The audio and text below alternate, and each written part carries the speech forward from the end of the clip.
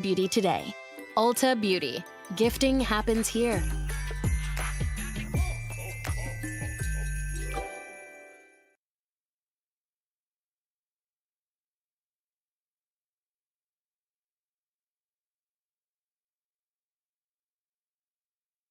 Happy Honda Days at FolsomLakeHonda.com. As a family-owned and operated dealership since 2009, customer service is our #1 priority. Our customers love doing business with us, and you will too. Folsom Lake Honda is your one-stop Honda shop. Folsom Lake Honda. Visit us at FolsomLakeHonda.com. Your one-stop Honda shop.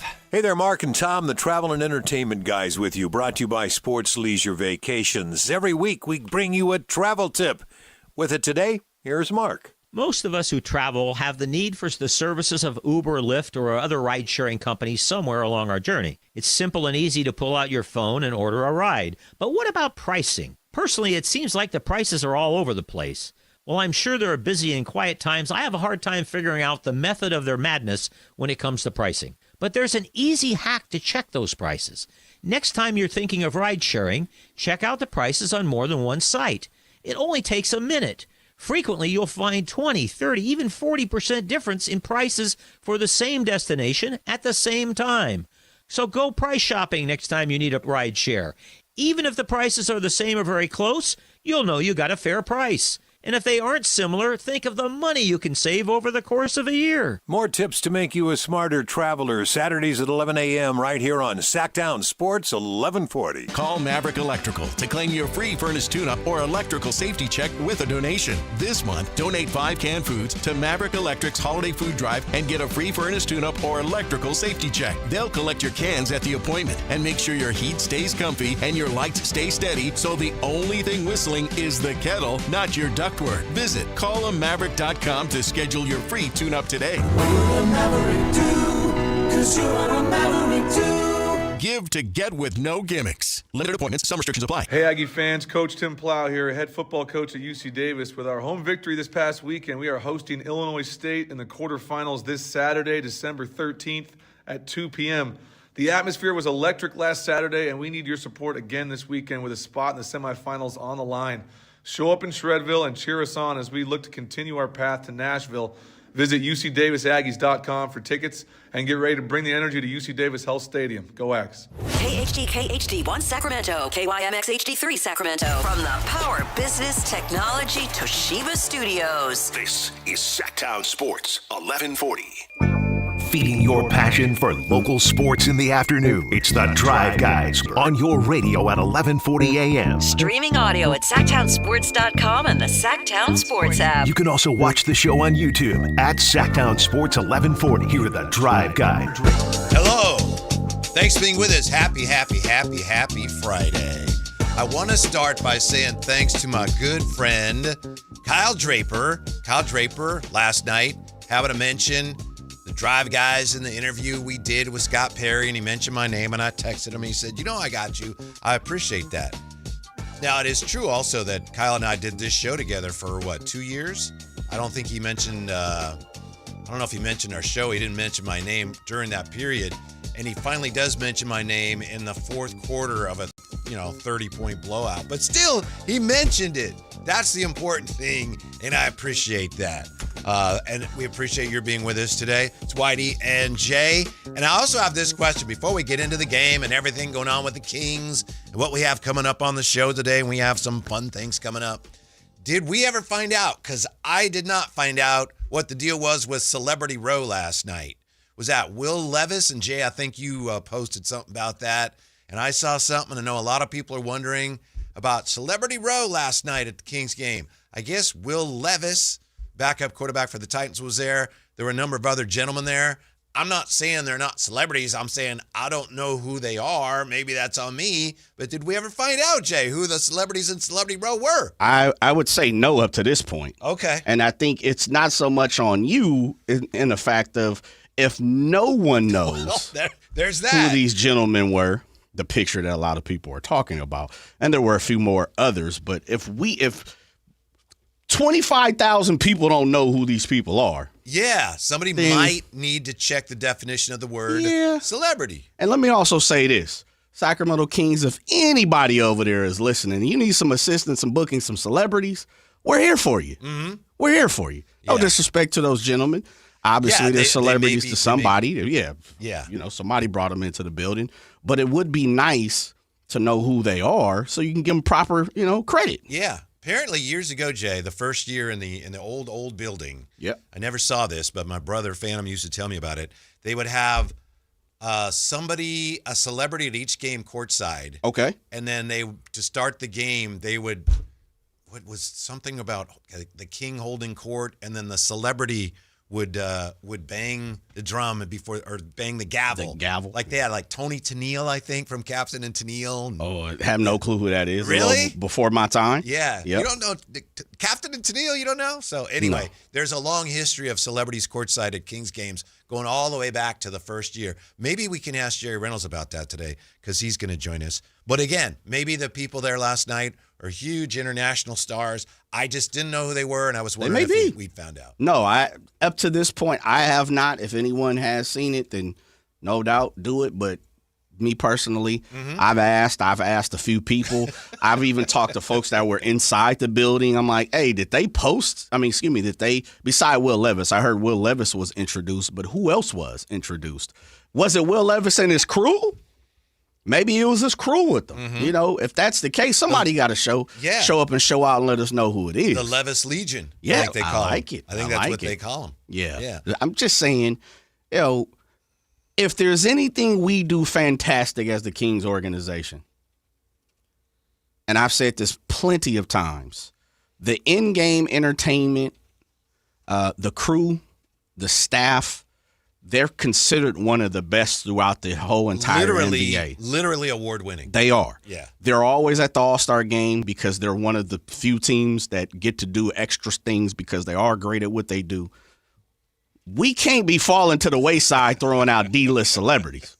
I'm sorry. We just can't do that. Yeah. And even, they do such a great job. And just for me, West Coast Wednesdays last season, the last couple seasons, when G1C was first opened, I believe it was the first season. I could be wrong. Maybe the second season. They were having after basketball game concerts, T-Pain, Little John. We've been doing it big when it comes to the in-game entertainment and post-game. We can't start falling down to the D-list to the bottoms of the dregs now. Right. That's a great point, Jay, because we know that right now the Kings seem to be entering a rebuilding period, whatever you want to call it. It might take a while. So the losses may be more plentiful, at least for the short term. But we can't lower our standards in other areas. No. We can't start tanking when it comes to in-game entertainment. No, that's not how we do it. We got a better standard than that. Yes. We got to uphold our reputation. Yes. And again, no doubt about it, those gentlemen may be the biggest folks in the world that we just don't happen to know, but I've asked and questioned, and it was like, hey, does anybody know these folks? Ryan Smith here in the chat says Trent Edwards was there. Trent Edwards, former quarterback. I don't know if he was. I didn't see it in that picture. Gentlemen, yeah. Interesting vibe out there. And, we talked about that yesterday, and we know the way things are going now. We're all interested to see, okay, how's this going? What's the vibe like in the building? But since that was also a game that had not been on the schedule to start, it also made it a tough draw last night. Yeah, and it looked that way. Yeah. You didn't go to the game, right? I did not. Okay, yeah. From everything that I've asked and the people that were in attendance, it looked very tough.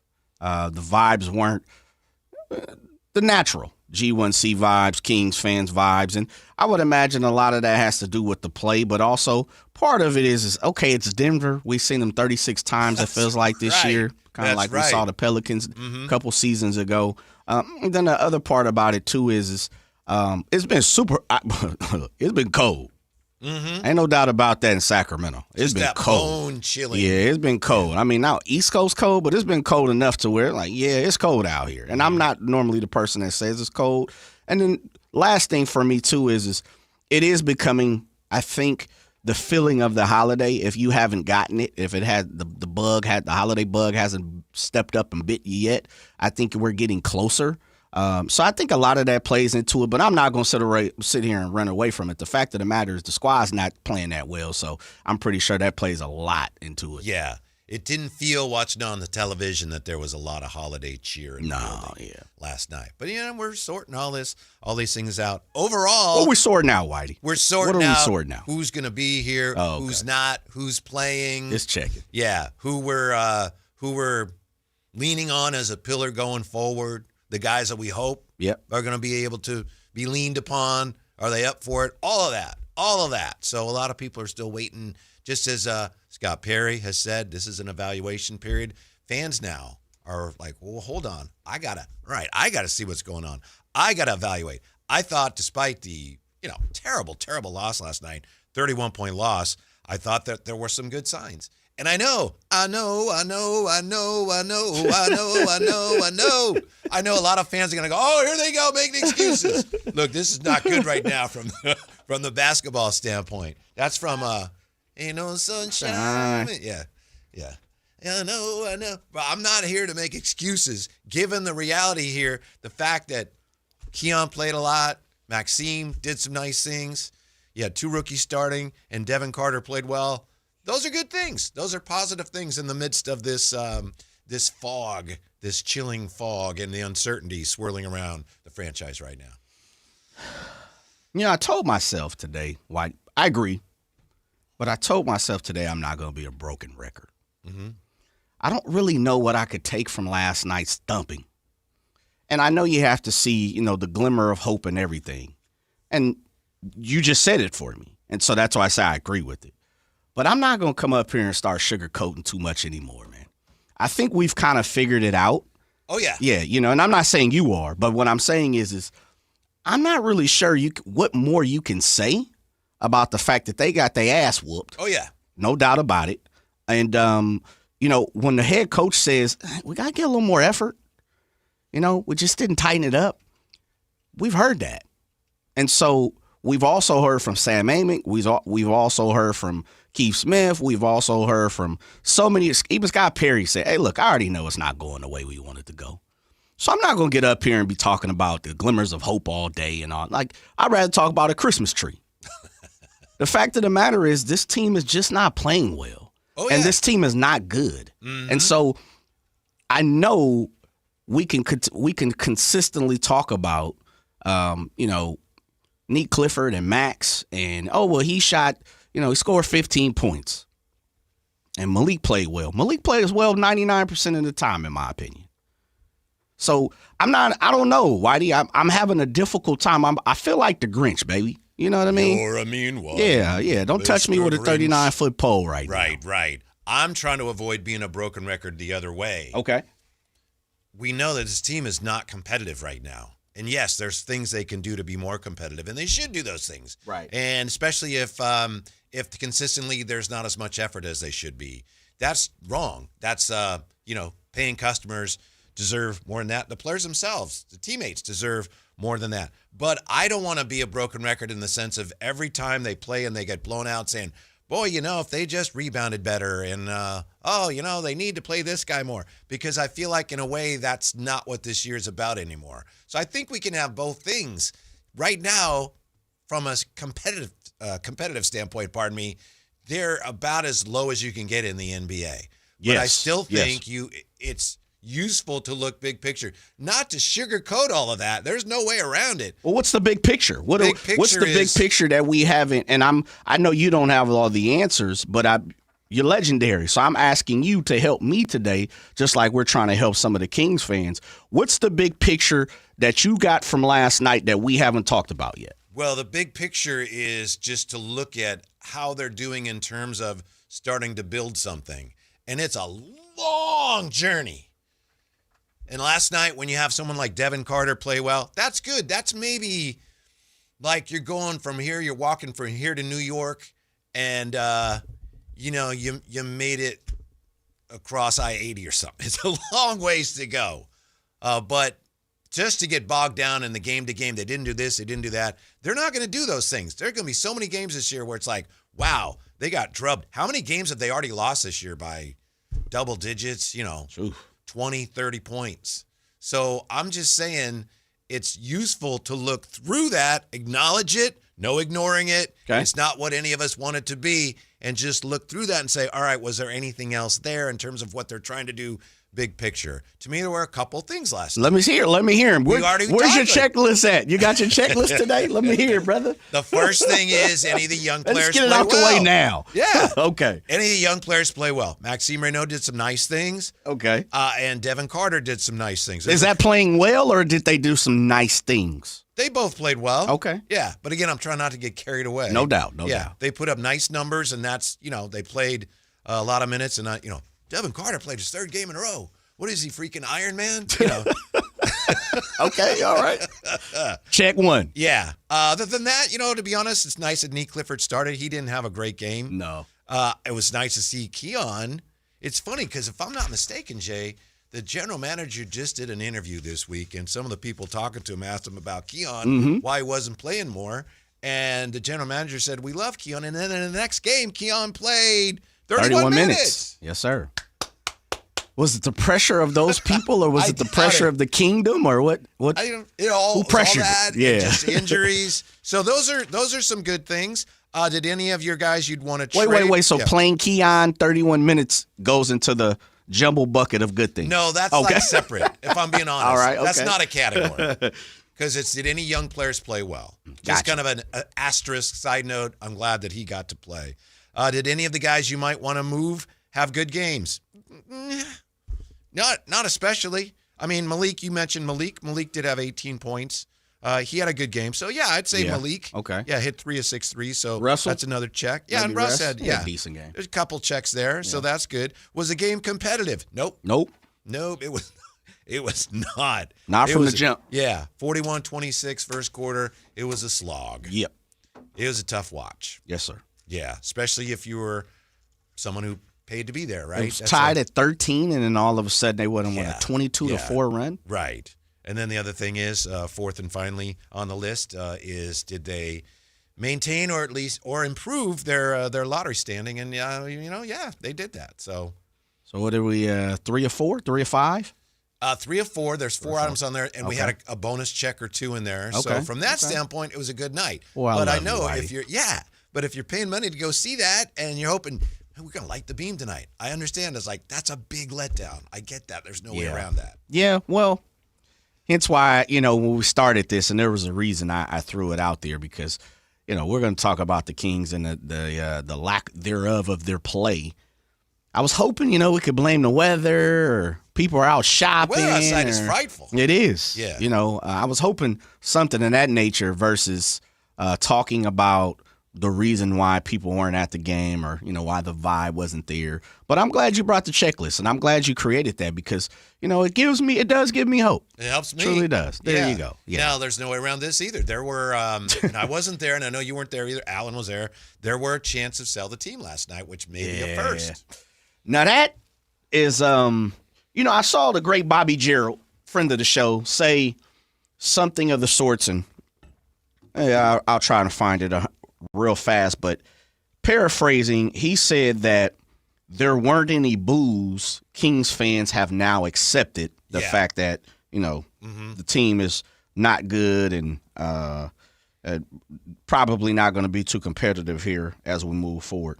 But I real fast, this was Bobby Gerald. Kings fans have reached the acceptance stage, no boos, right? Mm-hmm. But to sell the team aspect, to sell the team chance, did they surprise you? Were you surprised by that? Or do you think it was just a few people? Doesn't sound like it was a few people. It doesn't really surprise me. I think it's unfortunate because I understand fans' frustration, but we've talked about this, Jay. No one's going to sell the team because fans are unhappy. Oh, no. I get it. Fans are unhappy. I know, but I can't think of anyone who's ever sold a team because, oh boy, the fans are really dissatisfied with this. Well, all right. So it's kind of, in a way, I think it's wasted energy. But I understand. If it's a way of helping you, express how you feel, okay. Yeah. Yeah, I don't know. I hope we don't hear a lot more of that, but I'll bet you we do. Well, now that it's been started, I think, people will fall in line and jump on the wagon and continue to do so. And it's just another way for you to, express your disdain for what's going on with the squad and the organization at the moment. So, especially if you pay your way in to see that. Yeah. You've certainly no doubt about have the it. right to do that. No doubt about it. You have to, exactly. Even if you go in there and they win 100 games and you want to, boo, that is your right if you don't like anything. So I respect it. I'm with you. I understand the frustration being expressed, but I also am in the same wagon with you in the form of it's not going to change Vivek's, his observation of how he sees this organization or team. And, oh, no, they want me to sell. You know what? Probably going to get my $4 billion. Yeah, I'm out. Yeah. No, I doubt that very seriously. To Bobby Gerald's point, he said, fans are accepting this now.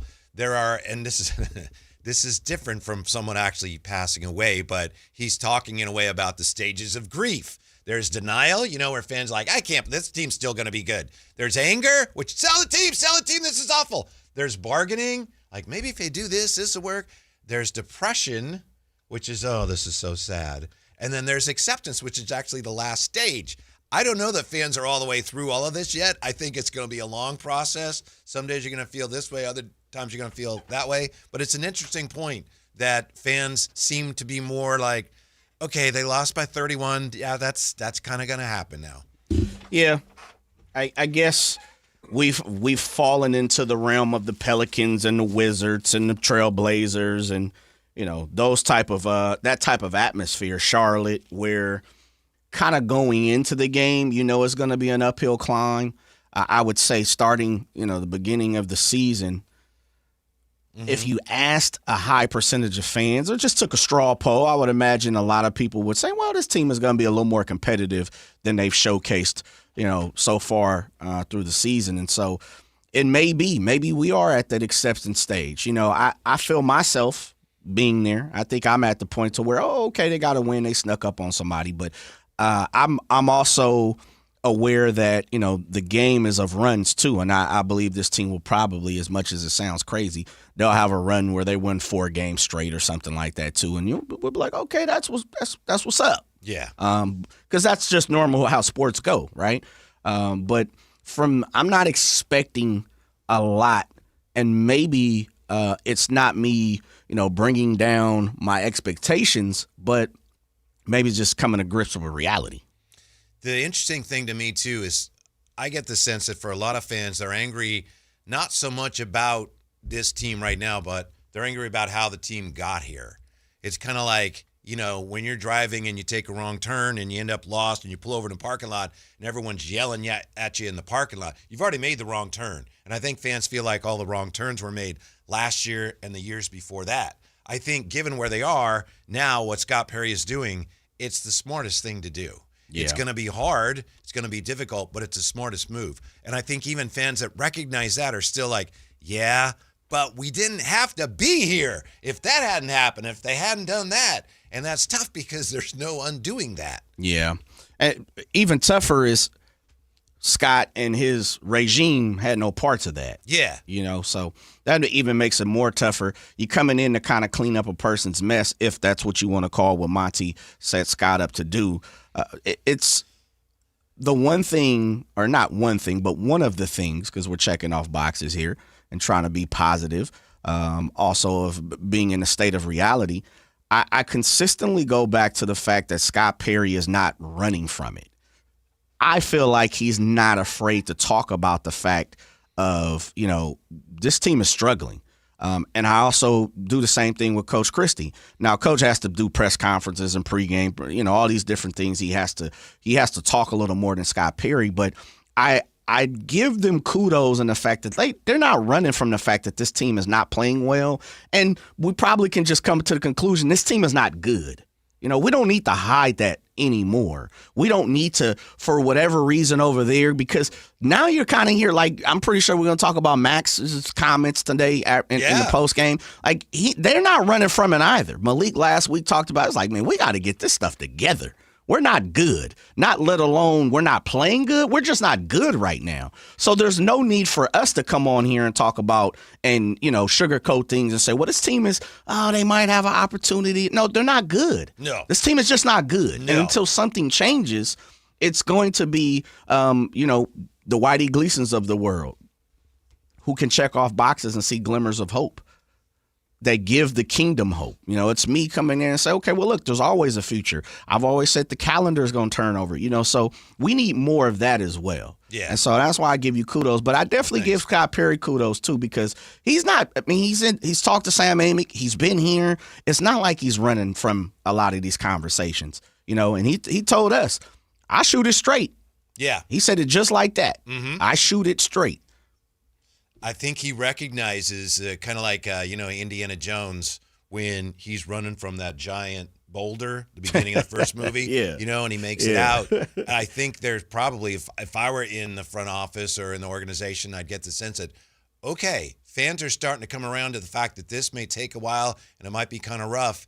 And how are fans going to react? Well, we'll see. That boulder could be coming here. So we got to be ready to deal with that. Hopefully it won't, but I think, last night when you got fans chanting sell the team, to me it's an indication that fans they could go through some things before if they ever do come around to, all right, we're behind this. Yeah, we get it. Well, let's go. Yeah, I could see that. I would also say there is a reason why we're considered the best fans in the game. The Kingdom is spectacular when it comes to being fanatics. And we've seen a lot of down years, and we've consistently come back, if not left. It's like Ludacris, back like I never left. Mm-hmm. I really think Kings fans have come to grips, just like I talked about with Scott Perry, that there probably is no hope for this year. But just as you said, and that's why you set it up perfectly, there are some things that you have to sift through to see some of that hope down the road. But I agree with you also, too, on the premise of there's probably going to be some more down times before, we can kind of rise from the grave, rise from the ashes. Yeah. So maybe I had my come to Jesus moment, as they say, over the last 24 hours. But I feel like more fans in the Kingdom have kind of come to fruition. Like, what? This is just what it is now. And I do need to see Neek, and I do need to see Max. And, of course, all fans kind of hit that stride. We've heard from 3 weeks ago, people like, just play all the youngsters and keep it moving. Yeah. So I understand it. People are at different points of that, coming to terms with that. Yeah, I agree with you. But, the most sobering thing is that game last night, for example, for those who watched, it was, a 31-point game. And watching it, I have great respect for the Nuggets. I feel like, that could have been worse. I don't feel like, oh, my goodness, what happened to the Kings? I feel like that's kind of where these two teams are right now. Yeah. That's the reality of it. Yeah. Denver's 30-plus points better than the Kings right now. They are. Yeah. They're good. Yeah. They're very good. They're a third, if I'm not mistaken.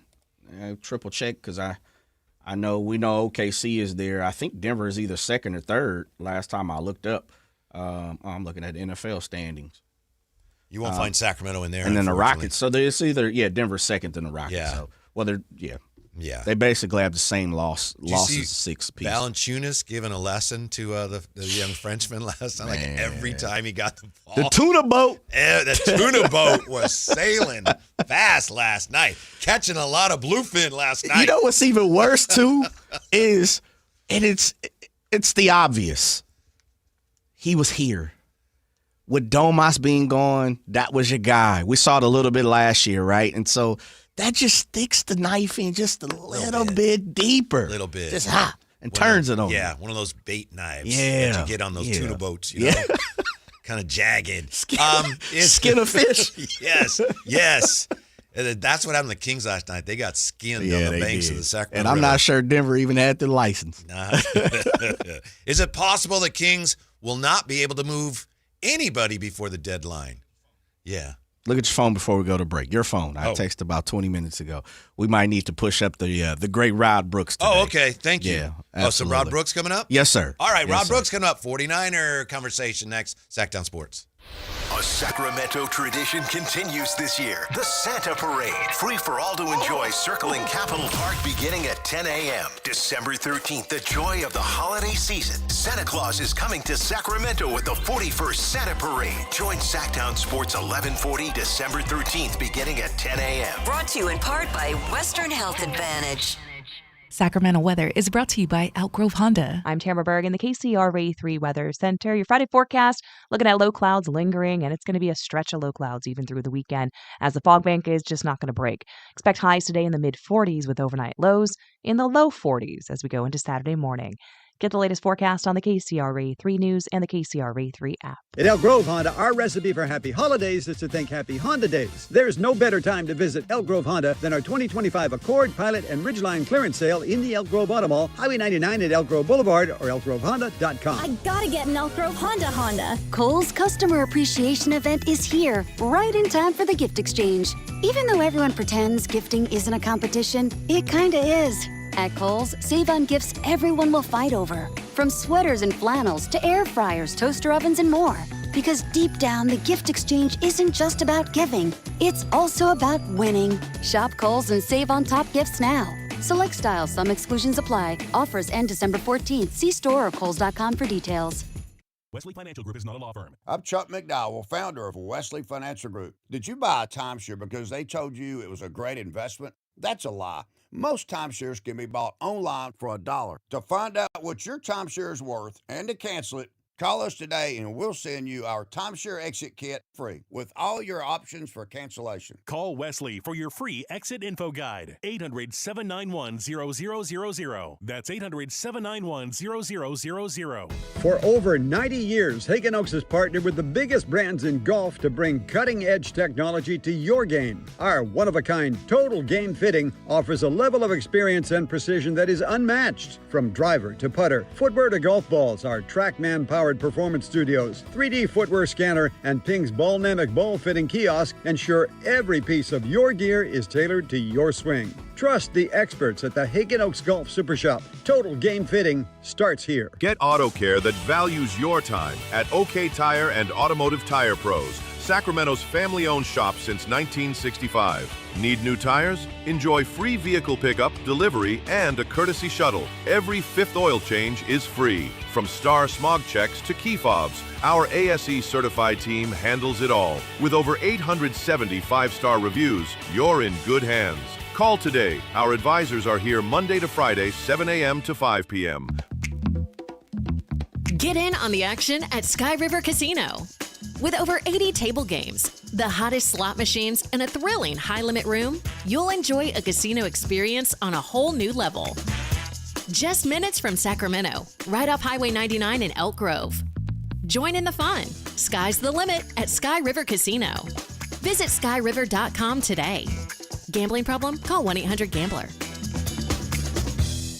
I'm with Vince Bloom, the big deal guy at Folsom Lake Dodge. Vince! Actually, this time of year, you can call me the Holiday Big Deal Guy. The Holiday Big Deal Guy! Because during the wrap-up-the-year sales event at Folsom Lake Dodge, you can save over $18,000 net savings off MSRP on a new 2025 Ram 1500 Bighorn Crew Cab 4x4. I'll take it. And for a stocking stuffer, keys to a Jeep, a new 2025 Jeep Wrangler 4-door Sport S. Right now, I've got one for only $36,995. That's why they call you the Big Deal Guy. So over $18,000 off a Ram 1500 Bighorn Crew Cab and a Jeep Wrangler Sport for only $36,995. But you'll only find these big holiday deals at one place. That's right, only one place. At Folsom Lake Dodge. In the Folsom Auto Mall. And online at FolsomLakeDodge.com. Ram includes 9873 dealer discount plus 8207 in national stackable and holiday bonus cash. Then SN 667196. Jeep includes 4250 dealer discount plus 12750 in bonus national retail loyalty and holiday cash. Must be current owner of SCA vehicle to qualify for loyalty bonus cash. Then SW 543907. See dealer details. Expires 1/2/26. Hey, it's Carmichael Dave. I got to tell you, I am so excited to get this decking project started with Trex Decking and Railings. From the first time I stepped foot in the showroom last week,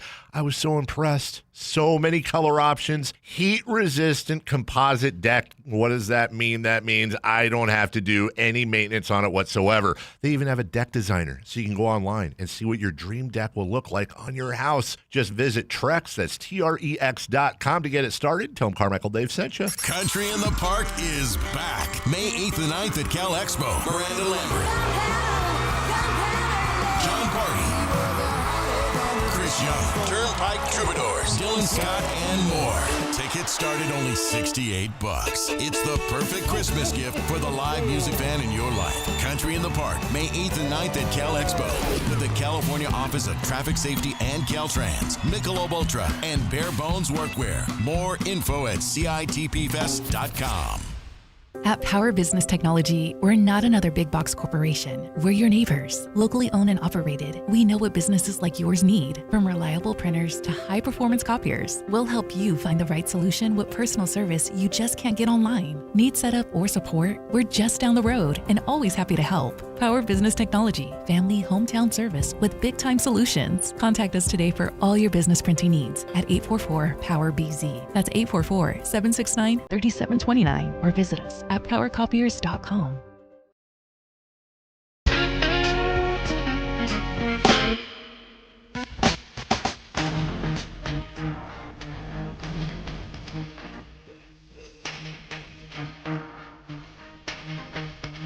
Wanna buy a new car?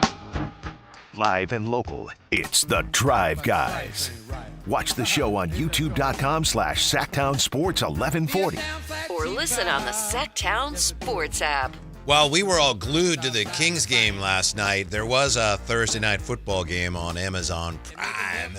And the result might be a very favorable one that is, for the 49ers. Let's find out from our next guest. Not really a guest. He lives here too. He lives here every Friday from NBC Sports Bay Area, 49er analyst and insider, Rod Brooks. How are you, Rod?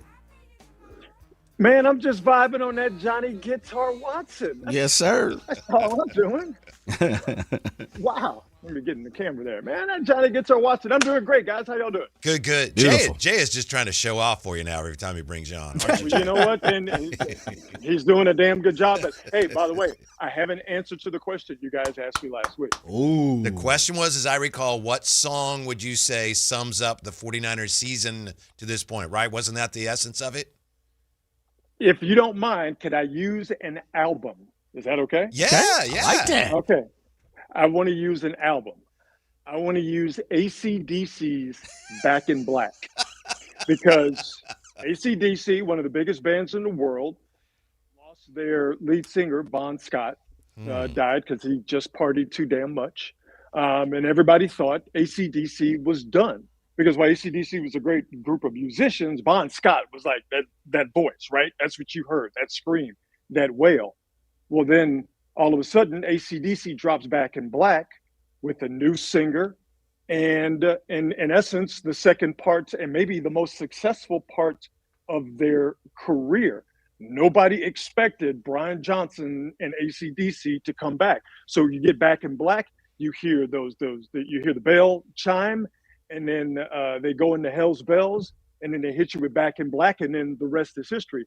For the Niners, when they lost Brock Purdy, and when they lost Ricky Pearsall, and when they lost George Kittle, and when they lost Bosa, and when they lost Warner, people were like, there's no way the Niners are going to be able to do anything. Where are the Niners right now? They're 9-4, looking at a 10th win coming up, and looking at a chance if things break right for the Niners to not just get better seeding, they're 6 now, they could end up being the NFC West champions, or if things really break right, they could end up being the number 1 seed in the NFC. So that's why I chose AC/DC's Hell's Bell or Back in Black. How about this, Rod? The 49ers, when they wrap up the season against the Seahawks, what color uniforms will they be wearing once again? Black. See, see the vision, baby. That's what I'm talking about. They will be back in black. Yeah. I'm still thinking about getting one of those jerseys, but I'm like, you can't get a Fred because he's down. Like, who am I supposed to get right now? He's coming back. No. The Amador? Who do I get? Here's my thing about jerseys is that get the Hall of Famers. Yeah. I'm with get you. The greats. See, I'm with you. All right? Yeah. You're never going to be disappointed. This is nothing against the Amador Lenore. Don't get me wrong. This is nothing against any of those other guys. But who's going to the Hall of Fame on that team? It's 3 dudes. Christian McCaffrey, George Kittle, and Fred Warner. So to me, you can never go wrong when you get the jersey of a great or close to a Hall of Famer or a surefire Hall of Famer. So you know what? As that meme says, treat yourself. Okay? I got another musical question for you, Rod, because we were talking earlier today about how last night the Kings had people at Celebrity Row, and it was like Will Levis and everyone around the town trying to wonder, wait, what now? But the Kings used to have celebrities when they first came here. Every game they'd have a celebrity, and I mentioned once I wasn't there, but I've heard about it. Tony Tennille from Captain and Tennille, and Jay didn't know who that was. That's before and my I'm just time. wondering, do you know Captain and Tennille? Now, see, being a late 70s, 80s baby, I absolutely know about Captain and Tennille. Okay. Did young little Rod B have a crush on Tony Tennille? Absolutely. Yeah. Come on, do that to me one more time. And listen, I didn't understand what that meant at the time. But that awakened some feelings in young little Rod B. I'm like, I don't know what it is, but I'd like for her to tell me what it is. Mm-hmm. So you had a little muskrat love for her, huh? Did I? Absolutely, I did. Oh, yeah. Listen, this is how much of a nerd I am. I even know the captain's real name. His name is Daryl Dragon. Yeah, there you go. Yeah, see, yeah. I'm a nerd. I do want to ask something because I did see that Celebrity Row, and because we're friends, I'm not gonna sit here and lie to you. I looked at that picture and I'm like, so who is these cats? Man, you and everybody else, right? And that's why we mentioned it. Nobody We're knows. still trying to figure it out. I have gotten confirmation from Ramsey, who was in the building yesterday. He said that one of the gentlemen was a model, and at the end of the game, they threw it up there. Folks was like, who? All right. Like, well, but shouts out to him getting getting that money. That's right. That runway money. Logan Webb is a professional friend. When I see him at Giants games, we say hi, we talk. He's a big Kings fan. Yep. When I didn't see him, I'm like, and this is no disrespect to those cats because they're probably way more famous than me, I guess. I don't know. But I'm like, I don't really know who y'all are. Yeah, right. If they would have threw that picture up another 10, 15, 20 more times. I mean, I seen people chat GPT and who these people were. And again, no disrespect to them folks, man, because obviously you are someone you've made it in what you've done. Please collect your check. But when it comes to, lists of celebrities, you ain't a little down on the totem pole. Mm-hmm. Hey, man, listen, if the King's definition of the word celebrity is nebulous, can I get some tickets and sit on Celebrity Row? If we'll see what we can do. We got you, right? Yeah. We'll see what game you want to go to, man? I don't care. That's the least we can do for Rod Brooks. Thank you. Yeah. Can you just clarify all this nonsense? You know how these things happen? Somebody says something like, I don't know, maybe. And then, Joe Burrow to the 49ers. There's no way Joe Burrow's going to be a 49er. Is there? You tell us. I mean, you know what? It's the discourse now. And obviously nothing is wrong with having this extraordinarily hypothetical conversation. The Niners had a bye week, so there's not a whole lot to talk about. The Niners are playing the Titans, so there's not a whole lot to talk about. Joe Burrow was sullen, rightfully so, at his press conference because that's what the Bengals will do to a man, particularly quarterbacks. They never have a good time there for some strange reason. I think the idea is folly. I think the idea is silly. Now, don't get me wrong. I ain't stupid. Brock Purdy is easily one of the top 10 quarterbacks in this league. Joe Burrow is a blanking stud. So I understand why people would talk about it. Yeah. But is it going to happen? No, man, it's not. It's going to happen and I don't really dabble in these things because I'm not very smart. I don't even think from a salary cap standpoint you can even do it, or it would be advantageous for the Niners to do it because of the salary cap ramifications. Roddy, my esteemed co-host over there, he's been talking about how we should be on an up and up. This may be a trap game. Tony Pollard, baby, look out. This week. And so I need you not only to convince him he's wrong, but also if there is a reason to convince me that this could be a trap game. Well, I don't think it's a trap game. I don't think the Niners are going to lose because, first and foremost, they're the much better team, and the Tennessee Titans are not good at all. That being said, and we were talking about this in our production meeting for our shows on Sunday, that I think now, because the Niners have accomplished so much and have so much more that is out there for them to accomplish, provided, of course, they take care of business starting on Sunday, and also as they have before the bye, that you can nitpick. And to me, it's two nitpicks I have. The run defense, which is not terrible, but I don't think it's as good as it needs to be, considering you still are young on the back end, considering the pass rush is not as formidable as one would like, although they found a way to create a pass rush, and that's great. That is definitely going to be beneficial. But I need the Niners run defense to be better. And if you look at it on paper, it's not terrible. It's 12th in the league, only giving up 104 yards per game. That's okay. I need it to be more. I thought Cleveland got a little loose on the Niners in the run game last week. They rushed for 138 yards. And Tony Pollard, who hasn't done anything all year long, except he ran for 161 yards. Most of those came on the 2 touchdowns both of them were over 20 yards in total.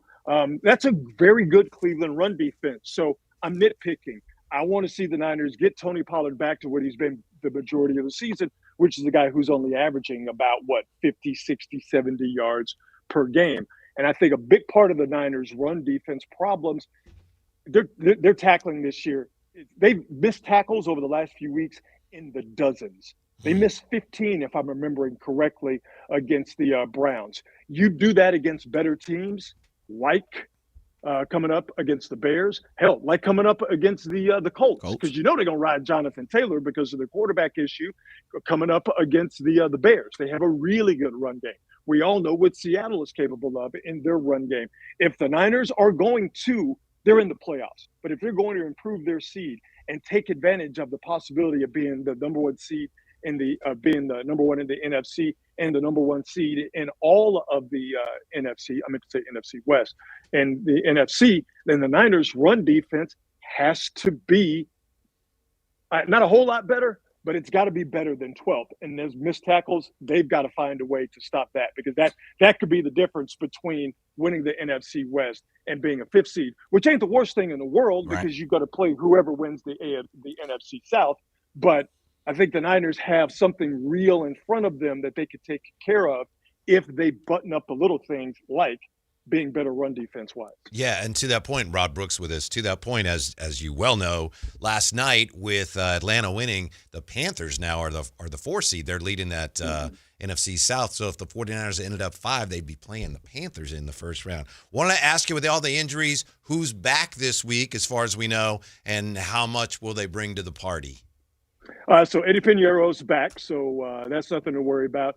Sam Okwuonu, Tatum Bethune, and Yetur Gross-Matos, all of them did not practice today, so the chances of those guys haven't gotten official. I think Kyle Shanahan's actually talking right now, so it looks like that those guys will not play on Sunday. I don't think they're not going to rush them back, and they don't need those guys in my estimation. They don't need those guys to beat the Tennessee Titans. So that's not the worst news in the world. Kyle Juszczyk, just talking to my partner in crime, Matt Mayoko, a little while ago. He's down at the Niner facility. He saw Kyle Juszczyk, and he wasn't wearing the blue non-contact jersey. So that would lead you to believe that Kyle Juszczyk would play against the Titans. But I don't have anything right now in front of me that says that. But I do believe, and when they say no disrespect, but of course disrespect is coming. No disrespect to the Titans. You don't need those 4 guys to beat the Titans. But you do need to tackle better to beat the Titans, and you do need to run the ball better to beat the Titans. Joined by Rod Brooks. Rod, what CMC seems to have gotten bitten by the flu or sick. He's ill. He's something of that nature over the last 24, 48 hours or so. What's the word on CMC so far this week? He's good. He practiced today. He'll be fine. He's ready to go. Yeah. Got you. He's got a little Theraflu in his system. How come Ricky? Got some tussin in his system. yeah. How come Ricky Pearsall hasn't been a bigger part of the offense, and when might that change again? Well, I mean, so how many games was Pearsall out? Was it 5, 6?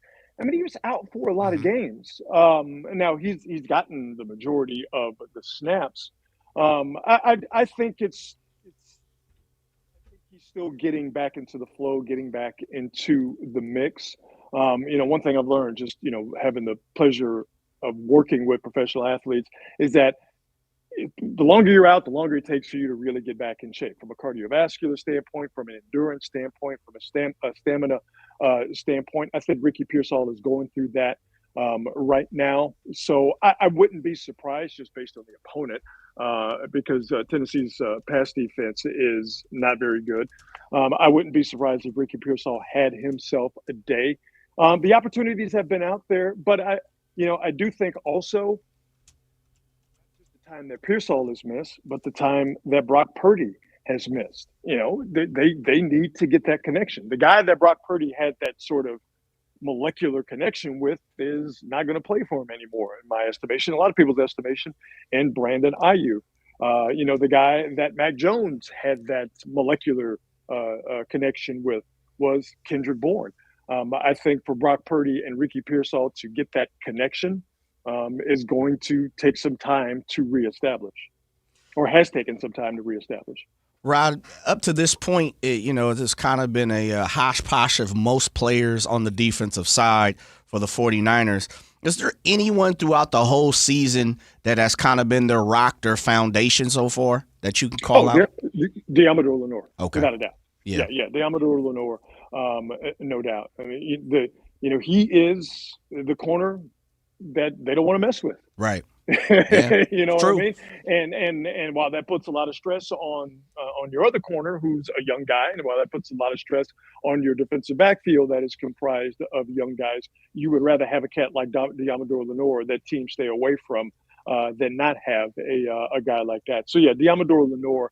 I mean, it's because Warner's hurt, because Bosa's hurt, although he's a quiet guy. Do you call Lenore the leader of that defense? I mean, as I talk through it, yeah, he's that dude. And it's kind of rare for, DBs to be the leaders of that defense just because of the nature of the position. You're all the way back there. But when you are good enough and when you do have those leadership qualities, the first person that pops into my mind, I'm not comparing the two, but is Ronnie Lott leading from all the way back there as a defensive back and then as a safety. It is possible for that to happen. But Lenore is clearly their best, most consistent, and obviously healthiest defensive player. Rod, as you said, we'll probably talk more about the Colts situation next week before the Niners play them. But that said, what are the odds that the 49ers get the helping hand they need from the Colts and Phillip Rivers this week against the Seahawks? Is there any way that ends up anything like what the Colts hope it will? And what, in him not dying? Well, that's a start. Sure. I mean, listen, man, you ain't going to convince me that a 44-year-old dude who's been coaching, even if he has intricate knowledge of the Colts offense and a great working relationship with Shane Steichen, you cannot convince me that it's a good idea for him to play against the Seahawks, the Niners, or any other NFL defense out there. And I'm including the Raiders and the Tennessee Titans. Can he move? Like, that's the first question you find out. Let's see if he can move. And if he can move, okay, we're dealing with something different. I mean, but just looking at him, I'm not here to body shame, but we are talking about professional athletes. Did that look like a guy in Phillip Rivers who has the physical dexterity to get away from Leonard Blanken Williams, who just lives in opposing teams' backfields? I didn't think so. Like, what are we? I like the rational person in me thinks that he's not going to start this weekend. And I'd be stunned if he started next weekend against the Niners. To me, this is just an emergency situation because they don't have Anthony Richardson available because he's got a broken face, and the rookie they have is indeed a rookie. Phillip Rivers actually playing a game in the Big 2025. I'm telling you, closer to 2026. Hey, Tom Brady said. Tom Brady was on the Colin Cowherd. He said, "Oh, I could do it." Come on, man. He said, "I can't because I'd have to sell the Raiders," but he said, "I could do it right now." Well, Tom Brady is a certified sociopath. And no, Tom Brady, you can't do it either.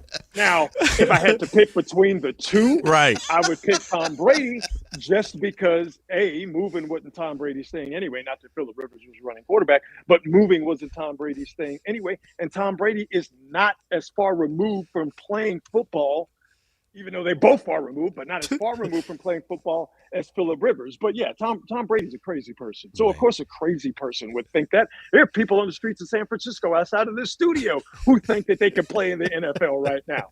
And I promise you, a lot of them are not right in the head. Just think of all the former quarterbacks that are looking at that going, I mean, I don't know why. I'm just thinking like Brian Hoyer. Probably going like, hey, I think I could do that. If he could do it, I could do it. But I forgot there was one guy who I think the Colts called him, and he's like, "No, dog, I'm not. No, I'm really? good. I'm good doing whatever." I wish I could remember the guy's name, but I can't. But he was like, "Nah, I'm out." Man, hey, I know we're talking about a different position, but did y'all see the look on Travis Kelce's face as the Texans had stuffed him and the rest of that that Chiefs offense in a burlap sack and kicked it and beat it with sticks? He was on the bench like, they got me out here with all these killers in front of my girlfriend in the stands. Man, these old dudes know that. But in seriousness, and I know Cam Newton is making a stink with his funny hat, and obviously people talk about Colin Kaepernick. Whether you like it or not, the NFL is a relationship business, and Shane Steichen and the Colts have a relationship with Phillip Rivers. That's why he's there. They didn't just pull his name out of a hat to say for what's in giggles. They know him. They know that he knows their concepts offensively. So in this extreme emergency situation, and I think calling Phillip Rivers to play quarterback on any level classifies that situation as an extreme emergency. You want a guy who and that's familiar with how you get down offensively. To me, that's as simple as that. Mm-hmm. Yeah. Well, here you go, Rob. Now, that'll make it a smart move. Right. Because I'm back on the track. I'm beating the flack. Nobody's going to get me on another rap. So look at me now. I'm just making my play. Don't try to push your luck. Just get out of my way. AC/DC Back in Black. There it was. Yeah. Come on, man. By the way, Ryder, before we let you go, I got to show extreme love to you as an also Notre Dame hater. I just love the flack you were giving them boys all week. Every time I looked up, Rod was firing off on Notre Dame fans. Yeah. Because they make it so easy. I love it. It's just 100% a sucker move. Like, man. Don't nobody cut for y'all no more. You're not that important. College football has passed you by. Matter of fact, college football has lapped you twice. And so you don't play, nobody cares. They don't care if you do play. They don't care if you don't play. Bye, Felicia. Have a great weekend, Rod. We appreciate it. Enjoy the game. We'll see you on TV. All right, guys. See y'all next week. Yeah. Take care. Yeah. Rod Brooks. When we come back to the Kings now. Is it possible that the Kings will not be able to move anybody before the deadline? Why people are talking about that now next on Sactown Sports. Visit SactownSports.com and join the Sactown Sports 1140 newsletter. Our country is held together by small businesses. That's a fact. It's also a fact that 9 out of 10 of those small businesses will fail. Why? Because it's hard, really, really hard to build a profitable business from the ground up today. Pure Talk knows that. They started as a small American wireless company determined to keep their customer service in this country. It worked. And today, Pure Talk is determined to help other small businesses prosper by offering them the same white glove service the big guys get.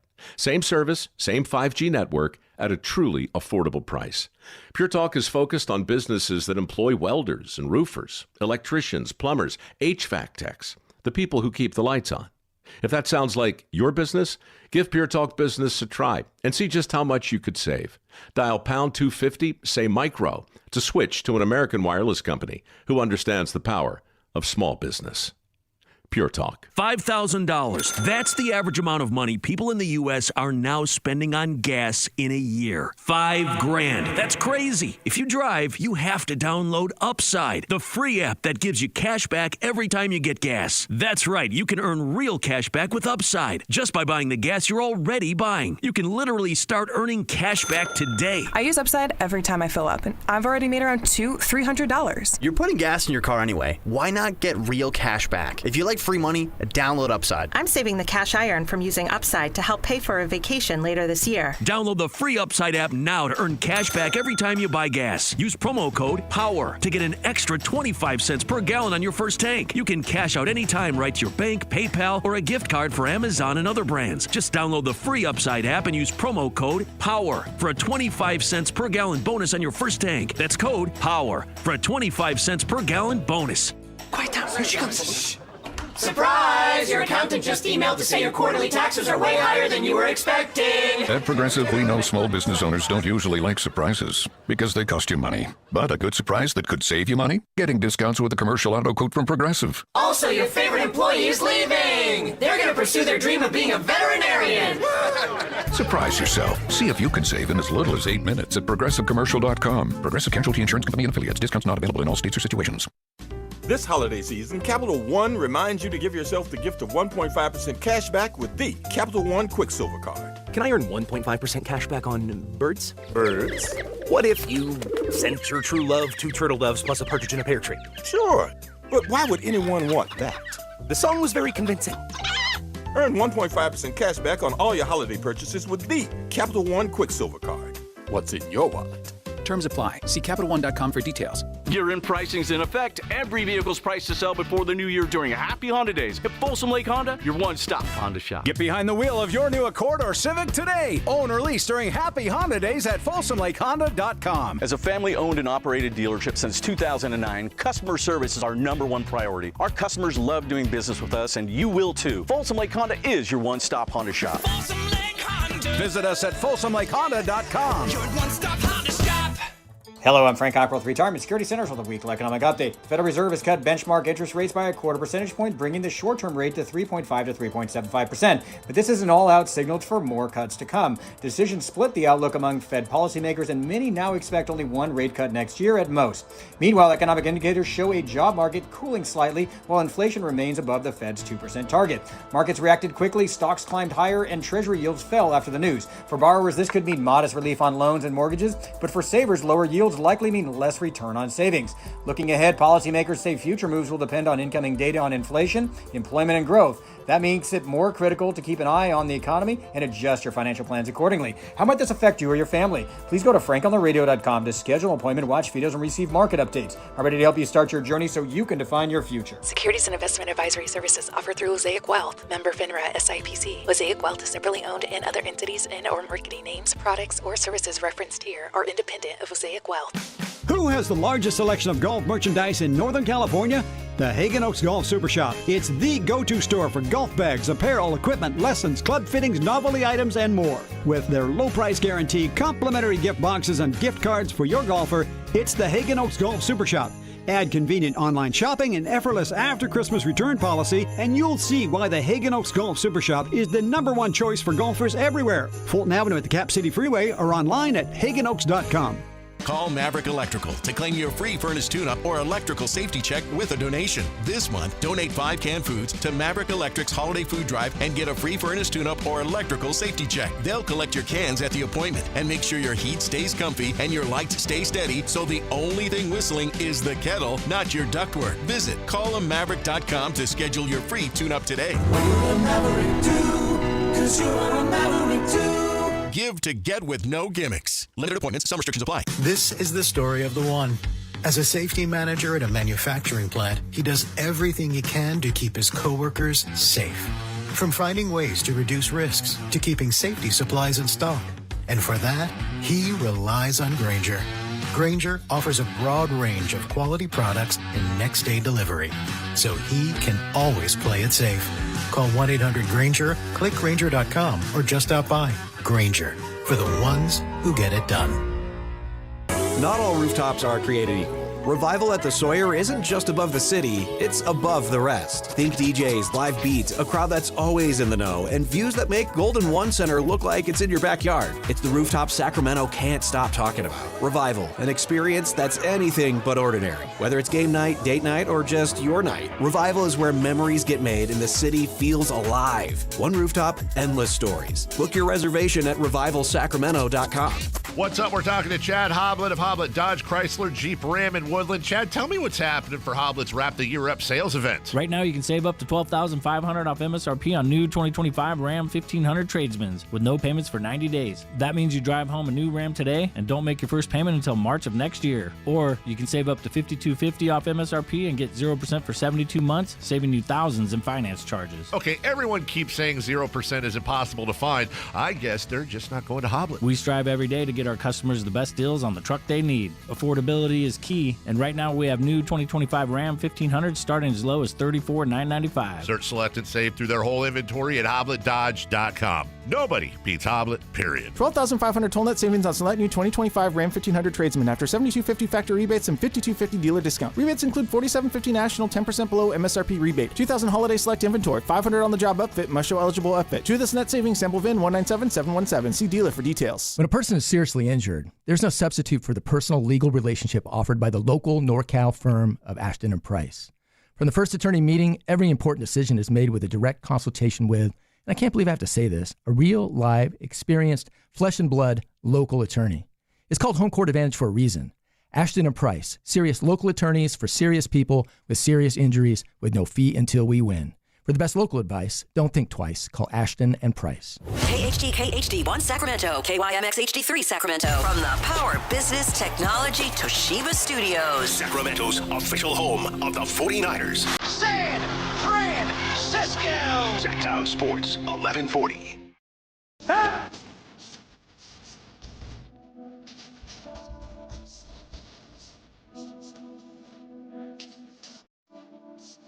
Live and local, it's the Drive Guys.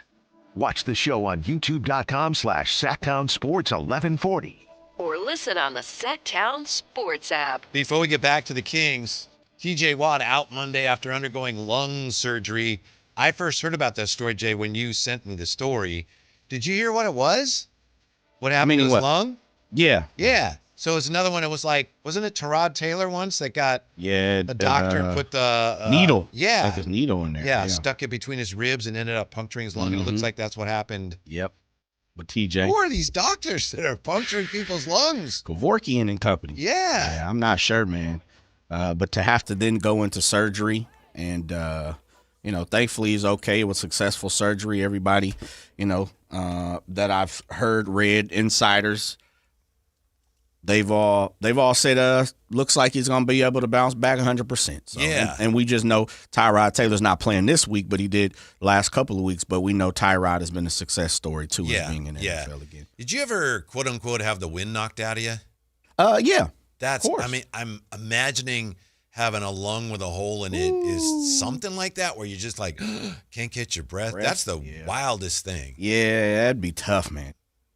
Yeah, I think if you played any football or, for the most part, basketball, played a contact sport, and even if not, you've been on the bike. I've been on the bike and fell off the bike before, and it's like, oh, what is going on? It's just not feeling right. Mm-hmm. It happens, right? Mm-hmm, mm-hmm. As far as Kings go, of course, Monday is a day when many of the players who signed as free agents around the league are eligible to be traded. So perhaps things will start happening for the Kings on the trade front, but perhaps not. Sam Amick wrote a really interesting piece today in The Athletic looking at the possibilities and also the possibility of the Kings roster looking pretty much like it does now after the deadline. Speaking of the Kings, I mentioned that last night, Kyle Draper, during the telecast with Katie, Kyle Draper mentioned the interview we did with Scott Perry and mentioned me, and I texted him. I appreciate that. And speaking of Kings announcers, I also want to say this. I very much appreciate today I was listening to Carmichael Davis, and they had Mark Jones on to do the picks, and they were talking about Christmas songs and Christmas movies. And Mark Jones said, I think he said A Christmas Carol's his favorite, but he said, I'm also very partial to Rudolph. Yes, because that is the best. So good for you, Mark Jones. Rudolph the Red-Nosed Reindeer. It's not Christmas without it. So will Kings fans be celebrating any deals at Christmas? Well, as Sam Amick writes today, he talks about Domantas Sabonis, and league sources say that a 29-year-old big man has heeded the call for patience from the team. Contract runs through the 27-28 season, combined $94 million owed in the next 2 seasons. So his market is limited by just how much money the Kings owe him. And we talked yesterday with Anthony Slater about that. And Slate said, yeah, the Warriors, in theory, a really good fit. But when you look at the amount of money that he's owed, boy, it would take some real financial gymnastics to make that work if the Warriors wanted to. Sam says teams like, this is interesting because this has kind of been taken out of context. Sam says teams like Washington, the Suns, and Chicago have shown significant interest in the past and are still believed to be on a short list of possible suitors. And I think some people have aggregated that and talked about how Washington, the Suns, and the Bulls are interested in Domas. Well, we don't know that. They were in the past. We don't know that they are now, so something to keep in mind. Sabonis is prepared to remain in a Kings jersey for the foreseeable future. Similar situation with Zach LaVine. Yeah, the Kings would have interest in moving him, and Sam says the Bucks have looked into it. Nothing too advanced, but they've looked into it. But again, what Zach LaVine is owed is a real potential hurdle to any trade. Beyond Sacramento's core, says Sam, and I apologize if you've actually read this today, but Keon Ellis remains the most talked about trade target among rival teams. And he also talks about how Keon hasn't played much, but he did play last night. The real question, says Sam, and here we go. The real question is whether the Kings' price point for moving Keon Ellis will be so steep that it makes a deal hard to reach. It remains possible that Ellis and the Kings find a win-win proposition on the extension front. If the Kings continue on this losing track, could be a payoff for all in the form of a 2026 draft pick, of course. But we also have to come to terms with this. Sam says the reality is that the Kings could end up looking after the deadline very much like they do now, Jay. They might not be able to move any of the players that they would prefer to move. Yeah. I think that's the reality of it. But I'd also, on the vice versa part of it, would say I hear it and I understand it. I'm not ignorant to the fact of, Domas' contract, Zach LaVine's contract, DeMar's contract.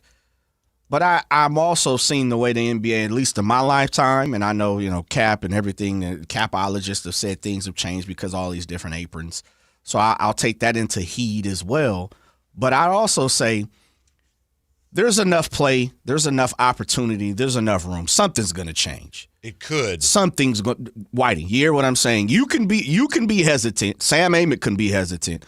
I'm telling you, something's going to change. You're not going to play this full season the way they're locked in, loaded right now, and play this bad, and you don't change anyone. Well, if something's going to change. If something does change, the Kings might have to pay more than they'd like to do it. It comes down potentially, according to Sam, to those sweeteners. And Sam says, as of now, Scott Perry has signaled a commitment to keeping the draft picks that he hopes will play a pivotal part in the rebuild.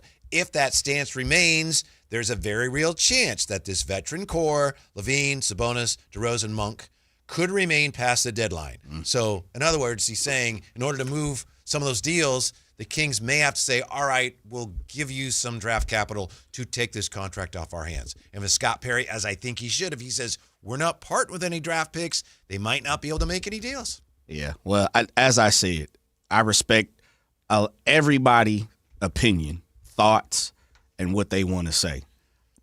Something's going to change. Okay, but you're not going a full season with the way they're operating, and you don't change one person. Something's going to change. But that's a tough choice if, in fact, it comes down to that. We don't know for a fact that it will. But if it comes down to, if you want to keep your draft picks, you're keeping your roster, your core. If you want to make those changes, which Jay says you got to make, you might have to part with some draft capital. That would be a tough choice. Well, I think but those are the questions we've been talking about for the last 3 months, the last 5 months.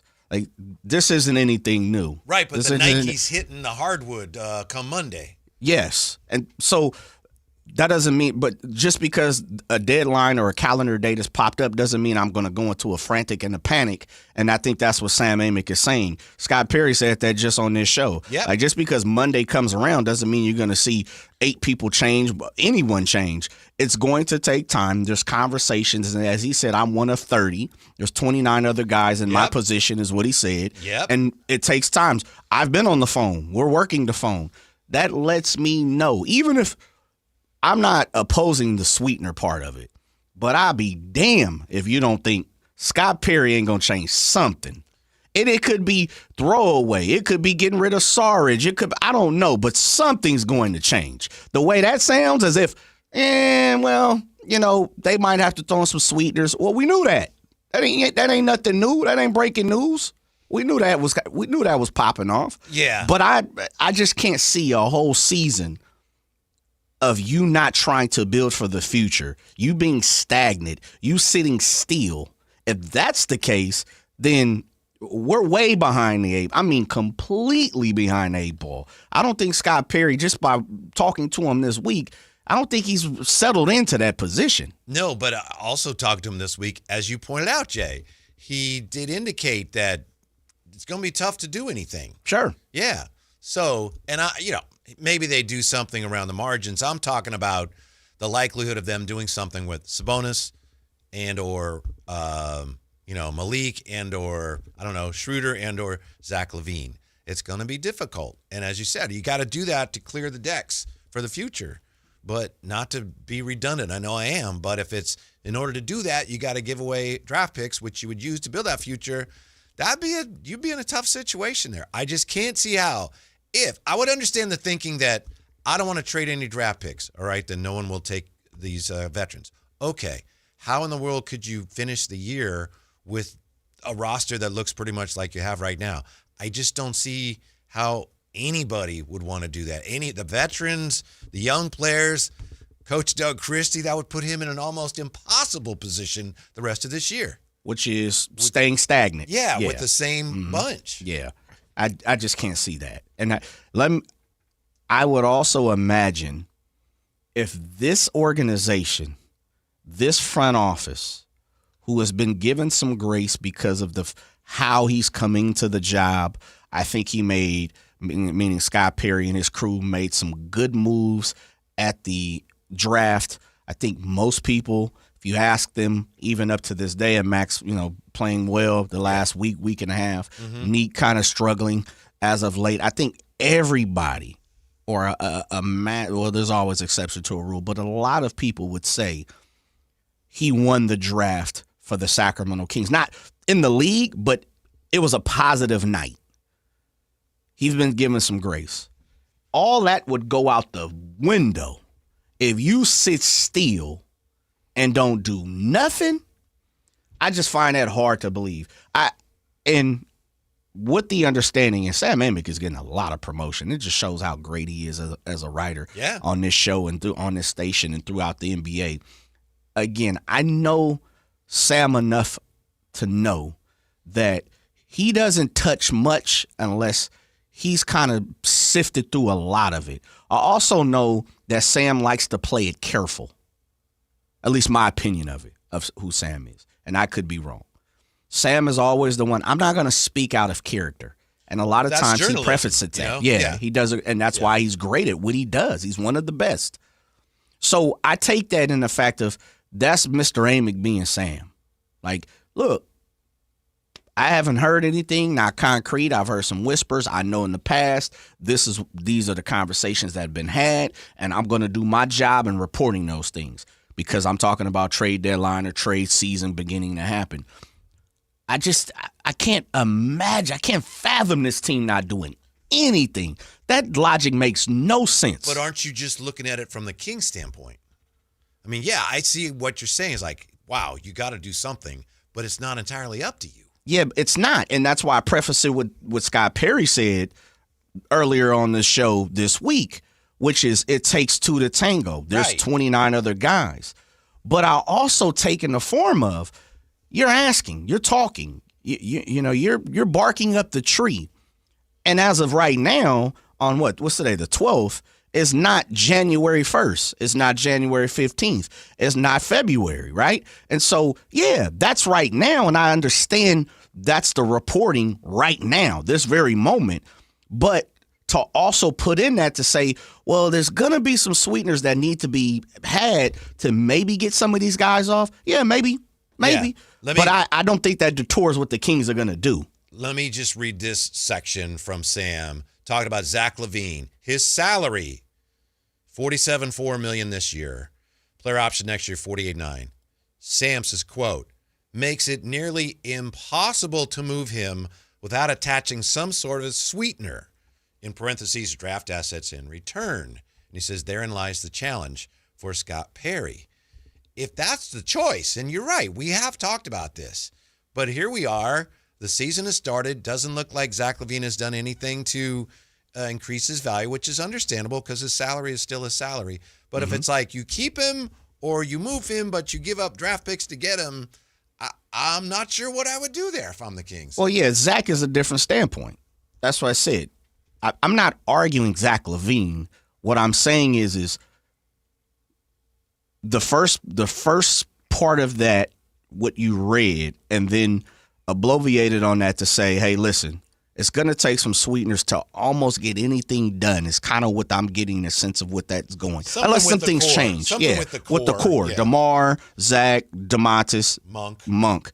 I don't know, man. I can't see that detouring you not from doing anything.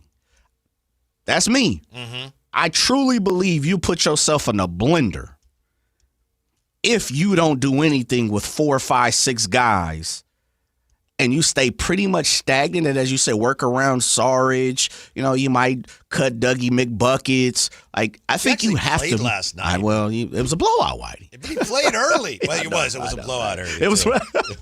It was. I just find it hard to believe, Whitey. And maybe it's just me. Maybe I don't want to. Maybe it doesn't make perfect logical sense, But I do understand that it takes 2, sometimes 3, sometimes 4 to tango. Definitely. You can't just hit the dance floor and dance by yourself all the time. I can't find that. Let me ask That's you this. not believable, man. Yeah, let me ask you this, and I'm not disagreeing with you or trying to trap your sure. thing. Are you saying that that you don't think you'll necessarily need to attach sweeteners when you get closer to the deadline? Or are you saying, when it comes to it, the Kings will have no problem attaching the sweeteners? Because you're saying something will happen. Yeah, neither. I don't think today's price is tomorrow's price, right? So sweetener may have to be attached in some form. Mm-hmm. And then the second question is, do I think it won't happen, or do I think it will happen with the sweetener? I'm not sure. Mm-hmm. But that's not, that's not what I took from that. I took it as if this is almost not going to happen unless you attach something. Yeah. Especially with LaVine. That's what Sam is reporting. Yeah, with LaVine. And if go back up to that first section that you read, I believe the last sentence was, it could cause this organization or team not to do anything, or what? How was it phrased? Yeah, let me find out. Yep. My apologies here. No, I mean, come on. We're sitting up here going. Mm-hmm. For me, I just think that's out of control, Whitey. I think if you sit stagnant. Perry has signaled a commitment. He says, as of now, Perry has signaled a commitment to retaining the draft picks that he hopes will play a pivotal part in their rebuild. If that stance remains, then, according to Sam, then there's a very real chance that this veteran core, LaVine, Domantas Sabonis, DeMar DeRozan, Malik Monk et al., could remain past the deadline. Oof. Boy, that's blender. I'll tell you this, watching Domas, and I'm guilty of watching people on the bench and on the floor or on the field and probably just exaggerating what I think. I think that, reading body language and coming up with the wrong answers. But Domas was totally engaged on the bench last night. He's talking to assistant coach Mike Miller, and he's talking to him about the offense. And given what Sam's been saying, Domas to me looks like, as far as he's concerned, he's part of this and he's going to be here a while. He's tied in. Yeah. He's a leader. Yeah. One of the leaders on this squad. Could be. Mm-hmm. And maybe that's just his character, right? Yeah. Domas kind of has been talked about as being a team player and, not bigger than anybody and kind of being, someone that wants to be a part of a winning organization, winning team, and someone wants to be a part of the team.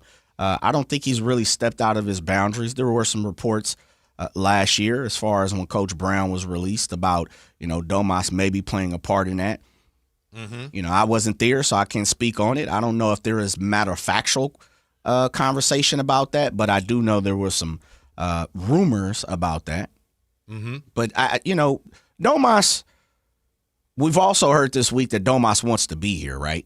He likes the region, I believe. Is what we were told. Yes. He wants to live in California. Him and his wife like where their day-to-day livelihood right now here in California. Yeah, from the 916 here on the text line, 339-1140, 1-800-920-1140. Somebody who I think agrees with you, Jay. Whitey, that logic doesn't make sense to me. Basically sounds like Kings assets are worth less than any other assets that might be out on the trade market. So I disagree with having to give up draft picks just to get somebody to take these players. They may have to get less in return than they might theoretically be worth, but I don't think they'll be around by the end of the year. Some may be, but not all of them. Even if it's only one or two of them, somebody's going to be gone. Not if nobody wants them. That's I get what you're saying, but if nobody wants them, then if it's that bad where their value is so low, that's not good or bad. But if their value is so low that, please take this guy. Here, we'll give you this as an added bonus, this player or this asset. Then, that could get in the way of what you're doing. And that you might be better off. Let's say it's Zach LaVine. I'm probably better off having Zach around this year, and then next year he's an expiring.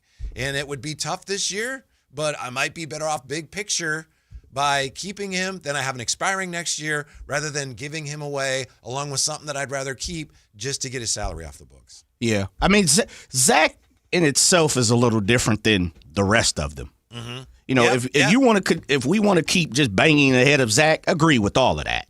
But talking about not making a move, man, Whitey, you think this fan base is in an uproar now? Not saying you as figure of speech.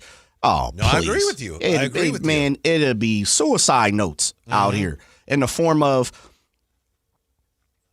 as a Kings fan, I'm done.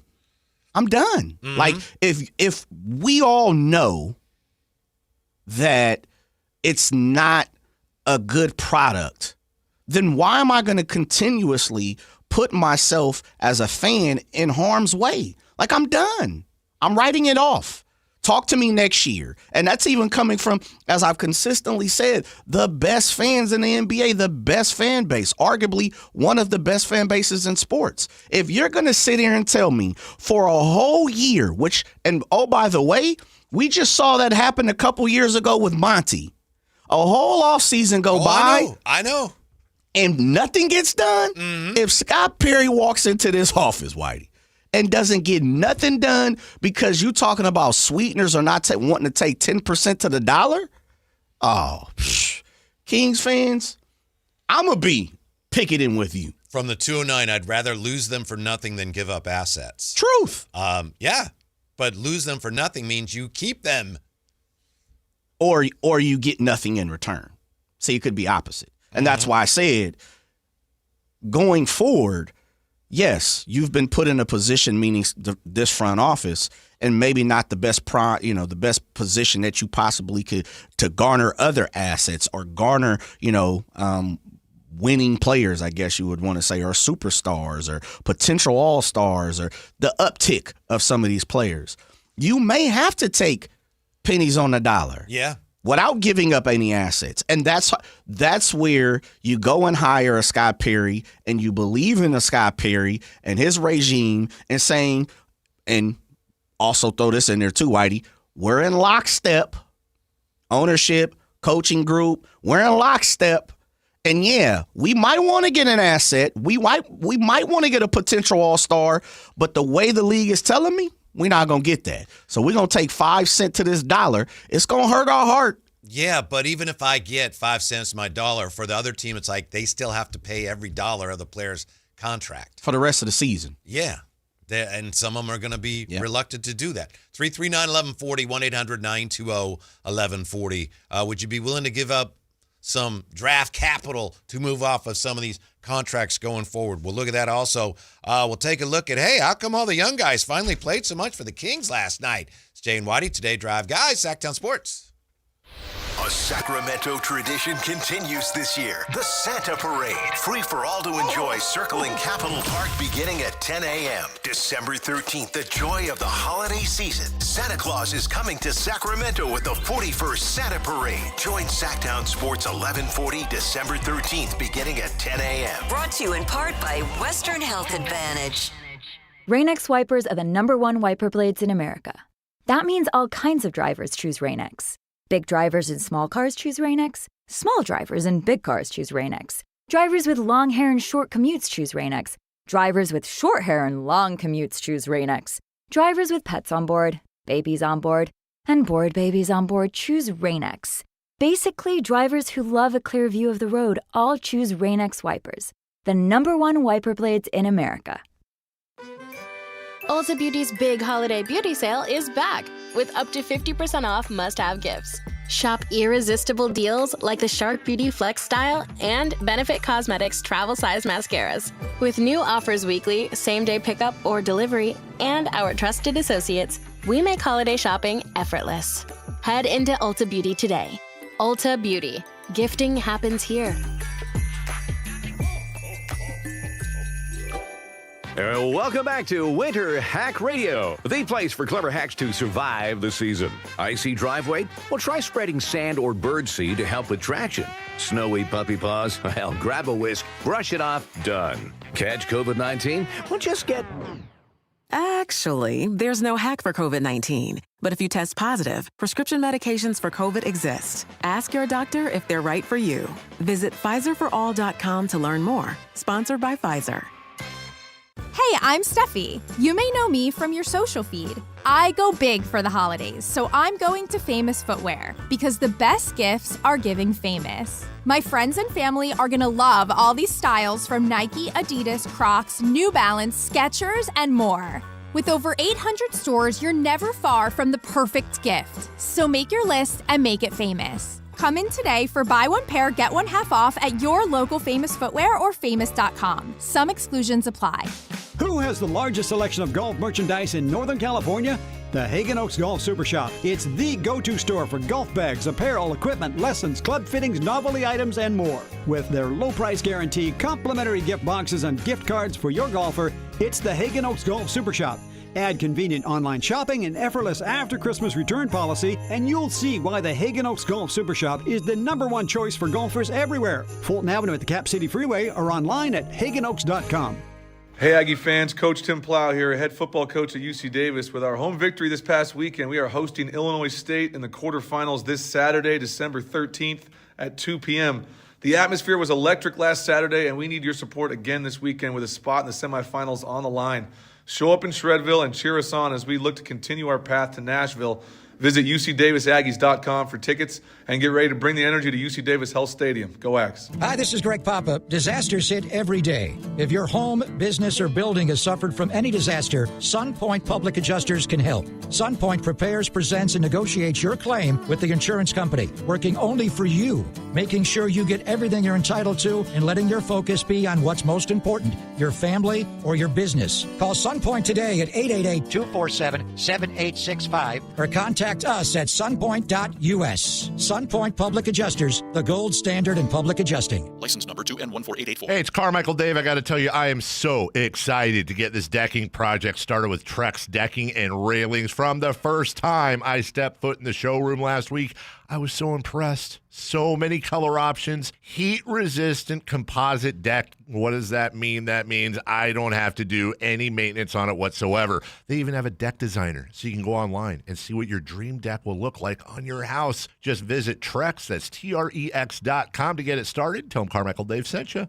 Get more for your money at Elk Grove Chevrolet, where value meets style. Lease a new Chevrolet Trax for just $199 per month plus tax. Enjoy its roomy backseat, flat rear window, and simple, attractive interior packed with an 11-inch touchscreen, wireless Apple CarPlay, and wireless charging. The Trax delivers more for less. Visit myelkgrovechevrolet.com today for full lease details and see why the Trax is such a smart choice. Guys, leave weight gain, low T, and ED in 2025. For a limited time, Revive Men's Health Sacramento is offering free full diagnostic panels, a $400 value. It checks testosterone, blood sugar, cholesterol, kidney, liver, thyroid, and heart health. Plus, qualified patients get up to 25% off select treatments now through year end. Call 916-619-3000. That's 916-619-3000. Or visit ReviveMen'sHealth.com.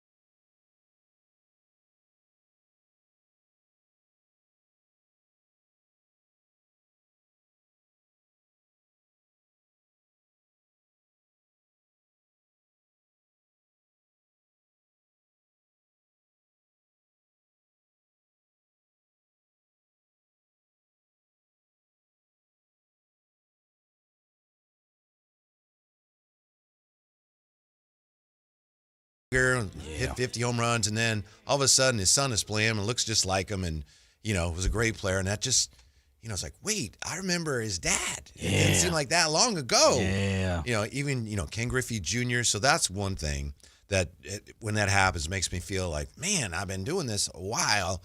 And then the other thing is when you have what happened last night, and you have the Tampa Bay Buccaneers, and they blow a 14-point lead to Atlanta, Thursday Night Football, and after the game, Coach Todd Bowles goes nuts, and he blames his players, and then that becomes a story. Yeah. That's the way coaches – that's what a coach used to do. Team would lose, and he'd say they're terrible. And now if a coach does that, it's like, whoa, did you hear what he said? You know what I mean, Jay? Yeah, very true. Things have kind of changed a little bit. Very true. Social network, man. Yeah, yeah. Is it sensitivity? Is it social network? Is it more eyes, more cameras? What's changed? I don't know. It's just not as common for managers and coaches now to say, yeah, those guys suck. What's wrong with them? Whereas that used to be the way. He says, you don't make excuses. Bleep. You got to effing care about where the bleep hurts. Yeah, it was too much. Bleep and mean something to you. Bleep. It's more than a job. It's your bleep. Livelihood. How well do you know your job? How well can you do your job? You can't sugarcoat that bleep. Bleep. Yeah. And like, ooh, wow. That coach was really mad at his players that they lost the game. Yeah, that's what coaches used to do. Have you ever heard the Vince Lombardi story? Yes, yes. Guy comes in, and Vince Lombardi was also the general manager, and somebody comes in. It might be a name that people would remember, maybe not, and I can't remember right now. Hey, coach, I want to raise for this much money, or I'm not playing anymore. Hold on one second. Vince Lombardi calls somebody up and goes, all right, yeah, you got your raise, and here's your ticket to Philadelphia. I just traded you. They're going to pay the money. Good luck. Good luck to you. You get the money, but not from us. No. Yeah. It is, we have reached the pinnacle of sensitivity when it comes to coaches. Mm-hmm. If you say, it's almost, you say a curse word, something explicit at the podium, people are like, oh, Mike, he's through the roof. Whoa, yeah, yeah. You can't, where. Well, it is. Everything's now on TV. Just about every post press game. conference. Yep. Yeah. Some of them are on live. A lot of them, and they didn't used to be. Used to be just the guys hanging around in the manager's office or whatever. Yeah, it's every now and then baseball you'll see them in the office and they still get them, behind desk, foot up, feet up type thing. But I've been in there for those. Have you? Oh yeah, that a boy? Yeah, what's Gene Mock? Gene, that's a name right there. Gene Mock. Yeah. What you kind of all piled into the office? Yeah, like and then I've never had one in the office. I don't think. Being radio, whatever you had a mic or whatever you recorded, and you had to try to get up there and, gee, Skip, Skip. Yeah. Your pitcher just Starter didn't have it today, right? Yeah, exactly. Yeah, it's I mean, even Max last night, reporter asked Max Raynaud, and he's giving it back too. He's like, "Hey, you kind of asking dumb questions, man." Yeah, what'd you think of that? I mean, I get it. The frustration is at all-time high when you're losing. Yeah. That was it was James Ham asked the question, I believe. Yes. And it was basically when I don't want to paraphrase, but it was a pretty let me blunt grab question. it. Yeah. Okay, yeah. And Maximd Raynaud basically said, "It's not for me to tell you what to ask, but you shouldn't be asking things like that." So we'll get it here, but calls out the media. Yeah. Max is a smart young man, and I think he just wasn't taking the bait on that. It was a fair question, but I thought it could have been phrased differently. It was fair. It was in bounds, no flag, but I thought it could have been phrased differently. But maybe that was the intent, was to just like, boom, what do you think of this? It wasn't. You don't think it was a setup question? That's what you're saying. Yeah. I mean, it was fair. It was legit because they're not playing well. But I also think it was kind of, it was, to me, it was using a using a sledgehammer where maybe a screwdriver would have gotten you a better answer. Ooh, I like that. Look at you, man. You've been around the block a few times, huh? Yeah. But again, I'm not saying that was a cheap shot. That was wrong. But, since it went viral, we can all talk about it now. And I've known James a long time. Yeah.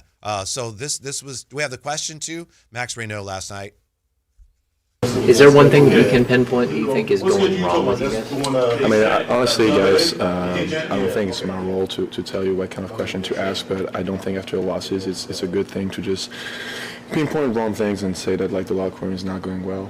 I do think, once again, all these guys are professionals. They're fathers, they're husbands, and they know how to face tough times like that, and so we'll come together and be better players and be the professionals. So. Reminds me, years ago, I asked Reggie Jackson some question about when he came back to the A's after he'd been away for many years, and I asked him about, and I didn't know what I was doing. Not that I know what I'm doing all the time now, but it was like, do you expect to lead, vocally or by example? And he stopped and he goes, that's not a real good question. He says, no matter how I answered, I sound like a jerk. And I was like, and then I think another reporter came in, Mark Purdy came in and kind of helped me with it. But, I learned from that, okay, think of how they're going to take it. That gives you your best chance. Yes. And look, I know James Ham has done this a long time. He doesn't need any help. But since we're talking about it, when you say, and I think there's a little before that where it's like when things are going wrong, is there one thing to pinpoint with as far as what's going wrong? And you can see Max Raynaud, he hears it and he realizes the only way I can answer that is to acknowledge something's wrong. Yeah. It's like, whoa. And inside the locker room. Yeah. The strife between us. Yeah. Yeah. So he's just saying, I'm not going there. Mm-hmm. And that's not for me to, you shouldn't be asking us to pinpoint one thing's wrong. So that was a smart response. Very like, sharp. Yeah, I'm not going there. Yeah, very sharp. When I first got into the game, one of the aspects of interviewing I was always taught was as an interviewee, you're never supposed to allow the interviewer to take over the conversation, right? You always want to be in charge of the conversation and vice versa. And so you could see Max, as you said, bulb went off. Oh, you want me to talk about the strife amongst the locker room. And you might have thought you got me because I'm a youngster and I haven't really talked that much. And he's like, nope. Hey, listen. That's not my spot to ask, and you guys should be asking. Really, I thought he just said, you need to ask some better questions. He just said it in a nicer version of it, and I think he kind of put a little, stank on it because he was like, nah, you ain't got me. I see where you're trying to go I agree. with it. Yeah, little cat and mouse game going on there. Absolutely. Yeah, and I may have told this story before with Reggie Jackson when that was in spring training when he said, that's a bad question. At the end of that year, the last game of the season in the Coliseum, he got a hit in an afternoon game. Nobody was there, but he got a standing ovation from the sparse crowd because it was like a Thursday afternoon the last week of the season, and people realized that might be it for Reggie Jackson. So when I asked him, trying to give him room to be humble, I said, was that a pleasant surprise to get that ovation? He's like, yeah, it was a really pleasant surprise. So I was like, okay, I get it, how to give you some room there to be gracious about. Yes, sir. You let them learn. Yeah. You learned on the job. Yeah. That's all you can do, man. You got to get the job. Somebody asked him, "Is that it? Or are you going to retire?" And he turned to him and he said, "I don't know, but when I decide, you'll be the first MFer I call." But that wasn't me. He said Yes, that sir. too. Yes, sir. Reggie is, in my experiences, a very surly interviewer. You got to be, or I should say interview. When you cat and mouse, you spar with Reg, you better make sure that your skin is a little thick, because he doesn't mind shooting something back at you. Yeah. So if you're a little sensitive, Reggie's probably not the best interview you want to start with. You might want to get a little more experience before you tangle with Reggie. I may have told you this as well. Years after that, I was talking to him at Pebble Beach, and I was telling him before the interview really started, my father's uncle used to be a pitching coach for the A's. His name was Bill Posadell. And Reggie was like, "Yeah, that's not how we said his name." And I think he was testing me. He said, "We said Poseidon." And that's not. And I said, "Well, that's not how we said it in the family. I don't know how you said it." So I think he was like, "Okay, all right, this is legit." Yeah. Okay. Yeah. See, just leaving a little breadcrumb or two right there for you. Yeah. Yeah. Reg is he's one of a kind. One of a kind. Though, but I give him way more respect and love post career because of some of the things he's come out and talked about as far as trying to save the A's and not allow them to go out, leave California, and him being part of a ownership group that wanted to buy them. And how about the things he said at Rickwood before that? Yeah. When he talked about being African-American. Yeah. Oh, my goodness. Yeah. Yeah. We'll come back here. We haven't talked yet about why all the young guys played so much. So we'll look at that also. Kyle Shanahan, is he the coach of the year? Should he be the coach of the year? He's never been. Does he have a shot this year? That and more. Jerry Reynolds coming up top of the hour, too. Drive Guys, Sactown Sports.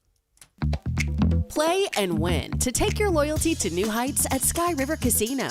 Join Sky River Rewards today for a chance to receive up to $2,500 in free play. Plus, you'll be in the know about upcoming special events and offers. Just minutes from Sacramento, right off Highway 99 in Elk Grove. Join in the fun with rewards that add up and up. Sky's the limit at Sky River Casino. Visit us to see how. Must be 21 or over. Gambling problem? Call 1-800-GAMBLER.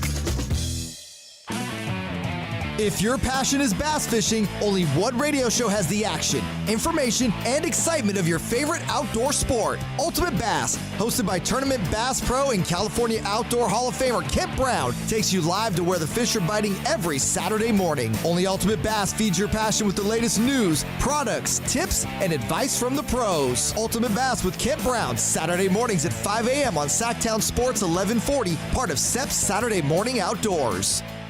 Everyone has a past, but what happens if you've made mistakes and made good on that past, but it keeps following you?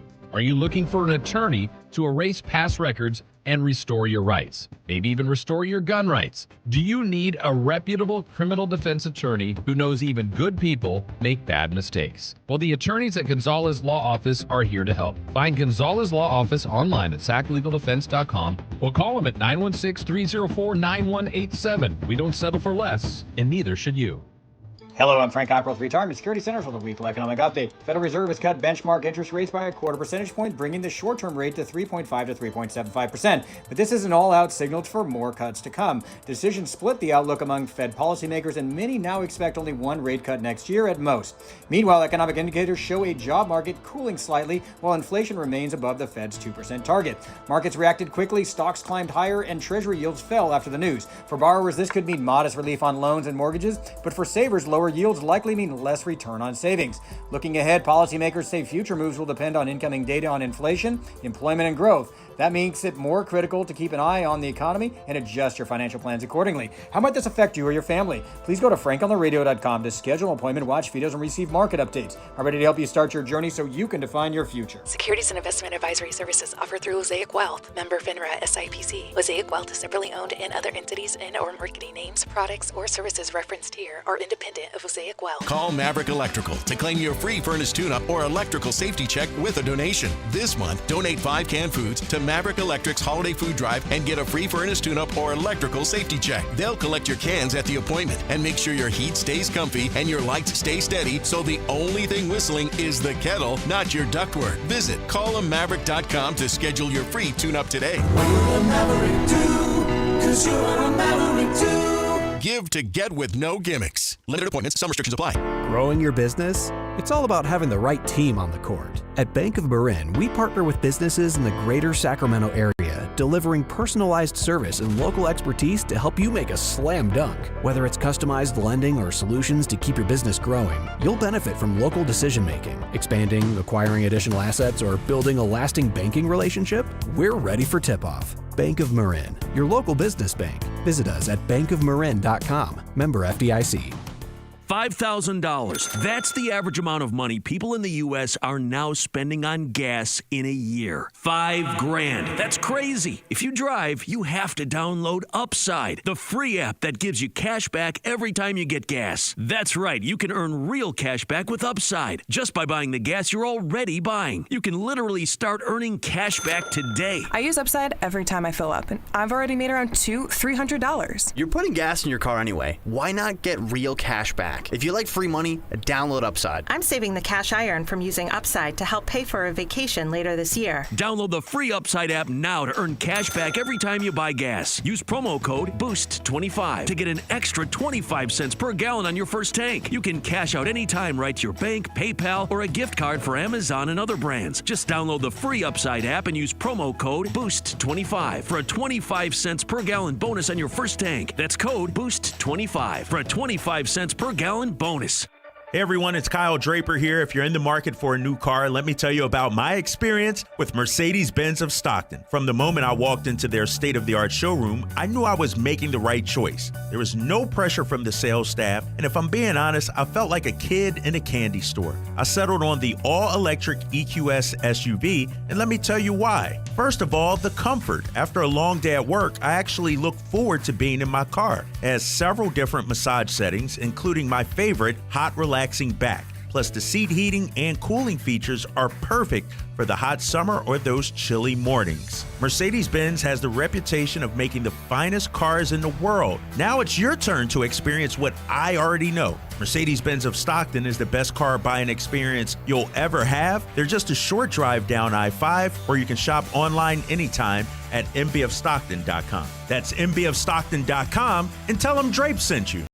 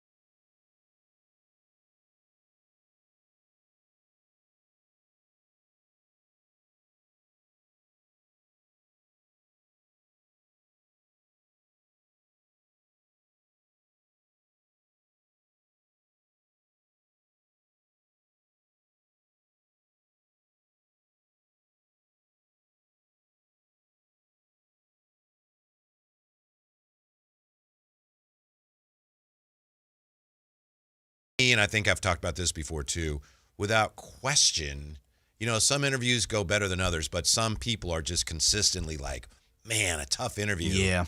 Jim Harbaugh.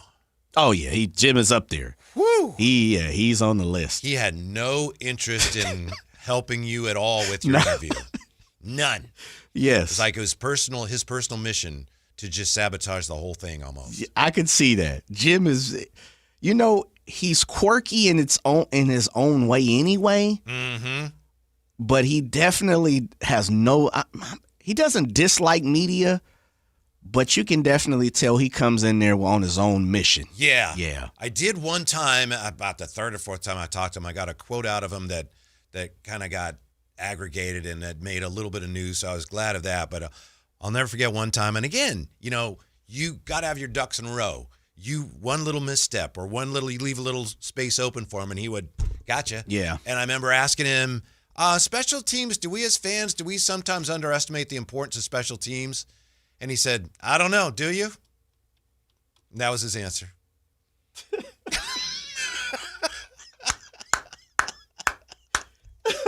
Yeah. He's like, yeah, that's all you need. I don't know, do you? Yeah. What else you got? So yeah, I can see that. One time, the radio station where I worked, it was a Raider station. Okay. And Jim Harbaugh had been an assistant there, and then he was the coach of the 49ers. Rod Woodson was doing an interview. This was in the afternoons, and I was listening. I wasn't there. Rod Woodson, the great, great defensive back. Mm-hmm. And he was part of the interview with Jim Harbaugh. When they got done on the air, Rod Woodson says, that's not Jimmy. Because they had been teammates, I think, in Baltimore. And he said, yeah, that's not him. That's not him. Yeah. So Coach Harbaugh was just like, here you go. Let's go. That's what we get. He was like a different, as far as his presence, it was different. It seems like maybe he's softened a little bit now, but I don't know that for a fact. The two that popped into my mind, Kenan Thompson, SNL, really? Kenan and Kel.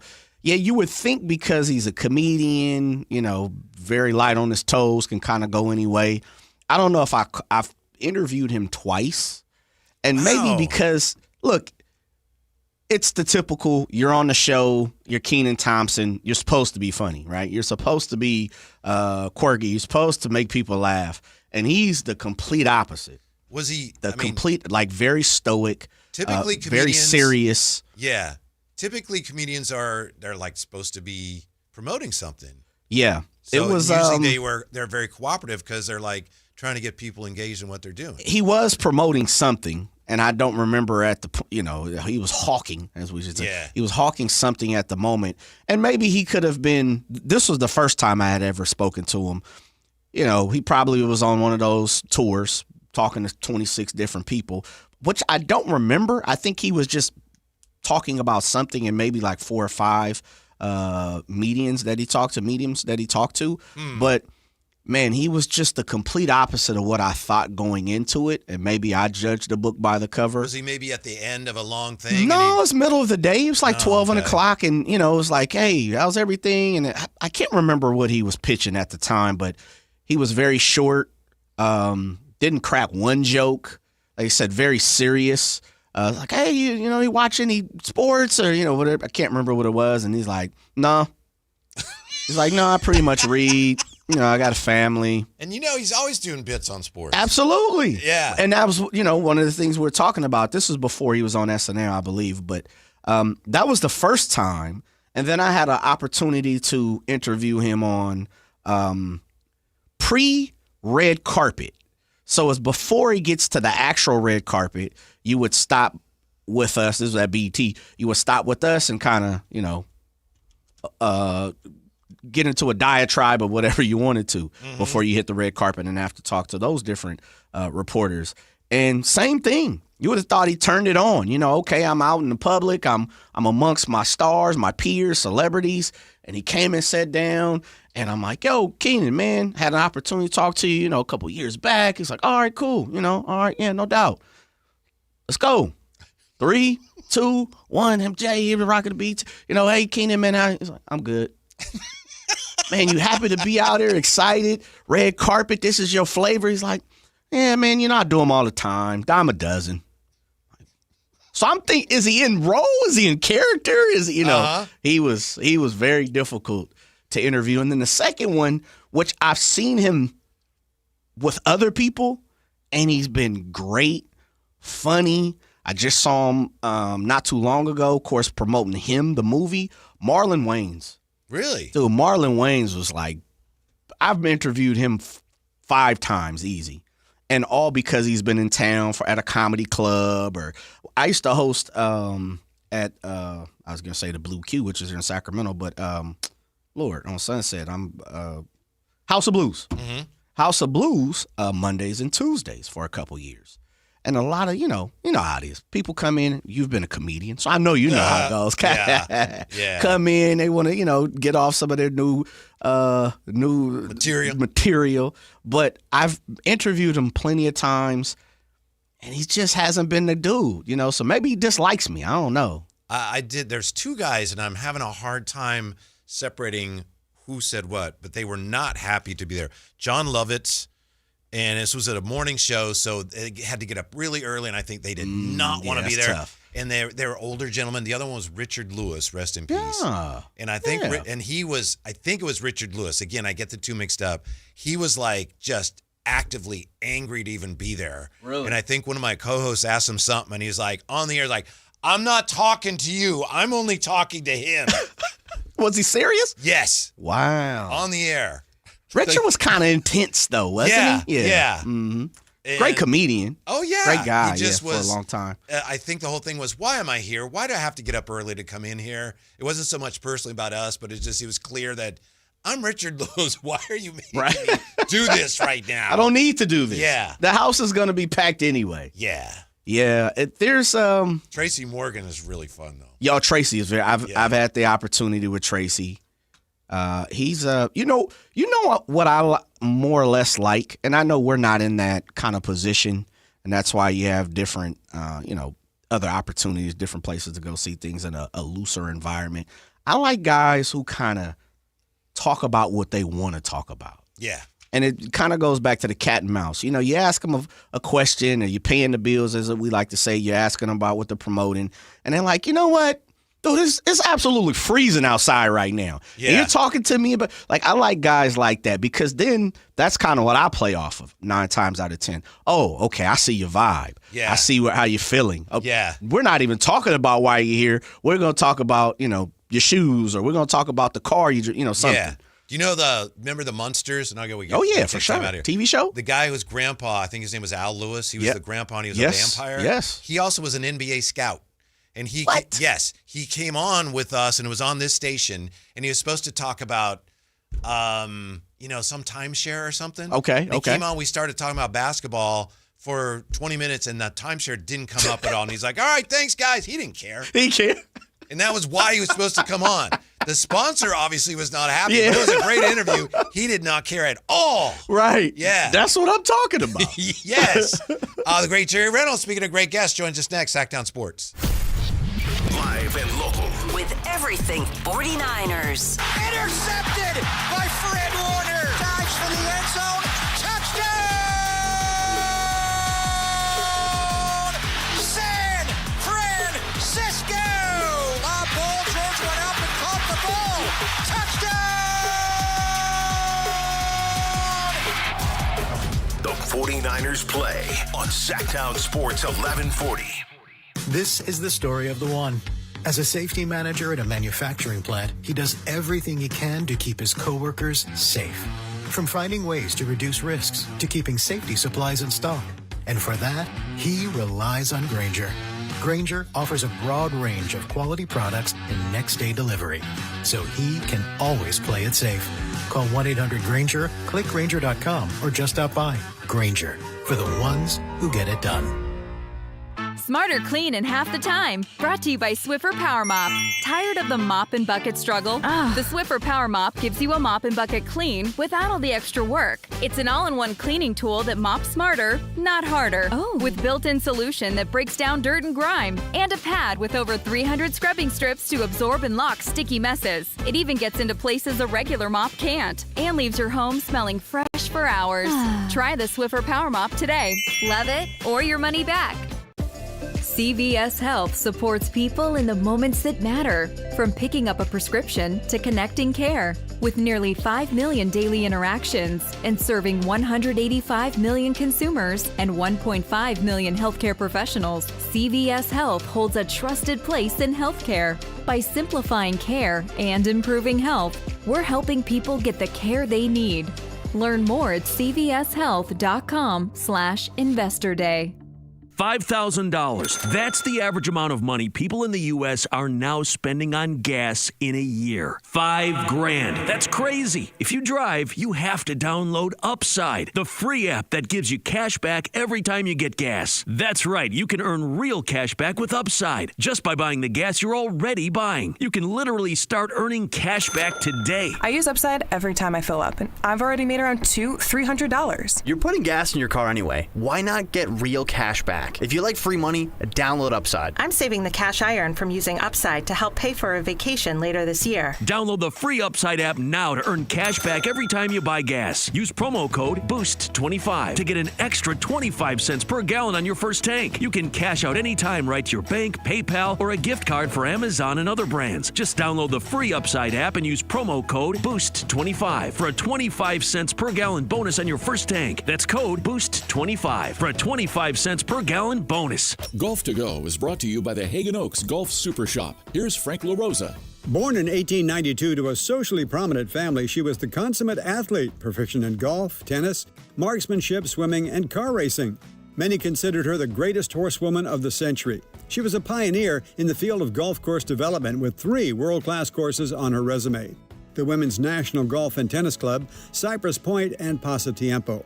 Working for SFB Morse of Pebble Beach fame led to her second golf course development, which many consider to be the greatest golf course in the world, Cypress Point, where she developed a lifelong friendship and professional relationship with famed architect Alistair McKenzie. Pasatiempo in Santa Cruz was her third development, where she hosted the likes of Bobby Jones, Will Rogers, Babe Saharias, and more. Today, her place is alongside many others in the World Golf Hall of Fame. Congratulations, Marion Hollins, a visionary golf course architect and pioneer of the game. That's your Golf to Go. I'm Frank LaRosa. What's up? We're talking to Chad Hoblet of Hoblet Dodge, Chrysler, Jeep, Ram, and Woodland. Chad, what's going on for Hoblet's Wrap the Year Up sales event? Get the best kind of gift, the kind that saves you money. Right now, save up to $13,500 off MSRP on the new 2026 heavy-duty Ram 25 and 3500s. And a little extra Christmas treat, no payments for 90 days. Did you just say $13,500 off MSRP and no payments for 90 days on new 2026 Ram heavy duties? Yep, 2026 is what I said, with some starting as low as $47,599. Plus, we have the best selection in Northern California, with over 400 new Ram trucks available and hundreds more on the way. Search, select, and save through their whole inventory at HobletDodge.com. Unbeatable prices, unbeatable selection. Nobody beats Hoblet, period. $14,500 total net savings on select new 2026 Ram 2500 Laramie after $3,500 factory rebates and $10,000 dealer discounts. Rebates include $2,000 holiday select inventory, $500 on the job upfit, must show eligible upfit. $47,599 starting price on Ram 2500 Tradesman. VIN number 190143. 5 is net savings. See dealer for details. KHD1 Sacramento, KYMX HD3 Sacramento. Your flagship station for the Beam Team. From the Power Business Technology Toshiba Studios. This is Sactown Sports 1140. Was one of the celebrities. Ooh. Here's somebody who can tell me if I'm close to being right. All-time Kings icon, the one and only Jerry Reynolds. How are you, Jerry? Well, I was telling Jay, I'm tired of not seeing the sun for 2 friggin' weeks. I'm tired of it. Yeah. But just listening to you guys and being on with you brings a little sunlight into my life, even though the Chiefs are dying and the Kings are crappy right now. So other than that, yeah, it's going good, guys. It's going good.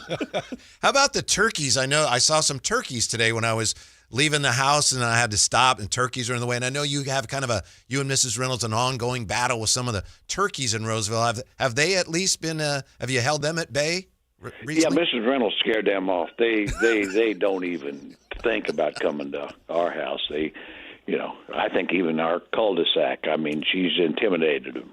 So they no longer an issue. No turkey problems. They know their lane, baby. Yeah, they one of them passed the words like, "Don't go anywhere near that house." Yeah, they are pretty smart that way. They say, "Oh no, there's a crazy lady up there." Well, how smart am I? Am I close to the truth on the Kings and the Kings holding court and had a celebrity before every game? Do you remember any of that, Jerry? Yeah. I think Captain and Tennille were there. Uh-huh. And Pete, don't forget the captain, Yeah. Well, Jay doesn't know who that is, so I've been trying to explain to him. Yeah, didn't know. Yeah. I've heard the song, but I hadn't, Yeah, they were big for, they had their 2 or 3 year run where they were very good, in their time. Yeah, so that was every game you'd have a celebrity. We had celebrities last night, Jerry, and nothing against them. They may be very accomplished, but it's funny when you have a celebrity row and all your fans go, I don't know who those people are. That's probably not the idea. Is that possible that they're celebrities if nobody knows who they are? That's, they could have just went out and got Molly Putz and Joe Fiducial and brought them in and set them down and and said, hey, you can be celebrities tonight. One of them apparently was Titans backup quarterback Will Levis, and I'd love to be a backup quarterback, but I don't know if that's really a celebrity. Well, it wouldn't be in my world. Okay. Yeah, bring back Tony Tennille, whatever she's doing. Yeah, I was going to say. Yeah. I mean, even in 2025, Tony Tennille's a bigger celebrity than Will Levis. Nothing against Will Levis. Nothing against Will, man. Nothing against Will, not personal Will, but yeah. Even Will would know that. Yeah. We had a Devin Carter sighting last night. What did you think of the way he played? I thought he played good. It's just too early to give up on that kid. He really tries to guard. He rebounds for a guard. He's not a point, but I just think there's a player there, and his 3-point shot is definitely looking better. And I just don't want them to do the same thing with Carter they did with Davion Mitchell. And waste an awfully good player. Yeah. To my untrained eye, Coach, I look at Devin Carter, and he does do, as you said, he does a lot of things. Not real big, but he's a good rebounder for a guard. If he's able to consistently hit a 3-point shot, I think he plays in the league for a long time. And if not, I don't know. What do you think of that? Yeah, I think that's exactly it. I mean, that's probably, it really looks like maybe he can do that. Yeah. And that will be the key, because I think he can find a lane, a guy that really guards and rebounds well from his position. Doesn't mean he'd be a starter, but, I mean, when you look at some of the better teams, they find ways to utilize guys like that. Jerry, Devin, he's not a legend today? Well, of course he is. Oh, okay. Well, Right, I mean, come on now. Icon, all of the above. How dare you, Mr. Gleason? I'm just asking. He tried to create problems. Yeah, I know. Don't worry about it. I'm like a little locker room trouble there. I'm like Max Raynaud. You say I shot that down real quick. Legend. How about that? Devin Carter, Neek, of course, went down to the G League. This is the Cup week. What can some of these young guys garner down at the G League that some of us fans are wondering why they're even sitting down there for? Well, I mean, it certainly is a chance just to play more basketball. I go back to one of my heroes, Pete Carrill, always said, well, if you really want to get good at basketball, the best thing to do is play it. Practicing and shooting around and being, but actually playing competitive basketball, even if it's a lower level, is better than not playing. I think that's kind of why they send pitchers down to AAA and different things at times to get their game sharper. And so for a young guy, there's no downside to that. And then plus, I think, just from my standpoint, if you send guys down that you think are going to be hopeful would be good NBA players, they better play pretty well there. Yeah.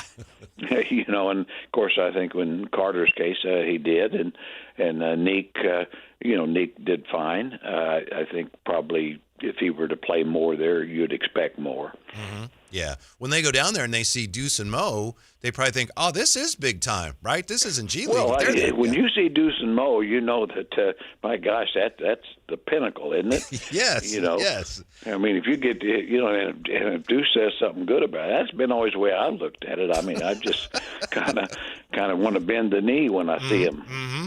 I want to ask you about Maximd Raynaud and how we evaluate young players when it comes to their defense. I'm assuming that one of the reasons he lasted as long as he did was because of questions about his defense. I don't know. Obviously, he was still a high pick, but he's doing a nice job as a starter. Where is he at this point defensively, and how do you even evaluate when you have a rookie and a big who's overmatched against guys like Valanciunas? How do you even evaluate how he's coming along defensively? Well, it's tough. I think that he certainly has room for a lot of growth. I mean, and that. He just simply got to get stronger and get more experience, and you can't. And that's a process. I mean, I think Coach Christie's doing it exactly right with him. He's a highly skilled young player. I mean, of course, like I always said, he's had the benefit of actually growing up playing in Europe with the actually trained players. Yeah. And with the all-around fundamental skills and all. But, to me, it's just a matter of physical strength. He knows how to play, but he's getting just beat up and pushed around. I mean, with Jokic and Valanciunas, I mean, those are two full-grown men now. Mm-hmm. Yeah. They're gonna take advantage of just about anybody strength-wise. Joined by the Kings icon, Jerry Reynolds. I'm not sure if you had an opportunity to hear the show a little earlier, as I know you like to check in before you come on, but there's a premise that may be out there through NBA that the Kings would have to add a little sweetener to some of their veterans that they're trying to spin off. Jerry, I just ask you in the form of, you've been in the front office, obviously you've made phone calls, received tons of them. I believe that is true, but with that being said, there might have been a premise on the back end of Sam Amick's article that the Kings could sit pat and not moving none of those guys if they had to attach a draft asset, which I say is foolishness. What does Jerry Reynolds say? I'd say, well, I think you've got to do, you need to try to move guys to change the roster. And probably, I've said before, and I believe it, I don't think you're going to get a dollar on the dollar, right, value-wise. So you're going to probably, you might have to give up some draft capital. I don't mean first-round picks, but, second-round pick and, in 2030 wouldn't bother me because, quite honestly, whoever's making or giving those picks probably ain't going to be around anyway. Yeah. If they don't really change the roster. So, if it takes a little draft capital, that doesn't affect your building and rebuilding the team, in the short term, then why worry about the long term? To kind of follow up on that, I guess I would ask, I've kind of been a proponent of saying you might have to just kind of what you said, take pennies to the dollar. If they don't move anyone, which I can't believe it, but if they don't move anyone, what would you like? How in the front office could you come out and say to fans, if you don't move anyone, this is the plan, and feel okay about that? Well, it'd be awful tough. You can say it. I think it'd be tough for the fans to buy it, don't you think? Yes. I mean, that would be my thing, is because it's clear now that the team is expecting a rebuild. That this thing hasn't worked with this roster, which is not particularly a great surprise, I don't think. At least it is maybe to the level that it hasn't worked. But anyway, if you're gonna, you need to find a way to make convince the fans that you are really trying to change the roster. Mm-hmm. I really believe that, and I mean, it's not always easy, and sometimes the deal isn't going to look like a winning deal, but right now there's not a lot of risk in that regard either. Yeah. Jerry, it looks like the Kings have pretty much given up on repairing this roster. They were doing that last year. That said, as I look at this roster, they lack playmakers, and I'm not talking about the guards. They don't have a lot of playmakers, and it's one thing I've noticed over the years. A lot of times you have teams that look like, wow, they're talented. Why aren't they winning more? And sometimes those teams just don't have good passers. They don't have guys that challenge or compromise the defense with their passing. Would you agree with that? That this roster, there's good players, but they don't have guys that challenge the defense or hurt the defense with their passing. No, I think saw a good example of that last night. Really, it's just a case of say the individual talent is better than the team, mm-hmm. and really you can get the good spacing and all that, but the ball, even if it moves, is it moving positively? It's kind of like going around backwards or whatever.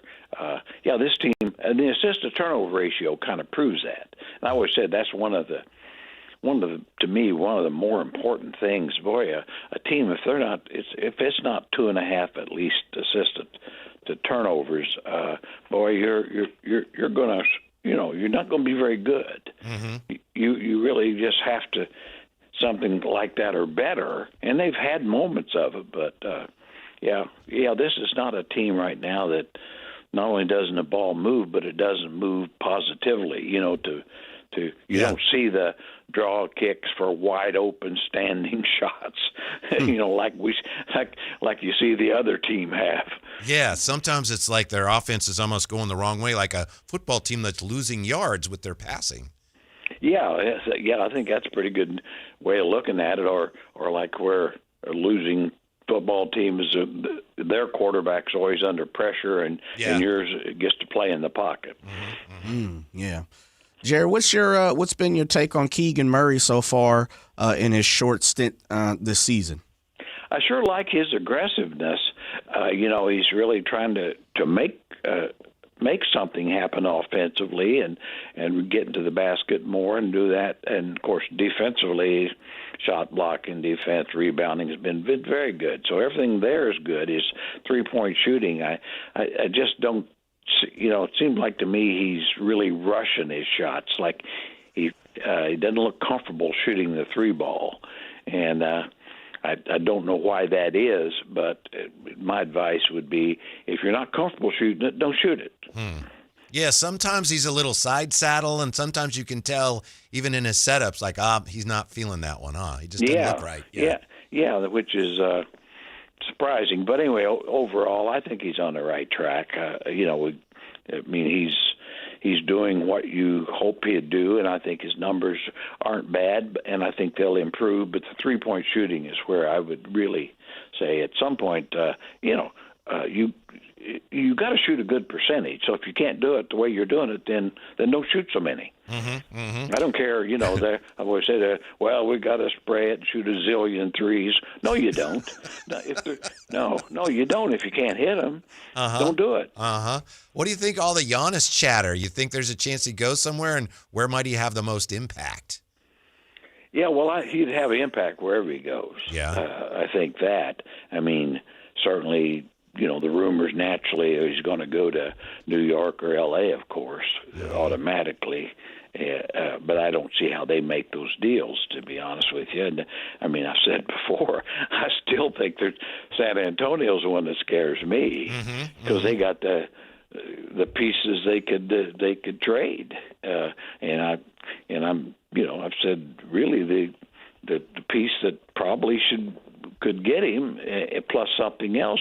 San Antonio could send Fox and Sochan for him, and with Castle, Vassell, and Harper, they're fine at guard. Yeah. No disrespect to Fox because he's terrific. But for Milwaukee, they need to move him. They need an established young star type player, which is Fox, and the cap wise, they'd have to have a big contract involved. So, I mean, it's one of those things. And then from San Antonio, they're saying, well, if we got Antetokounmpo and Wemby, we don't need Sochan. And we've got our young guards. And so from my point of view, if something like that happens, then Oklahoma City is taking some deep breaths. Let me ask you about, speaking of Milwaukee, there's been some reporting from Sam Amick, and I think people are getting carried away with it, but he has reported, and others have too, that the Bucks, they've been looking into Zach LaVine. It's not like they're, beating down Scott Perry's door, but do you see Scott, assuming that Giannis stays there, is Zach LaVine a guy that could help the Bucks in your view? Yeah, I think he could, because, Giannis just draws so much attention. That really, as a catch and shoot guy, I mean, Zach LaVine's terrific. He's certainly not my idea of an off the dribble creator or anything like that. But I definitely think he could. I don't know just what they would have financially, how they could make it work, to be honest with you. But because the cap issues would come in there somewhere, and what they would have to trade you. Now, if they want, certainly from the Kings' perspective, if somehow they could, get some young talent. Now, Bobby Portis probably is a little bit older than they'd want now. Too bad, because he'd have been perfect 2 or 3 years ago. Ooh. Boy, he'd have been A1 top of the list. You always said you put Portis with Domas back in the Beam Team years, and you'd still have a lot of Beam Team action. Wow. Yeah. Legend, we're about 25 games in throughout the season for just about everybody. What's your take? Has there been anything surprising? Is there anything you might have guessed up the wrong tree? Is there something that's got you looking and you're like, is it OKC look like they can't be beat? They do right now. I mean, I sense, and I really think this, that Denver is a real threat to us. Yes. Once they get healthy, when they got Aaron Gordon and Brown back, two terrific players to go, and their depth is so much improved from last year when they took them to Game 7. So they're with Valanciunas as a nice bench piece, and they got the other Brown back and Tim Hardaway Jr. That's a good. They've got a good bench. Last year they had nothing really, and so I think they're a threat. And, their coach comes from good stock too, doesn't he? Comes from excellent stock, and I know Coach Adelman. I talked to him not too long ago, and a very proud father, as he should be, and his son. Like I told Rick, he said your son is this bright young coach like you were, and he's actually got a personality. It's a cold game. It's a cold game in these streets, and I'm not talking about the weather. Well, Rick busted my chops enough, so I can bust his a little.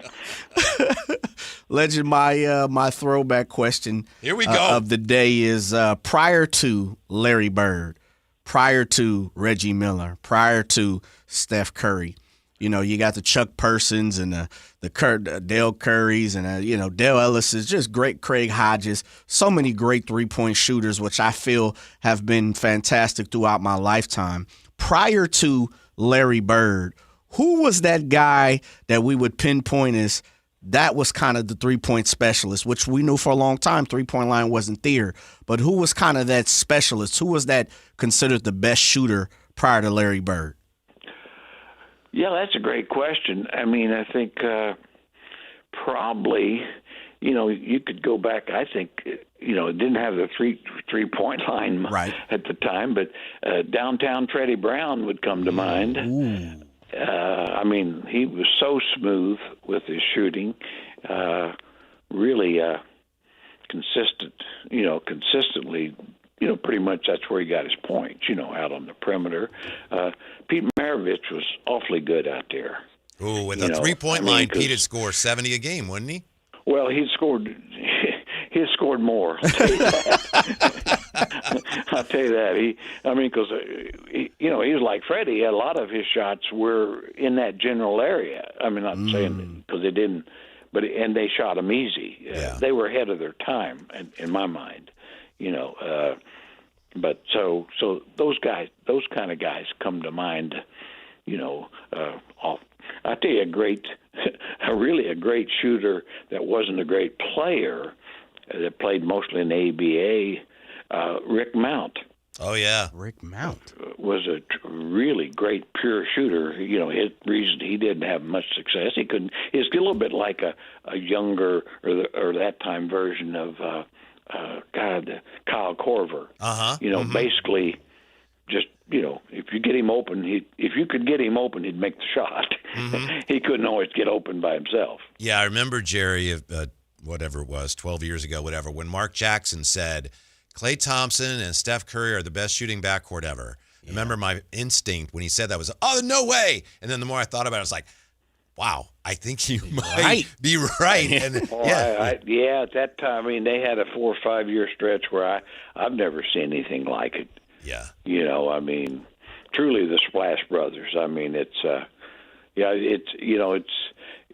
kind of sad in a way to see, Klay can still play, but, people, I mean, I was witness to the 37-point quarter. Klay was a bad boy. He was a bad boy, and, he could really guard then, too. Yeah. No, he was, I mean, Steph was so much more exciting, I guess, but, I mean, in his own way, Klay was every bit as efficient, if not more so, really. But, boy, that was... Yeah, I doubt we'll ever see a combo like that. Following up on that, was Bird kind of the first one that, we all looked at, or the NBA circles looked at as like, this dude is the greatest shooter ever, or was there someone that kind of already held that title? You know, I think he probably was for a bigger guy. You know what I mean? I mean, there's always been some guards, but I mean, for a 6'9", 6'9.5" guy, I mean, I always say the player that's kind of been forgotten, or a couple that were taller guys that were very, very good shooters. I mean, George Gervin and Rick Barry. Yeah. You know, I mean, Rick was probably maybe the greatest small forward, you know, until Bird, and it's kind of been forgotten. But I mean, but they didn't really shoot the three much. But Rick, as Whitey knows, I mean, that guy was a great passer, and you know, and tremendous certainly Rick would tell you he's a great passer and shooter too. Oh, he would. Yeah, he would. He has. and he wasn't lying one bit. You know, I mean, he one of those guys that could make everybody around him better. That's for sure. Rick Mount is in Lebanon, Indiana? Lebanon? Or Lebanon? Lebanon, yeah. Lebanon, Indiana. It's between Indianapolis and Lafayette, where Purdue is, and that's where Rick Mount was from. And, you know, legendary high school player that just, you know, wasn't high and college player as well. I mean, took Purdue to the finals against Jabbar, and of course that ended them. Yeah, that was that. Yeah. Actually, Rick wasn't the best player, but he was, you know, I mean, if anybody's real old might remember, but Herm Gilliam, that was a really good player in Portland, and Billy Keller. Billy Keller, yes, a little guard that was terrific in the Pacers, NBA. baby. Yeah. Yeah, I'll tell you, he was a tough buckaroo, that guy. And, of course, I always said that Keller played on one of the great high school teams I ever saw. They had George McGinnis and Steve Downing that played for Boston, and Marvin Winkler, leading scorer in the nation in southwestern Louisiana, and Keller. Incredible. And, naturally, they didn't lose any games. Yeah, yeah. Well, as you said, Larry Bird made those around him better, and you always make us better every week, or when we're fortunate enough to have you on. So thanks, Coach. We appreciate it. Hope you're having a great holiday season, too. Well, thank you, and I really appreciate you guys not bringing up the Chiefs. I know I heard you. I know you deep down you wanted to. You deep down, but you showed a little class, and it's much appreciated. And so I'll try to be a little nicer to both of you in the future. We typically do show just a little class. That's kind of how we roll. A little bit, not too much. Just a pinch. Show too much. Thank you, Jerry. We appreciate it. We'll talk to you soon. Yeah. Coming up, I think he's trying to get in downstairs. Oh, right? Is he? I think so. Oh, okay. Yeah. Looks like Imran Pilati's going to join us. It's Friday, so nobody's here, right? Yeah. The great Imran Pilati. Speaking of Rick Barry, he was just hanging out with Rick Barry at his store. That's coming up next on Sactown Sports. The Drive Guys, weekdays 2 p.m. to 6 p.m. on Sactown Sports 1140. Sacramento weather is brought to you by Elk Grove Honda. I'm Dirk Verdorn in the KCRA 3 Weather Center. Valley fog keeping skies overcast overnight tonight, and temperatures cool with overnight lows in the lower 40s. Expect to have more low cloud cover tomorrow with daytime highs in the mid-40s. Get the latest forecast on the KCRA 3 News and the KCRA 3 app. At Elk Grove Honda, our recipe for happy holidays is to think happy Honda days. There's no better time to visit Elk Grove Honda than our 2025 Accord, Pilot, and Ridgeline clearance sale in the Elk Grove Auto Mall, Highway 99 at Elk Grove Boulevard, or elkgrovehonda.com. I gotta get an Elk Grove Honda. Thunder, feel the thunder. It's the energy all around you. Lightning and the thunder. The thrill of the moments to come. The flash of lights. The rush of pure exhilaration. The roar of the crowd. See it, hear it, feel it. Thunder, feel the thunder. Lightning and the thunder. Thunder Valley Casino Resort. Feel the thunder. Catch all the action at Sky River Casino. Enjoy over 80 table games, more than 2,100 slot machines, and a thrilling high-limit room. Plus, with 18 elevated restaurants, bars, and lounge destinations, and Sky River rewards that add up and up. There's something for everyone. Just minutes from Sacramento, right off Highway 99 in Elk Grove. Join in the fun and experience new heights. Sky's the limit at Sky River Casino. Visit skyriver.com today. Gambling problem? Call 1-800-GAMBLER. The holidays can be a time of increased stress for those struggling with opioid or stimulant addiction. They can also be a time for pause, reflection, opportunity, and new beginnings. This holiday season, choose treatment and recovery. Embrace the company of family and friends and create special moments. Find a proven opioid or stimulant addiction treatment provider near you at choosechangeca.org. Mike Rowe here with another random fact. Those cracks on your walls aren't just cosmetic. They could mean your home is sinking. Whether it's drywall cracks, exterior cracks, or sticking doors or windows, do yourself a favor. Call Groundworks. I spent some time working with these guys, and they're the real deal. Their people are trained and certified to stabilize your foundation. Groundworks, official foundation repair company of Cal Athletics. Licensed in all states where work is performed. See website for details. Capital Casino, Sacramento's #1 poker room with primetime football. It's back. Capital Casino is giving away $500 per game in high-hand bonuses for every Sunday, Monday, and Thursday night primetime game. Offering the best food, best service, and the best action with the most variety of games in the region and conveniently located at 411 North 16th Street in downtown Sacramento. For more information, log on to capital-casino.com and please gamble responsibly. 1-800-GAMBLER.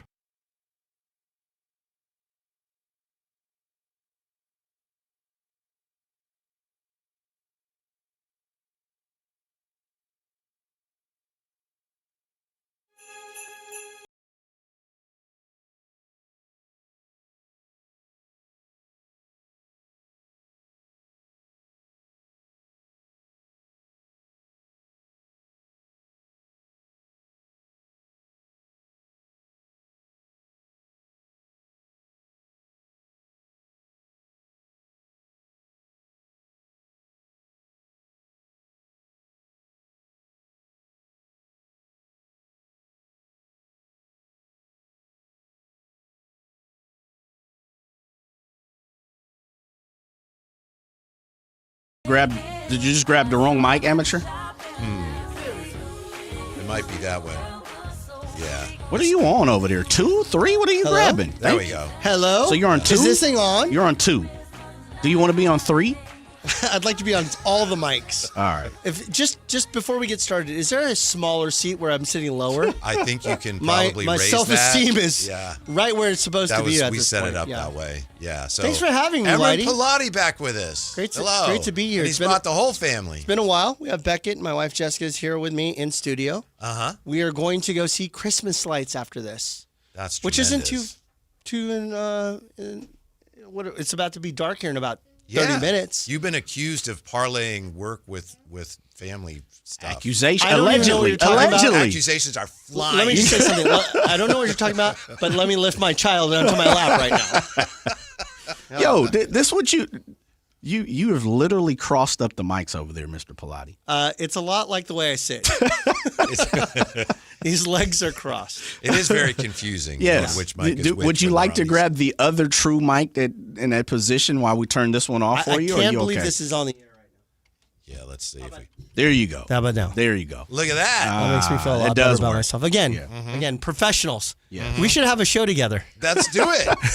You want to start tomorrow at 10 a.m.? Tomorrow at 10 a.m. is good for me. Sounds good. Yeah. Done. Yeah. We were just talking about Rick Barry. Yes. With Jerry Reynolds, and I know that you very recently had Rick Barry in your store, and I know you very recently had Matt Williams in your store. Yes, and voted both you and Jay. What was the attendance like? 0 for 2. Well, I'm going to blame Whitey on that one. Jay likes going to Matt Williams events as much as he likes getting Jake Moody free jerseys from me. So. Yeah, it was great. No, it was a great turnout. What did you guys talk about in regards to Rick Barry? Well, we were just talking to Jerry, and every time, sorry, everyone's trying to find a chair. I'm trying to find a chair that I'm not sitting on the ground. Who was sitting here before? Henry Turner? It might have been. Oh, my goodness. Yeah, but Jay, every time we have Jerry on, Jay asks him a kind of a throwback question. Yeah. And he asked him before Larry Bird, who was like the guy when it came to shooting.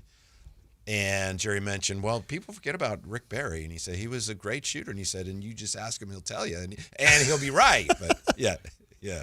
Yeah, what makes, out with him. That makes me laugh because he's like, well, I scored more than him in finals or whatever he says. It's just he was incredible. It's an under the breath, don't forget about me moment. And we love Rick. Rick is incredible. Great guy. He was a little ahead of his time too, in a way. Yes. Yeah. And then we had Matt Williams this past week, and I can tell you, top 5 experience when it came to autograph guest. Really? Oh my goodness! So we taught. He was on a time deal, so we hired him for several hours. Okay. But where's Matt live, by the way? Matt lives in the Bay, Santa Rosa Arizona? area. Okay. Santa Rosa area. All right. And obviously, I wouldn't say it was a sensitive topic, but I go, so you're not working right now, obviously, because he was fired from the Giants along with Melvin and the entire squad. And he's known Buster for a long time. So it's really interesting to know that, Buster is a friend. He's known Buster for a long time. And then Buster had to be the one to let the entire staff go. So that was interesting. But he's admitted, I'm 61 or whatever age he is. I think he's like 60, 61. And he's like, I'm okay. I've been doing this for 40 years. He's had some health issues in recent years. Yeah, he beat cancer and he's doing well. He had a hip replacement and he was great. And so the reason I say he was a top 5 event that I've done was we talked for a few minutes before he started his 2 hours with us. And I go, I just got to tell you, Matt, you're a lot nicer than I expected. And he goes, what does that mean? Like sternly. Yeah, right? yeah. And I said, I've looked through about 700 cards to have you get autographed, and there's not one of them smiling of you, not one. And he goes, I'm a nice guy. When I'm on the field, I don't want anybody bothering me. I'm at work. He and Will Clark and Robbie Thompson, if you remember those Giants, to me, they looked like Second they baseman could have Robbie come out Thompson. of like 1908. They just had that. Yes. that They do old snarl. school ball player and look. and he couldn't be nicer. He was so incredible with every fan. He sat down, did the autograph, talked to them, and then he'd say things like, hey, do you want to take a picture? Let's do it. And he'd stand up 75 different times. He stood up to take pictures with people so that way they didn't have a sit down picture where they were leaning over. So it was a good event. Can you get him, please? Oh, he's good. He's good. The last time we had Beckett walking around the studio, he shut down the entire operation. Yeah. Oh, did he? Yes. That was his way of saying, we had dead I'm air not- for like 2 minutes. I'm not feeling it, guys. This topic, I'm not feeling it. Next. Literally He's going to like, pull the plug on it. Are we going to talk about Kaminga getting traded again? Collect. Literally pulled the plug on us. I like that. Yeah. What's going on here with Nick Kurtz of the A's? Big money card just got pulled, right? So like big money card. Couple things we could talk about. The Kobe card that has recently sold for $1.22 million. That's not the one that I just sold you, is it? I cannot disclose that at this moment. But yeah, there's a product called 2025 Topps Chrome Update. It's a product that has what's called the MLB debut patch. It's where you see the player for the very first time they ever hit their major league ball field. You'll see a little patch. It says MLB debut that's on their shoulder. I think this is the second year they've done this? Second year that they've done this. Or it might have been third. Okay. At any rate. So as soon as the player's done, they take that little patch off of the jersey and they insert it and they embed it into a card. They have the player sign it. It's like the holy grail of what you could do. It's a rookie year of this player. Right? The first game that they ever played. And so they inserted this. If you recall, we've talked about it. Paul Skeens had his sell last year for $1 million. A young kid pulled it out of a Southern pack. California. Yeah. He ended I up think pulling. he gave some of the money to fire victims. I don't know what he did with it, but, probably a good write-off. Yeah. Right? For all those taxes that he was about to get hit on. And then Ellie De La Cruz had his last year as well. That one sold for $600,000. So this year, with all of the players for the MLB debut patch, the one that everybody wanted was our local guy, Nick Kurtz. And the product has only been available for 2 days. And the Nick Kurtz was pulled last night. Somebody already hit it? Yeah, they hit it on a break. So that means that, people are streaming online to show packs being opened, and somebody bought into it, and the breaker opened it, and they pulled the Nick Kurtz patch, and estimated value on that thing's probably going to be about $400,000. Come on. Yeah. $400,000? Well, the Skeen sold for $1 million, and the Ellie sold for $600,000. What are you doing? More money. You better sleeve that, as you would say. You hanging on to that, Jay, or are you selling? Come on, Come where on, I'm going with it. Jay, the thing isn't even on the second finger before he's all for sale. I know. Try and get the moolah. You already know where I'm going. Sell it. You better sell my it. motto. Uh-huh. And it was a redemption, so it shows the card itself, but you had to redeem it in other versions of that product, they have it live that's in there. So there's still another 70 guys in there. It's just Nick Kurtz was the one that you wanted. Mm-hmm. Okay, we're going to come right back with more from Imran and the stuff he's got at his store that's perfect for you or the sports fan on your list for Christmas. Oh. Next on Sactown Sports. The Sacramento Kings play here. He's got the triple. Sacramento takes the lead. Get your Kings fix all season long right here on your home of the Sacramento Kings. Sactown Sports and SactownSports.com. 250 years ago, a promise was made to connect families and friends near and far. And during the holidays, that promise is more important than ever. That's why USPS is building a better network to meet your needs with timely deliveries, easy and affordable ways to ship, and everything you need to make your season full of holiday cheer. Our purpose is delivering your peace of mind, knowing your love will arrive, bringing joy to all. The United States Postal Service. Learn more at USPS.com/holidays. I know that hiring can be challenging. You need someone to match your role perfectly. Well, now you can meet them fast on ZipRecruiter. Build your team, build it sooner. Meet your match on ZipRecruiter. Just head to ZipRecruiter.com/free right now to try it for free. That's ZipRecruiter.com/free. Meet your match on ZipRecruiter. Try it free. Sacramento, the wait is over. The all-new Hard Rock Sports Bar is here at Hard Rock Hotel and Casino Sacramento at Fire Mountain. Enjoy the ultimate 24/7 sports watching destination with 20 big screens with all the action for the premier game day experience. There's no other place you'd want to be to watch all the games with you and your friends. Now open at Hard Rock Hotel and Casino Sacramento at Fire Mountain. For more details, visit casino.hardrock.com/Sacramento. Injured and you're considering an LA law firm looking to charge you 45% to 50% in attorney's fees? That's overcharging. Ashton & Price has been around for over 25 years, and I can tell you no matter how complicated your injury case, you should never be charged 45% or 50% in attorney's fees ever.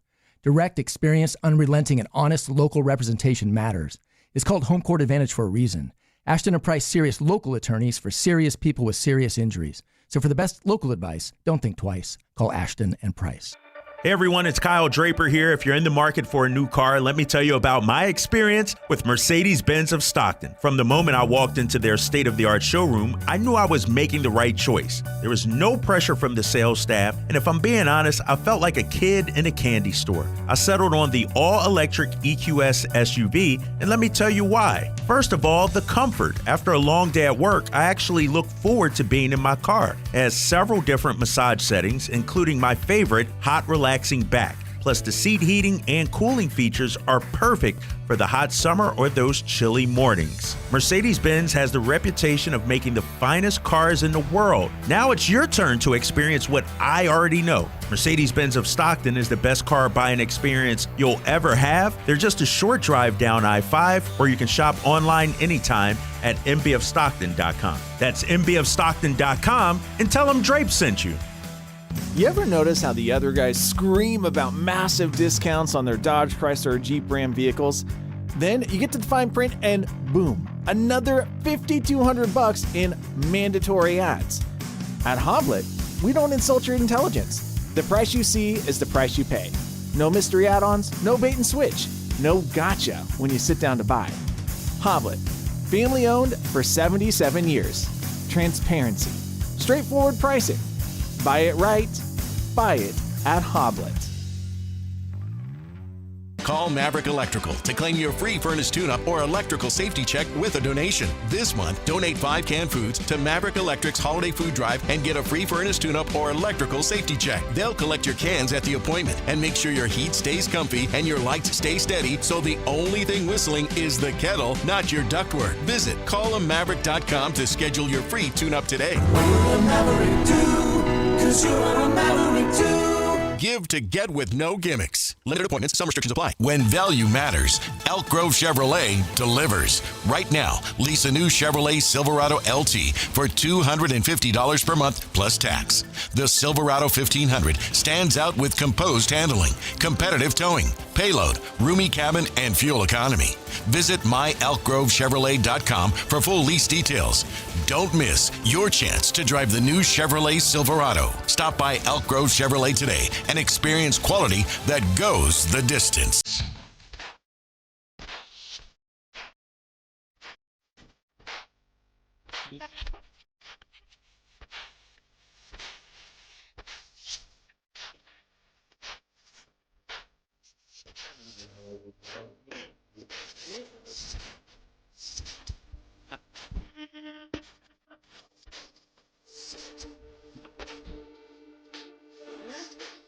The Drive Guys powering your afternoons Monday through Friday on Sactown Sports. Imran Pilati is with us. Is Imran going to watch John Cena's last match? From Jay Sepulveda, Happy Holidays. Great Might have to turn question. the power on, Am. Not Am for amateur. Amrin. Amateurin. Yeah. They wouldn't have known that, Jay, had you not exposed I know, me. that's, yeah. That was shady. They couldn't hear me. That was shady. And they would have never known that I'm still an amateur. I've only been doing this 3 years. I'm expecting a something back, kickback. Hey, he didn't turn his mic on, guys. Right. That's there's like the code of musicians when they're on stage, you know. Sometimes somebody makes a mistake, and, you know, you just play through it. But some Not guys, Jay. some Jay will guys point you out. will make sure everybody knows. Off key. Yeah. I'm going to stop. Everybody stop. Yeah. Yeah. Did you just play E flat? Yeah. They call them, the old saying is clams. Clams. Who just played? That's all I'm here. There's a Buddy Rich backstage after show where he's just railing on his band. Oh, I'm hearing is clams. Oh, you're just playing clams. So anyway, Just to let you know, at least we haven't featured the fact that I made a mistake. So the whole segment. We're coming back from break. We'll screw up again. Emron, I've been tuning into your show on weekends. I really enjoyed. Keep up the good work. All in caps. Finally. See, I told you, wife. People. Told you people like me, or at least one person does. All right, what was the question? Becky? The original question? I don't know that John Cena going to. Oh, am I going to go see John match. Cena? Yeah. Okay, so I wouldn't be here right now. I'd be on a plane going to see it. Jessica did give me permission to go see. For those of you that don't know, John Cena's last match is tomorrow night for Saturday night's main event in Washington, D.C. He's retiring? He is retiring officially for good. Like Phillip Rivers retiring or retiring? Well, I mean, if he calls, if Triple H says, hey, I need you to come off the couch. You haven't wrestled in 4 years. I think John Cena's like, my body's broken. I just don't want to do this anymore. He may still show up and do events, but... I was going to say, do wrestlers ever retire? I've never usually seen don't a wrestler because retire. They usually don't because they're financially not in a position to ever make it, right? They're paid so poorly in some cases. 99% of them are paid poorly. But this is John Cena, my hero, the guy that I wanted to watch since the beginning.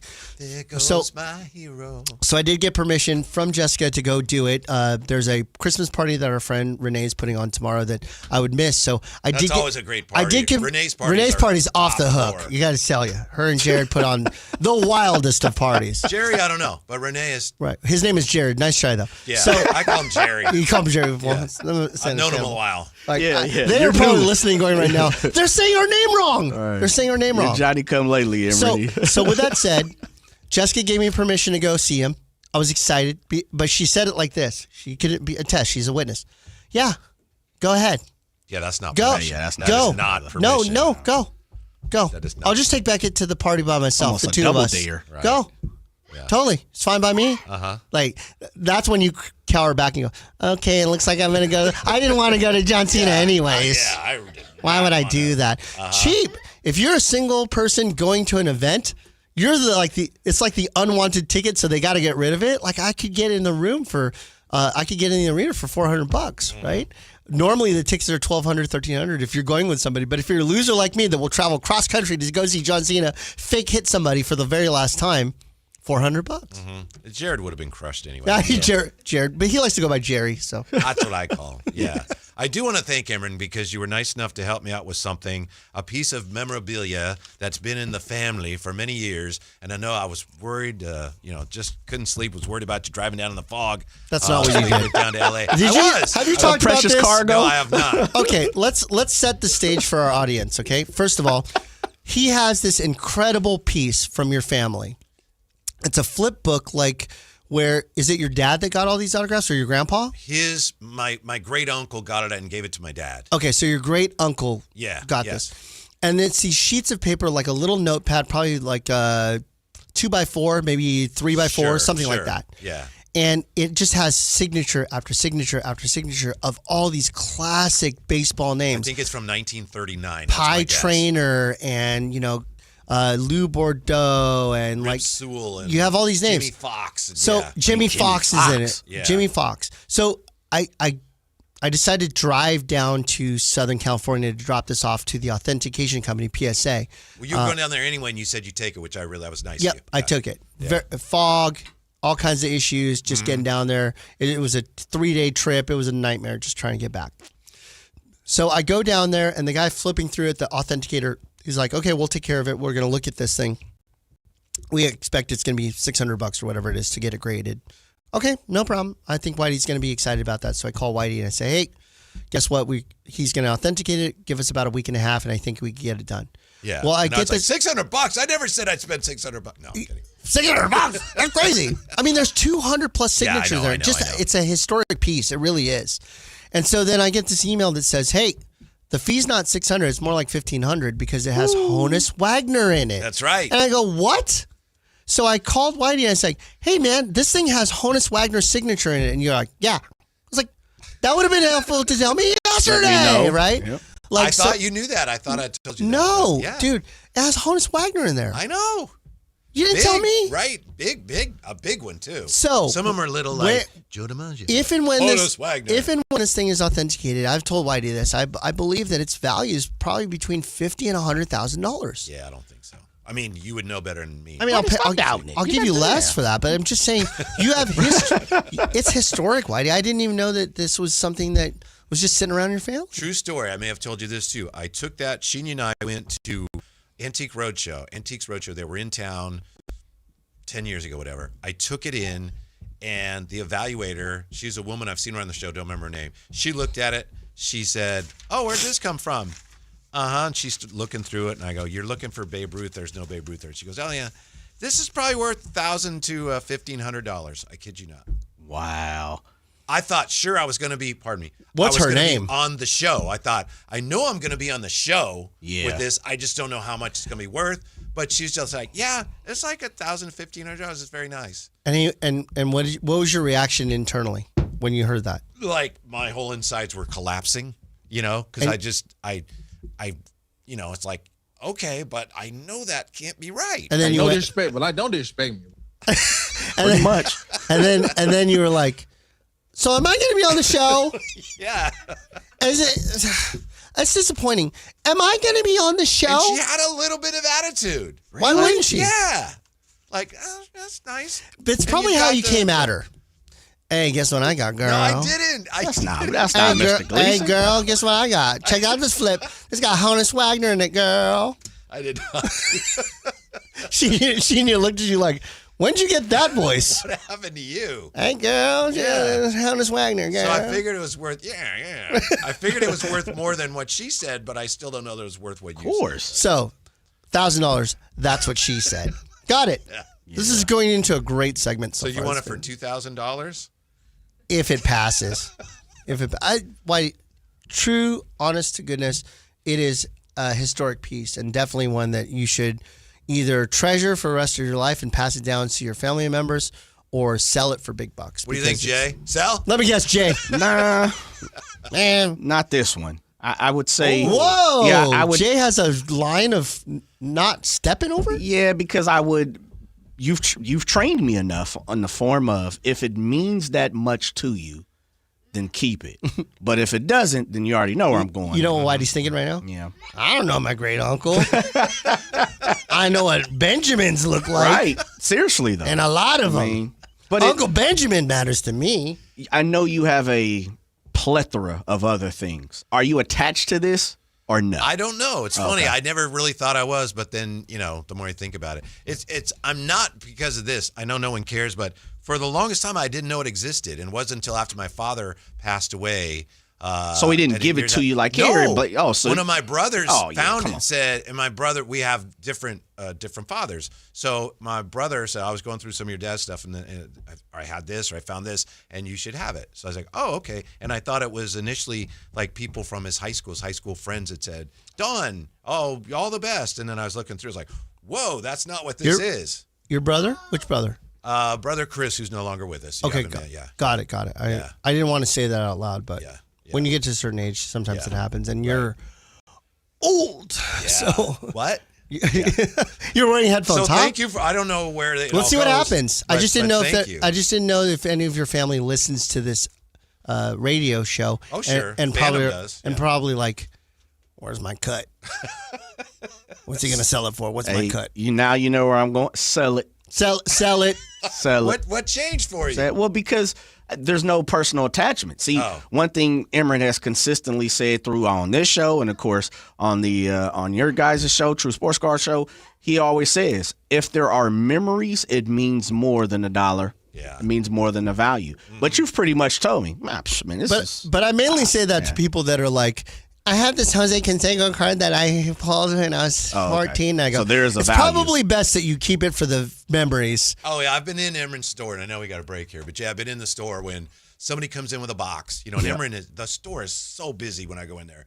And one of the people that work there says, Emran, somebody's got some cards, and he almost gets like a little smile because he knows he's going to be able to go over there and crush their Grim Reaper. Yes. I'm all, watch this, Whitey. Listen, I'm going to replay this on camera. Watch the facial expressions on this guy when I crush him. Literally, and I mean this in no disrespect, if I have come across a card, first of all, I wouldn't sell it to Emran because he's my friend, right? He's family. Second of all, I wouldn't go to him. Well, more shots to you. I wouldn't go to him because I already know what even though he's fair, he's got to make a profit, right? Yeah. But he's a heck of a negotiator. Well, so I'm like, I'll take it to, who's your rival, Emran? I'll go to them. Yeah, here's the last thing about that. If I tell you the thing is worthless, I don't make an offer on it because I never want anybody to feel like I'm just saying something just to get at a deal.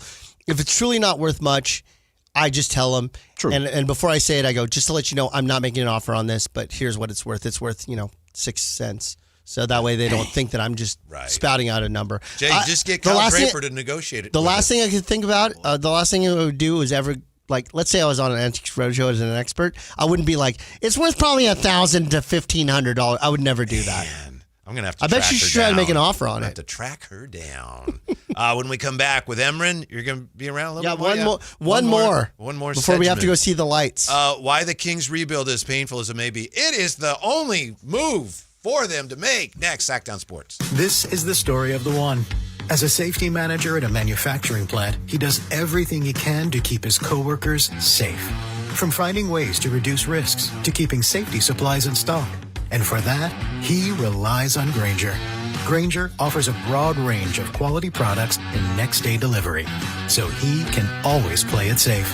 Call 1-800-GRAINGER, click Grainger.com, or just stop by. Grainger, for the ones who get it done. At Fisher Investments, we may seem like other money managers, but we're different. Are you really that different than the rest of us? We are. As a fiduciary, we always focus on what's best for our clients. What services do you offer besides investing? We have a team of specialists in financial planning, estate planning, and more. Your clients rely on you for all that? Yes, we ensure clients receive unparalleled service at every step of the relationship. Okay, but you still sell commission-based products, right? No, because we believe that's a conflict of interest. We prioritize service over sales goals. So, then how do your fees work? We have a simple and transparent fee that's a percentage of our clients' portfolios. So we do better when our clients do better. Wow, we're more different than I thought. At Fisher Investments, we're clearly different. Learn more at fisherinvestments.com. Investing in securities involves the risk of loss. How do you stay humble when you're America's #1 wiper blade? That's what we're currently dealing with at Rain-X. Is it even possible to humble brag when you bully Mother Nature like we do? Do we sound too conceited if we keep repeating how Rain-X is the #1 brand of wiper blades in America? No, we'll take a lesson from our wipers and just keep doing our job with humility. As America's #1 wiper blade. Rain-X. Outsmart the elements. Honey, look. 4 calling birds. Do they have cell phones? Well, yeah. They're called calling birds because they have 4 lines of Cricket 5G. How do they pay? Oh, easy. Each line is only $25 a month. Who are they calling? Beats me. One sec, gotta take this. Join Cricket Nation and get 4 lines for $25 per month each. Smile, you're on Cricket. Cricket may temporarily slow data speeds if the network is busy. New lines only. All lines must be selected. Unlimited plan fees. Terms and restrictions apply. Cricket 5G requires a compatible device and is not available everywhere. See cricketwireless.com for details. Welcome back to Winter Hack Radio, the place for clever hacks to survive the season. Icy driveway? Well, try spreading sand or bird seed to help with traction. Snowy puppy paws? Well, grab a whisk, brush it off, done. Catch COVID-19? Well, just get... Actually, there's no hack for COVID-19. But if you test positive, prescription medications for COVID exist. Ask your doctor if they're right for you. Visit PfizerForAll.com to learn more. Sponsored by Pfizer. Hey, I'm Steffi. You may know me from your social feed. I go big for the holidays, so I'm going to Famous Footwear because the best gifts are giving famous. My friends and family are gonna love all these styles from Nike, Adidas, Crocs, New Balance, Skechers, and more. With over 800 stores, you're never far from the perfect gift. So make your list and make it famous. Come in today for buy one pair, get one half off at your local Famous Footwear or famous.com. Some exclusions apply. Hey Aggie fans, Coach Tim Plow here, head football coach at UC Davis. With our home victory this past weekend, we are hosting Illinois State in the quarterfinals this Saturday, December 13th at 2 p.m. The atmosphere was electric last Saturday, and we need your support again this weekend with a spot in the semifinals on the line. Show up in Shredville and cheer us on as we look to continue our path to Nashville. Visit UCDavisAggies.com for tickets and get ready to bring the energy to UC Davis Health Stadium. Go Ags. Sacramento, the wait is over. The all-new Hard Rock Sports Bar is here at Hard Rock Hotel and Casino Sacramento at Fire Mountain. Enjoy the ultimate 24/7 sports watching destination with 20 big screens with all the action for the premier game day experience. There's no other place you'd want to be to watch all the games with you and your friends. Now open at Hard Rock Hotel and Casino Sacramento at Fire Mountain. For more details, visit casino.hardrock.com/Sacramento. At Elk Grove Honda, our recipe for happy holidays is to think Happy Honda Days. Let's explain. Happy is a good thing. We all like happy. Happy stands for quality, reliability, comfort, design, peace of mind, value at resale, and a lot more important words. And days is how long you have to take advantage of Elk Grove Honda's 2025 Accord, Pilot, and Ridgeline year-end clearance underway right now. Elk Grove Honda is located in the Elk Grove Auto Mall, Highway 99 at Elk Grove Boulevard, or on the web at elkgrovehonda.com. I gotta get an Elk Grove Honda. KHD1 Sacramento, KYMX HD3 Sacramento. From the Power Business Technology Toshiba Studios. This is Sactown Sports 1140.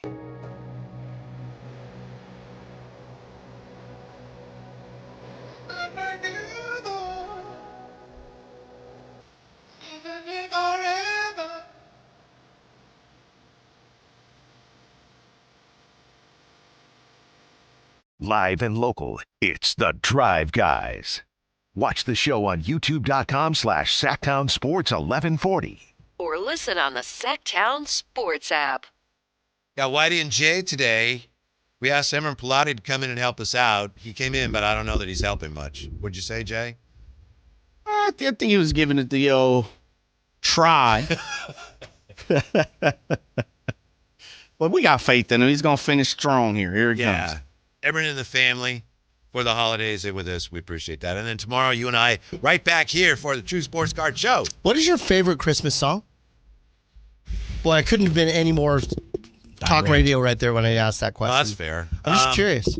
Probably Have Yourself a Merry... No, it's the Chrissy... Yeah, is that the Chrissy Hynde one? Is that what she's... Have Yourself a Merry Little... Yeah, I love that one. Mine is This Christmas by Donny Hathaway. It's my absolute favorite song. And I have the alternative on the other side where it's cringy to the point where it hurts my heart to even hear it.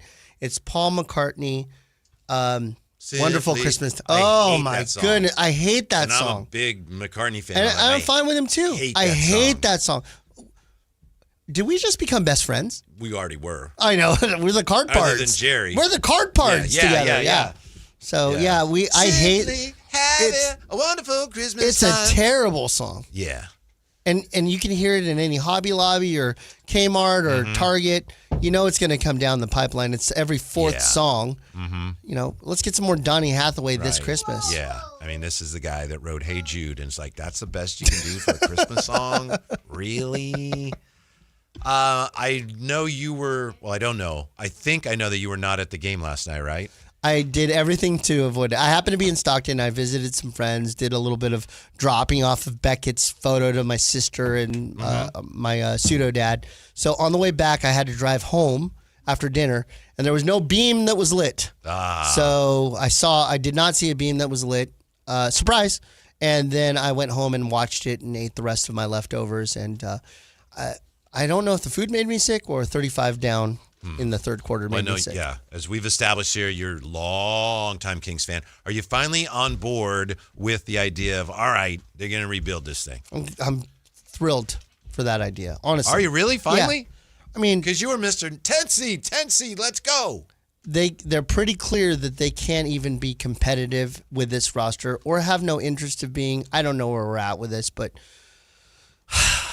it's all tough for us as Kings fans, especially when, like, I was thinking about wearing my Kings beanie tonight to, go about and see the lights, and I'm like, do I really want to wear? I'm not changing my team. I love my team. That's not gonna change. It's just a depressing time for us, and we just need to figure out that direction.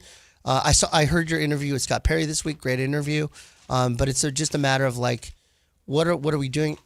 If Keon is untouchable, that's great. If that's what's the case, they played him 25 minutes last night. So like, I got to tell you that buckles me a little bit, and I'm not being critical. I feel bad for you that with everything going on and fans are saying this and that, upset, and you're not wearing your Kings beanie. To me, that's like, ooh, I know. That's something, right? I told you, man. We're at the point now where the acceptance. It comes to yes. It's the very different. What is it? Stages of grieving. Yes, Where am I at? Earlier. Where am I at? Well, if your acceptance is when you make it all the way through. That's the end, right? Yeah. But in fact, people often kind of ping pong and they skip steps. Stages of grief. Yeah. Where am I? So the 5 stages. Where am I? Anger. Are you anger? I had anger for sure. Yeah. There's. I've kind of skipped that. Mm-hmm. Yeah, I don't think I've been angry with this team. It is denial. First. Right, which is, they're going to be good. No, they're going to be they're going to win 43 playoffs games for sure. Were any of us denying this? Some people, I think. I was for sure. All right. Anger was next. Oh, there's a lot of that. Yeah. Yeah. Trade everybody. Yeah. Right. Bargaining. Well, what if this happens? What if we just win? If we just win 80% of our games moving forward for the rest of the season, we'll make the playoff. We'll win the 37 games. Right. We'll be in the play-ins. Yeah. Then depression. I think that's where I'm at. Right. Okay. I consulted to find out how much it would cost to remove my lower back tattoo. Very expensive and very painful. It is a King's tattoo. It's not just something normal. True? Is that true? Your face. I'm not facing you. Look. I can't. Stop looking at me, Jay. There is a seat. And then finally, acceptance. And are we at that point of grief for us? No. The team can be just fine. But it came up today because it was Bobby Gerald, right? Yeah, Bobby Gerald said on that. X. He said, there aren't boos in the building tonight, so fans are coming to accept this. So it's going to be, it doesn't always go, like I said, step by step by step. You kind of move around between the few, but a lot of fans are feeling a lot of that. I was not in the building, obviously, but I did watch it. And they do this rotational camera angle kind of just sweeping over the crowd. And it's right before tip-off, and I was like, wow, that is the most sparse crowd I've seen in a really long time. The highlight? 16,303 officially. Yeah, right. Really? It was 16K? Right. No way. Oh. Sold tickets. Yeah, of course. Not physical in the building. But see, even with that, sold tickets, that game wasn't on the schedule originally. Oh, because it was an addition? Yeah, so there were probably 16,307 in the building or something, With employees. Half of them are working in the snack bars. Right. I would also say that that I love listening to Kyle call games, no matter what. Mm-hmm. Our guy Kyle, so he's great. Who? He mentioned me last night. Didn't mention me, when we did the show together for KD, 2 years. my man. He finally mentions me in the fourth quarter of a 35-point blowout. But that's when nobody's listening. What did he say, Whitey? No, he said, and I texted him. I appreciate it. He said he talked about the interview that we did, and he mentioned me. And then he went over, he had nothing else to talk about because the game was like, so he talked about some of the interview, which I appreciated. Yes. Yeah. What was the compliment? Because he's very difficult to get compliments from. So he's like, yeah, Whitey did an interview with Scott Perry. Moving right along, it's like, wait a minute. It wasn't good, it wasn't bad. He just stated the fact. He was very, very, very generous with his praise of that. So I can't say, but he was doing a little shopping. I'll tell you that. He did a little shopping, a little gift shopping. Okay. And Drapes was so wonderful because he came during work hours when we're open. Not his usual Christmas. Hello, everybody. I'm Kyle Draper, and I expect Christmas morning KD at 6:30 a.m. to cater to me. Yeah, the Mercedes man. What does he think the is his Mercedes man? He thinks it's Gucci. I open the door for him. White glove service. Are you, as a Kings fan, and I'm kind of putting you in the spot now in the chair of representing all Kings fans? Are you excited at all or close to being excited about any of the newer players, the young players? Which is surprising because as I was watching, Nick is not clicking as much as I thought he would be based on relative where he was drafted. I think he's got a great ceiling. I think he's going to be a very good player. I'm just not seeing, Dylan Harper yet. I'm not seeing Cooper Flagg yet. Not that he's that equivalent. Well, Nick was 20-something pick as opposed 20 to or late teens, one of the two. Yeah. Maximd looks good. Little clunky. I think he's like, trying to figure out how do I maneuver this 7-foot body when I'm only, 19 or 20 years old or however old he is. But I like what he has to offer. I think so. You're kind of warming up. You're not head over heels, but you're kind of warming up. Yeah, for sure. You got to give these guys a chance, and I don't think that they're ever going to give Devin the chance. It doesn't seem that way, at least. He got the chance last night. Played pretty well. Finally. Oh, okay. Yeah, I mean, he hadn't played in a long time. He had 15 points last night in 21 minutes. So that was a surprise. Yeah. Because he hadn't been playing, to your point, he hadn't been playing at all. Maybe Christy looks over at him and goes, that guy looks a lot older. Maybe he's a veteran because his hair and everything. So. And how about last cold night? blood, man? That was a shot, man. I know. I just let that. How are you gonna have a hair part in the back of your head?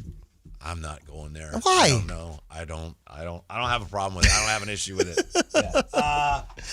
I like Devin. I just wish he got more run. That's all. Yeah. After last night, I would think, well, you should play him more. And, of course, they have the veterans that were out last night, including Zach LaVine. And then Monday is a day when you can trade a lot of the guys who signed as free agents. So maybe the Kings start making moves on Monday. But Scott Perry, I don't know if you heard, he was on our show. And he said, don't assume that just because you have this date or that date that things are going to start. With all that said, I think that we've had a little bit of – we have a lot of, I think, good people on our roster, good people based on what I've experienced around them or seen them. Like Malik Monk is one of the quality guys in the league, just an awesome person. We've worked with him multiple times. But I think that these guys are just like, maybe I got to go somewhere else. There's just a better fit for me somewhere. And I think some of them are embracing the opportunity to potentially just go somewhere else. Yeah. As difficult as this is, and as difficult as it's probably going to be, to me, it's pretty clear. It's really clear that this is the only way to go. When I say this, I mean a rebuild. Because if you're going to stay with what you were doing, and try to patch the roster here or there, a veteran roster, and maybe you have years when you win 43 games, 44 games, then you fall back next year. As long as you're staying like in the middle there, and you might get into the playoffs, you're never going to be very good. And this way, in the short term, you're going to be bad, but that is the only way to go if you want ever to be like really good. It comes There's no with guarantee, but it's the only way to do it. It comes with the opportunity of what's available. So when you look at this, we all know through the league, if you were at one of the other 29 teams, Levine's available. You know that DeRozan's available. You know that Schroeder's available. You may know that even Sabonis might be available, right? And we know who's available on their sides. So, do you want any of these guys? Do you want John Morant? He's available. Do you want Trae Young? He's available. Shortcuts. Shortcuts. Do you want Zion? He's available. So you think about what would be tradable assets on the other side of it. It's like, do you really want that? Would you rather have Levine or would you rather have LaMelo Ball? I don't know. Jay loves LaMelo Ball. If we're going to lose by 35, I want to see a guy doing circus things through his legs and shooting off wrong foot 37 feet from the basket. Why entertaining. not? Yeah, it's like watching the circus. If if LaMelo comes. Yeah. At that point, it's just if we're going to lose, let's lose spectacularly. And so far, we've done that. Yeah. The 3 questions are fans going to be patient enough for it? Will, ownership, if this takes years, will they stick with it? They're on board now. We know that. And then the third thing is, and no one knows, will it work? Because if it doesn't work, if you go through years and years of this and you're ended up like, okay, it didn't quite stick, then you really got a problem, but you have to try. I got to say this. This is a formality question in regards to radio and etiquette. So if you could help me out with this. Mm-hmm. So you said, before you even started talking, you go, there's 3 things to think about, right? And then you gave 2 very fluid, and then it felt like you went to go to the well to get the third one. Have you ever been like, there's only 7 things that matter, and then you're at like 5 and you're like, oh crap, I don't know. No, I need 2 more. The third one and is then you're the like biggest making one. stuff up. The third one is the Okay, biggest one. because I've been stuck on the radio like that. I'm like 5 keys, and then I get to 3 and I'm like, I better come up with 2 more keys. No. Because I don't know what to say. The third one is the biggest one. It might not work. You don't know for sure that the rebuild is going to work. So why not start with that one? Because for dramatic effect, you got this, and then you got the abominable snow monster. What if it doesn't work? So let's get the pieces moving. December 15th, Monday.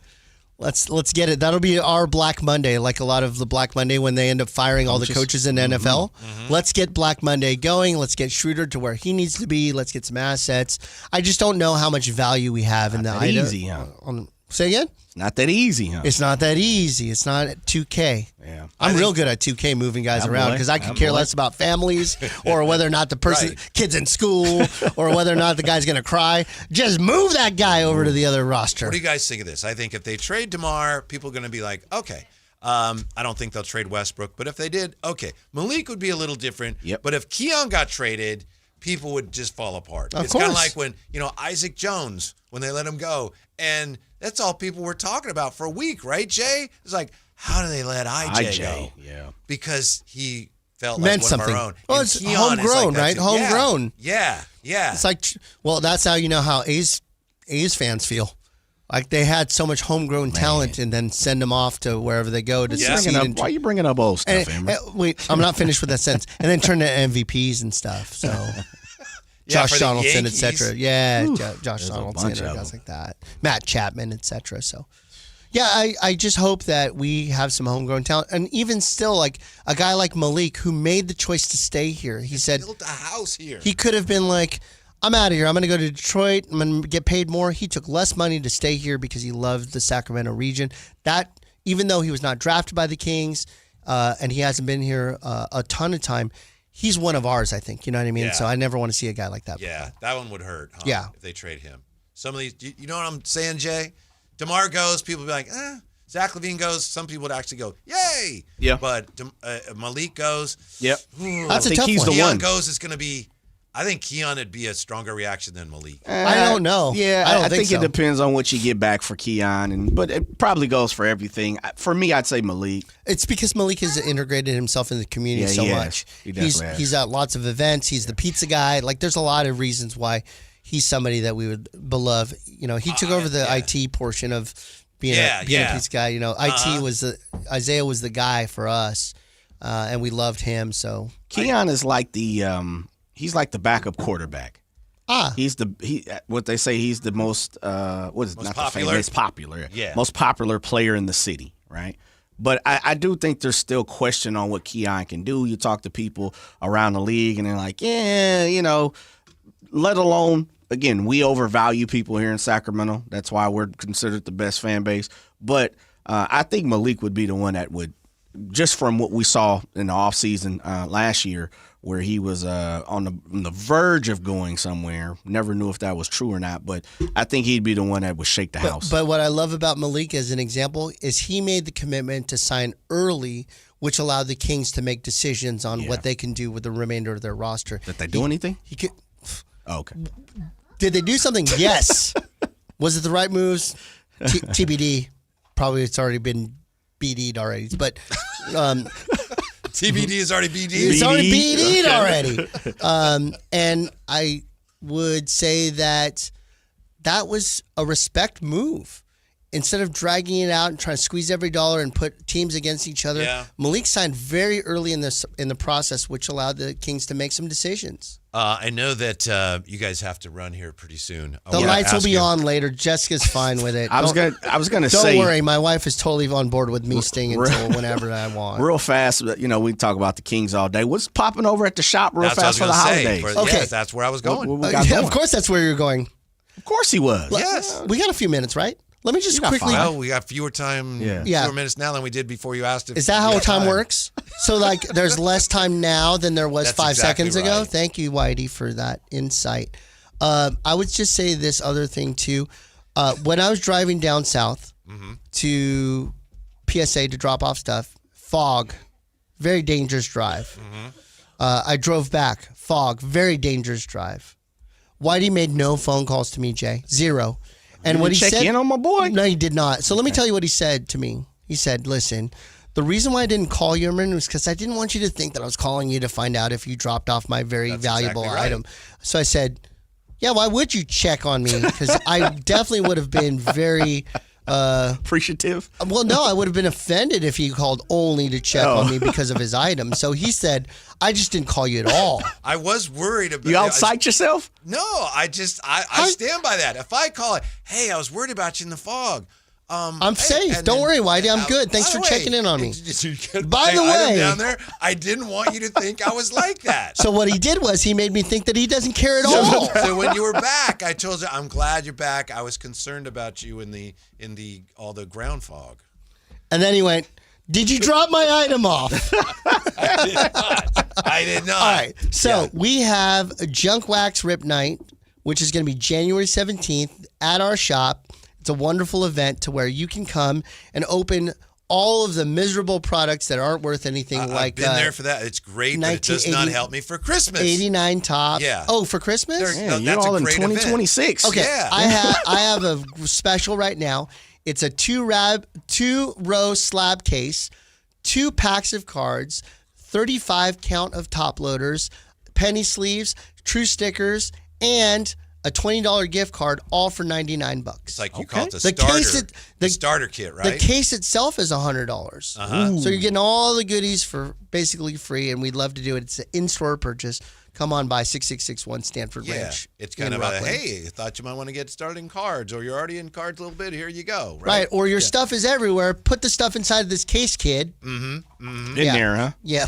Yep. You better believe it. You've got jerseys all over the place, autographed jerseys, and your vintage card selection is vastly improved over what it was even a couple months ago. And I will say this as we close out my time here with you. You got to remember, and I'm saying it because my wife is sitting 10 feet to my right. Introduce us to your wife. This is Jessica Pilates, the great Jessica Pilates from Tracy, California. Ooh, and so, Tracy. So just to let you know, when we first started dating and we ended up living together, it's one of those things. Yeah, we're not old school. So separate beds. I'm totally talking about her. Are you on the phone? She's not even listening anymore. She's wonderful. Yeah. Love my life, right? Yeah. And so we sold out of our house. I was an eBay power seller, selling cards. So when we moved to Roseville from Stockton 5 years ago, she's like, oh yeah, let's get all of the cards into the van and all this stuff. Just very excited. And literally as soon as that door shut, the back roll down gate of the door for the moving van, she goes, none of that crap is going back in the house. And I said, well, where's it supposed to go? She goes, I don't care. It ain't going in. We had a 3-bedroom house. True? It was a 3-bedroom house, and 2 of the bedrooms were stuff of like cards and memorabilia, and it was just a nightmare. So she's like, I don't care where it goes. And I go, fine, then I'm going to open a card shop. And she goes, I don't care where that goes. And I immediately thought to myself, I think I just got permission from my wife to open a card shop, and here we are. We just had our 4-year anniversary as a card shop. So, yep. Sources tell me that you were shut down in Stockton. In what sense? That you weren't opening anything in Stockton. You had to come to Sacramento. I love Stockton, but it was time for me to open here in Sacramento. So, so here we are. Yeah. Emran is not shy about telling people he's from Stockton. 209, baby. Yeah. I'm very good at bragging about myself. There's 3 things about me: hardworking, humble, and incredibly good looking and humble. Oh, there you go. Did you have to reach for the third one? Three things. One, two. Oh crap! I got to go with a third one. I'm gonna go with humble. That was a reach. Thank you, Jess. Yeah. Merry Christmas. Thanks for coming in. Thanks, I'll see you tomorrow. I'll see you tomorrow, right now. Don't forget to join us on the True Sports Card Show every Saturday at 10 a.m. It's the first time that you and I will be in studio together for a long time. The beef is over. The beef is over. We'll see. I'm feeling a little tummy ache. I don't think I'm going to make it. It's going to really kick in around 9:30 tomorrow morning. Who deserves the most credit for the 49ers' success? We're back with that. Thank you, Emran. We're back with that and more. Wrapping things up on Sactown Sports next. A Sacramento tradition continues this year. The Santa Parade. Free for all to enjoy, circling Capitol Park beginning at 10 a.m. December 13th, the joy of the holiday season. Santa Claus is coming to Sacramento with the 41st Santa Parade. Join Sactown Sports 1140 December 13th beginning at 10 a.m. Brought to you in part by Elk Grove Chevrolet, Western Health Advantage, and OK Tire and Automotive. Sacramento weather is brought to you by Elk Grove Honda. I'm Dirk Bedorn in the KCRA 3 Weather Center. Valley fog keeping skies overcast overnight tonight and temperatures cool with overnight lows in the lower 40s. Expect to have more low cloud cover tomorrow with daytime highs in the mid 40s. Get the latest forecast on the KCRA 3 News and the KCRA 3 app. At Elk Grove Honda, our recipe for happy holidays is to think happy Honda days. There's no better time to visit Elk Grove Honda than our 2025 Accord, Pilot, and Ridgeline clearance sale in the Elk Grove Auto Mall, Highway 99 at Elk Grove Boulevard or ElkGroveHonda.com. I gotta get an Elk Grove Honda. Call Maverick Electrical to claim your free furnace tune-up or electrical safety check with a donation. This month, donate 5 canned foods to Maverick Electric's Holiday Food Drive and get a free furnace tune-up or electrical safety check. They'll collect your cans at the appointment and make sure your heat stays comfy and your lights stay steady, so the only thing whistling is the kettle, not your ductwork. Visit callamaverick.com to schedule your free tune-up today. We're a Maverick too, 'cause you're a Maverick too. Give to get with no gimmicks. Limited appointments. Some restrictions apply. Sactown sports fans, the countdown to the best live events starts now. The Roots are taking over Hard Rock Live Sacramento on December 27th. Get ready for legendary beats and the kind of energy only the Roots can bring. And we're just getting started. Then mark your calendars. Comedy takes the stage at Thunder Valley Casino Resort with Cedric the Entertainer on January 16th, followed by the sharp, fearless, absolutely unfiltered Daniel Tosh on January 24th. 2 comedy heavyweights, 1 powerhouse venue. Country fans, suit up. Brad Paisley rolls into Thunder Valley on January 30th, bringing all his hits, swagger, and all the good vibes. Then on January 31st, the breakout star everyone's talking about, Ernest, hits Ace of Spades for one night only. You know this show's gonna sell out. And don't forget R&B royalty Jodeci hits Hard Rock Live Sacramento on February 15th. The smooth, soul, and classics, all live. Grab your tickets now before they're gone and keep up and tune in to Sactown Sports for more epic shows coming your way. Capital Casino, Sacramento's #1 poker room with primetime football. It's back. Capital Casino is giving away $500 per game and high-hand bonuses for every Sunday, Monday, and Thursday night primetime game, offering the best food, best service, and the best action with the most variety of games in the region and conveniently located at 411 North 16th Street in downtown Sacramento. For more information, log on to capital-casino.com, and please gamble responsibly. 1-800-GAMBLER. Carmichael Dave here for American Energy Heating and Air. They're now upgrading what they do to include plumbing. They're bringing that same expertise and experience to the plumbing space. So they're no longer just heat and air. They're now your American Energy home pros. You hear me talk about them all the time as your second opinion partner. Now you can still get second opinions on any HVAC service or replacement. And now you can get a second opinion on any of your plumbing services. They'll come out to your house for free and give you that second opinion. And right now, they got a free furnace special with a full system installation up to $2,500 in rebates. All for a company that's been serving the greater Sacramento area since 1981. A+ Better Business Bureau. 916-520-9990. That's 916-520-9990 or AmericanEnergyAir.com. Jingle singers, take it away. Call 916-520-9990 now. You're in 10% pricing is in effect. Every vehicle is priced to sell before the new year during Happy Honda Days. At Folsom Lake Honda, your one-stop Honda shop. Get behind the wheel of your new Accord or Civic today. Own or lease during Happy Honda Days at FolsomLakeHonda.com. As a family-owned and operated dealership since 2009, customer service is our #1 priority. Our customers love doing business with us, and you will too. Folsom Lake Honda is your one-stop Honda shop. Visit us at FolsomLakeHonda.com. Your one-stop Honda shop.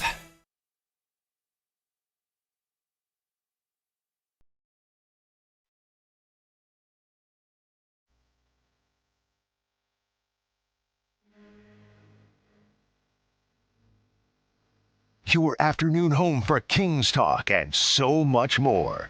The Drive Guys on Sactown Sports. Our thanks to Erin Pilati for stopping by tomorrow morning, 10 here. Erin Pilati and I with the True Sports Card Show. You got Jay and Whitey today with the 49ers finally back in action, Jay. You looking forward to seeing them play again? I know it's the time. I am. Me too. Miss them? I hate bye weeks, and I know the players need them, and if I was a player, I'd love it, but I hate bye weeks. I think I'm okay with the last available bye week, which is week 14, but I like the later bye week. Yeah.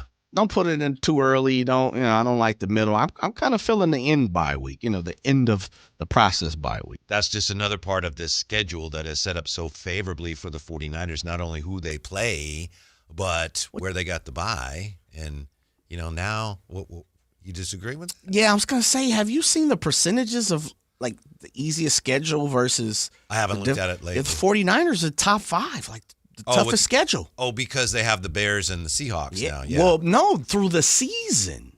How it's really? played out. Yeah, it's kind of like reversed. Really? Yeah, I saw last week, and I meant to talk about it and, send it to you, or maybe I didn't. Get Kyle Draper on the phone. phone. Yeah. It's kind of reversed. Like first of all, the NFC West is a doozy, right? Mm-hmm. So you have Seattle and the Rams on top of that. The Bears look pretty good. The Jags look pretty good. Yeah, the Colts that's right. on paper are pretty good up until like now.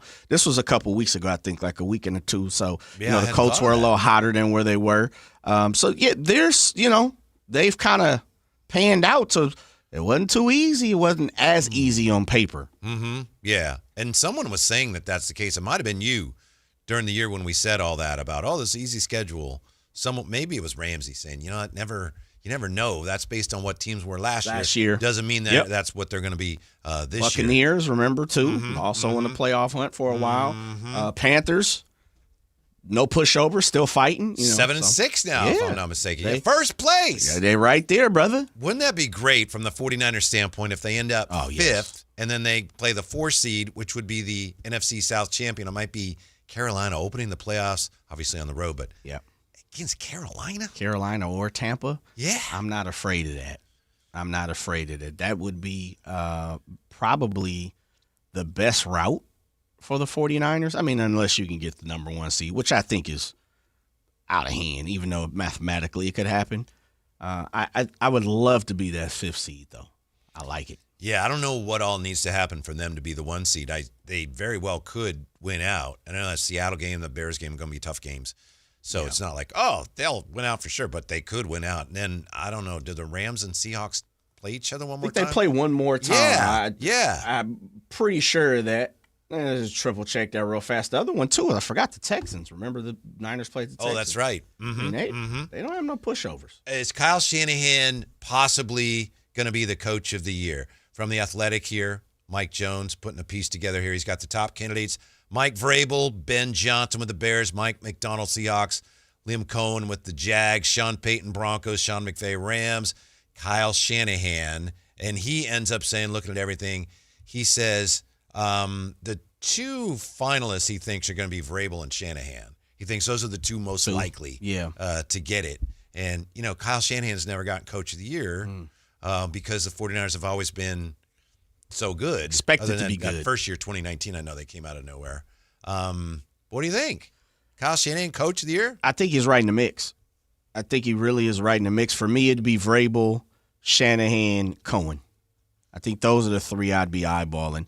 And, you got to give some love to Ben up there, too, in Chi-Town. Those probably the 4. Yeah. Quite often in sports, the Coach of the Year is really just the coach of the team that surprised everybody the most.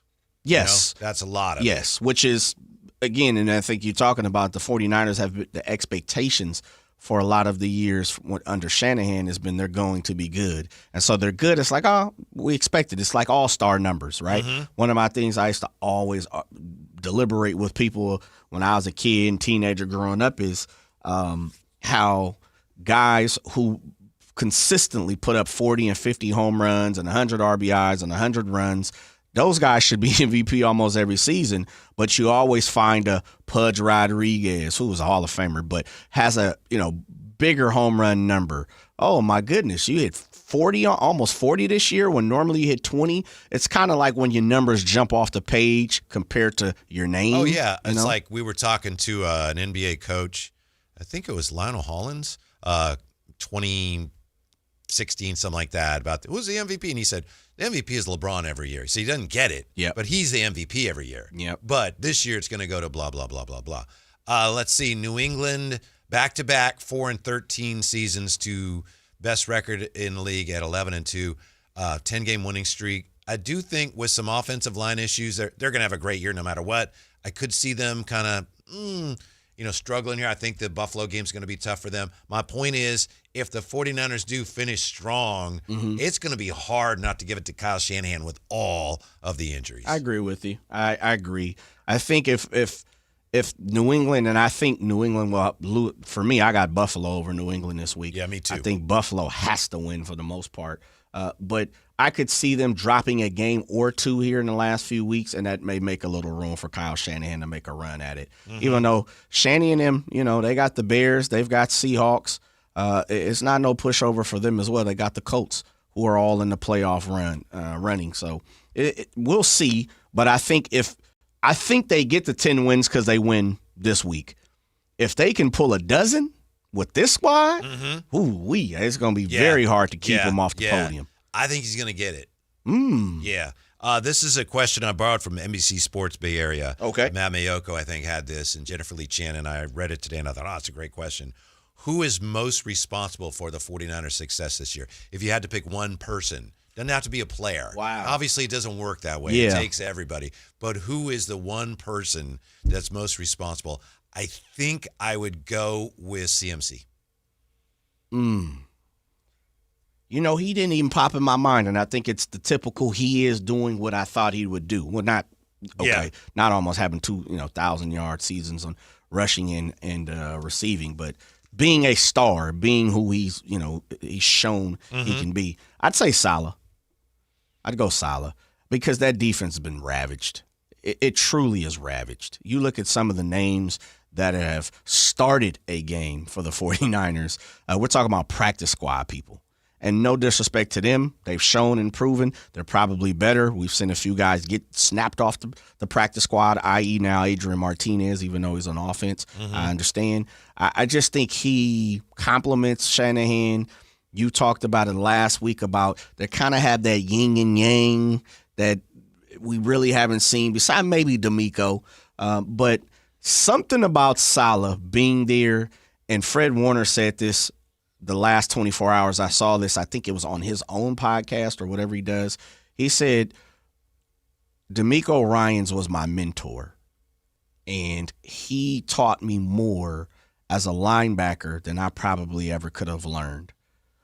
Robert Saleh has a way about talking to me, though. There's just something that's different. He can get the best out, and he didn't say D'Amico couldn't. He said, because he said D'Amico was my guy. He's my mentor. He's the one that's taught me everything, among other stuff. But Saleh has a little something different to him. He's got a little different seasoning to him. And so I think if you put another defense, I'm not even going to call anybody's name out because I don't want to be disrespectful, but I think if you don't have Saleh, this team's probably not 9-4. Yeah, I can't disagree with that. He's rallied the troops, Whitey. And they haven't won anything yet. But, No. they have a chance to do some damage, and they lost two players off the defense. That either one of them, when they lost them, you could say, well, they're not going to win the Super Bowl without Bosa. They're not going to win a Super Bowl without Warner. They lose them both, and I don't know that they're going to win the Super Bowl, but they're right there. They are. Yeah, that's remarkable. I think they're in position. to make the playoffs. They're having a great season, a really good season anyway. There's something to be said for, Kyle Shanahan and then a guy on the defensive side of the ball who's kind of his equal. And he's been a head coach. When before, with the last few years since Saleh left, well, I know DeMeco Ryans was different. He's also close to being, an equal. But when you've had guys that, all right, Kyle's going to bring these guys in and he's just going to tell them what kind of defense to run, and they're going to run it. But they really, they were, poor Steve Wilkes and the guy last year. Yeah. Like they weren't close to having any kind of equal status with Shanahan. Agreed. Robert Saleh is like, he's got gravitas. He's got an impact on that team. He's definitely got the cash. They don't always get along, which is great. Yeah. Steve Wilkes couldn't afford to not get along with Kyle Shanahan. You better bring yourself down from that booth there, sir. Yeah. Right, exactly. And that's good. And that says a lot because Steve Wilkes is highly respected throughout the league. I know. He's been in the league longer than I've been alive, just about. Playing so many different positions. But somebody from the 916 is 100% right. JJ, not just their starters, even their backups got hurt. Right. And that's the truth. Yes. That's why I say he's started guys that have been on the practice squad. Mr. Robinson. Like the D-line, let's not even talk about it. It feels like they're fifth string with some of these players. Having to go get Clarence Farrell, having to go get Keon White, who was in the doghouse with the Patriots. It is crazy how they have been able to just sew this thing, glue it, staple it. Yeah, I don't know what they've been able to do to keep this defense just good enough to continue to win. It's remarkable, and maybe it says a lot about the state of the league too, but that the 49ers have not been able to run the ball very successfully this year, and they have not had a pass rush, and they're 9-4. I know. It's not supposed to work that way. No. That is amazing. Yeah. Is it because of Shanahan and... Some of it's got to be, right? Yeah, it has to. Yeah. You have to give him a little love. I know TC's got no love for Shanny, but you have to give him some. Like, it could have went far right, could have went far left. You see Fred go, because I'll be the first one. Fred go down all season over there. Oh, yeah. Captain America's down. Yeah. Yet again, just check them off. Right. I'm starting to believe they have a shot in the playoffs. Here we go. To make a run. They truly have. They play the Rams well. They play the Seahawks well. I'm not here saying they're going to beat them. What I'm saying is they're not going to go to SoFi and get blown out. They're not going to go up to, I was going to say, is it Lincoln? What the heck is that thing up there now? Lincoln Financial? Yeah, something like that. Yeah. Is it? I'll check. Lincoln that's in Philadelphia. That's Philly, yeah. Dude, I was right next to the stadium. I can't even remember. They're not going up to Seattle. Yeah, there we go. Go up there and get blown out. They may lose, but that says a lot on your fifth string linebacker. We'll continue our look at the upcoming NFL weekend. How many yards passing for Phillip Rivers this week? That and more next. We'll wrap things up for this week on Sactown Sports. A Sacramento tradition continues this year. The Santa Parade. Free for all to enjoy circling Capitol Park beginning at 10 a.m. December 13th, the joy of the holiday season. Santa Claus is coming to Sacramento with the 41st Santa Parade. Join Sactown Sports 1140 December 13th beginning at 10 a.m. Brought to you in part by Elk Grove Chevrolet, Western Health Advantage, and OK Tire and Automotive. Is there any upside to this bone-chilling fog we've been dealing with? I don't know. Here's one. It's a great reminder that it's time for heater and furnace tune-ups and maintenance, and Lee's Air Plumbing and Heating. They're going to make sure you're ready right now at leesair.com. Check out this offer. $100 off any AC heating or plumbing repair. It's not just about keeping that home comfy. It's about making sure that your system is functioning efficiently, and ours is just humming along. We've got a new HVAC system from Lee's Air Plumbing and Heating last winter. System works great, and it's saving us money. You want a company you can trust, a company with 40 years of experience, a company that's going to treat you right? You want Lee's Air Plumbing and Heating. Same day, next day's appointments and service. Yeah, no problem. Lee's Air Plumbing and Heating are your go-to experts for all things related to heating, also ventilation, AC, and plumbing.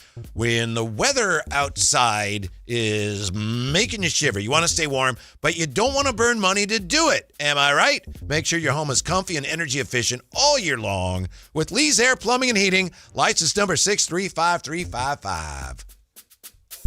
With the new IHOP value menu, $6 is all it takes to go to your happy plates, where stacks of pancakes with bacon and eggs are just $6 every day. French toast, sausage, and eggs are, you guessed it, $6. And fluffy omelets come with a side of pancakes and only cost $6. Go to your happy plates every day at IHOP.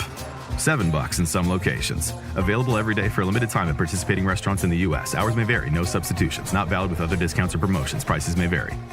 I'm Ed Evans, CEO of Consumer Cellular. No, we're not one of the big guys. Truth is, we don't want to be. If you're over 50, Big Wireless probably has you paying for more data than you might need. You could be throwing away thousands over a lifetime. Our entry-level data plans start at just $20 a month. And for a limited time, switch and get your second month free. Call 1-888-FREEDOM, visit consumercellular.com or a store near you and get your second month free today.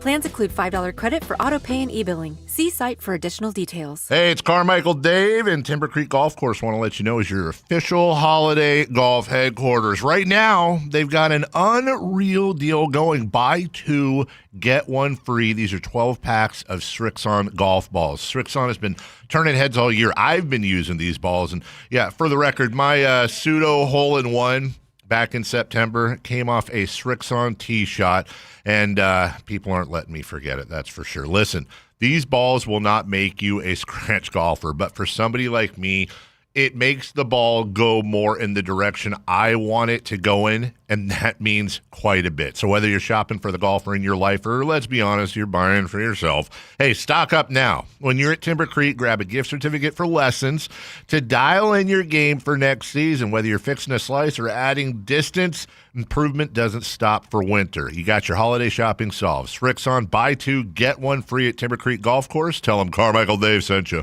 A new exclusive offer with an eligible Bank of America Visa credit card is your opportunity to go from cardholder to ticket holder for the FIFA World Cup 2026. For a limited time, when you're approved for a new customized cash rewards or unlimited cash rewards Visa credit card, you're eligible for a chance to purchase FIFA World Cup 2026 tickets. Learn more today at bfa.com/cardfwc26. What would you like the power to do? Bank of America, proud to be the official bank of FIFA World Cup 2026. Bank of America N.A. in partnership with Visa. Terms apply. All rights reserved. CVS Health supports people in the moments that matter, from picking up a prescription to connecting care. With nearly 5 million daily interactions and serving 185 million consumers and 1.5 million healthcare professionals, CVS Health holds a trusted place in healthcare. By simplifying care and improving health, we're helping people get the care they need. Learn more at cvshealth.com/Investor Day.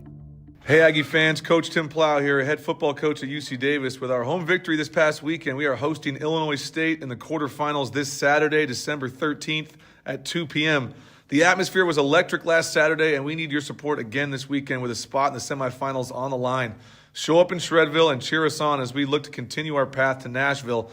Visit UCDavisAggies.com for tickets and get ready to bring the energy to UC Davis Health Stadium. Go Ags. What's up? We're talking to Chad Hoblet of Hoblet Dodge Chrysler Jeep Ram in Woodland. What's happening for Hoblet's Wrap the Year Up sales event? This time of year is all about hauling the family around, and there's no better way to do it than in a brand new 2025 Jeep Grand Cherokee. It's one of America's favorite SUVs for a reason, and right now you can save up to $10,500 off MSRP and no payments for 90 days.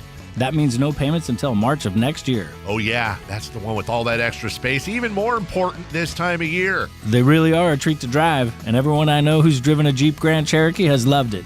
Don't miss your chance to get one and save at Hoblet. Search, select, and save through their whole inventory at HobletDodge.com. Unbeatable prices, unbeatable selection. Nobody beats Hoblet, period. $10,500 total net savings on select new 2025 Jeep Grand Cherokee L Limited after $5,000 factory rebates and $5,500 dealer discount. Rebates include $2,000 SFS bonus cash. Must finance through Stellantis. $500 first responder bonus cash for eligible first responders. 3 this net savings. Sample VIN 746799. See dealer for details.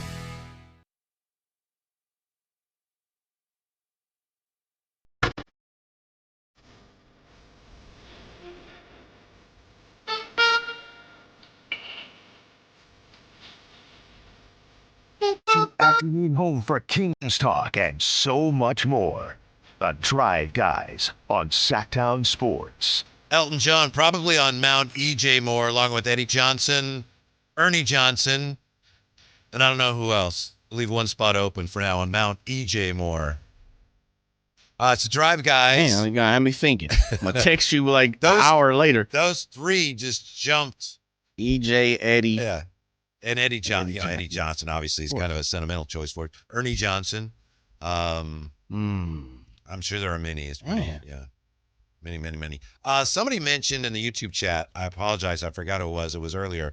Someone said, I like Whitey's shirt. Is there any way you can buy those? Alan happened to wear his today, too, and it was totally unplanned.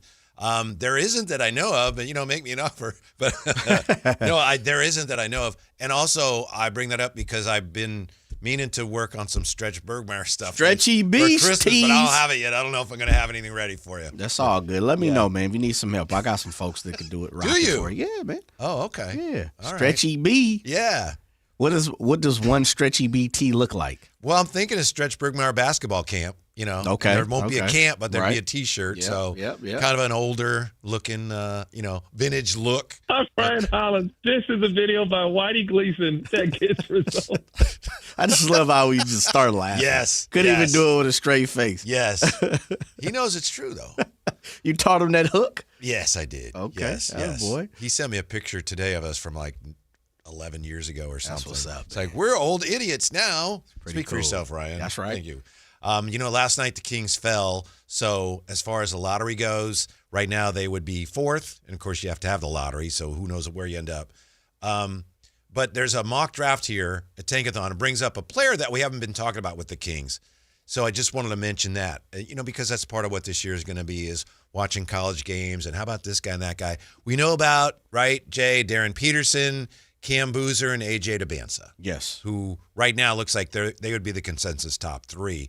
The Kings, according to this mock, would select it for Caleb Wilson. Yep. Shooting forward, power forward, North Carolina. UNC. 6'10", 215 pounds, a freshman who's averaging 23.5 points per game and 12.8 rebounds and 3 assists. Not much of a shooter, but just another name to keep in the back of your mind.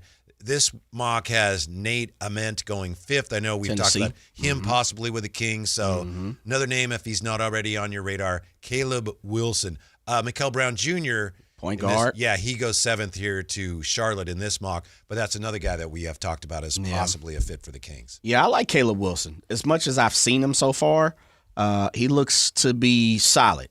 Like you said, not much of a shooter, more of a slasher, athlete. Be good. It's going to be interesting to see. I think he is pushing, most draft guys to say it's going to be a top 4 now, like a big 4. Yeah, okay. Yeah, compared to just a top 3, a big 3. All right, Yes, like that. It must be something there. Yeah. You listen to the Sam Vicinis and the Jeremy Woos of the world and people like that, Nathan Grubel, they're all talking about it look like it may be a big 4. Yeah. Of course, you know how it is. A guy can average 27 points a game, but then he goes to the combine. Yep. It's like, his vertical was not what we expected. And then teams like, forget it. Good. Forget it. It's cones, a shuttle. Right. How do you do in the shuttle drill? We don't want any part of him.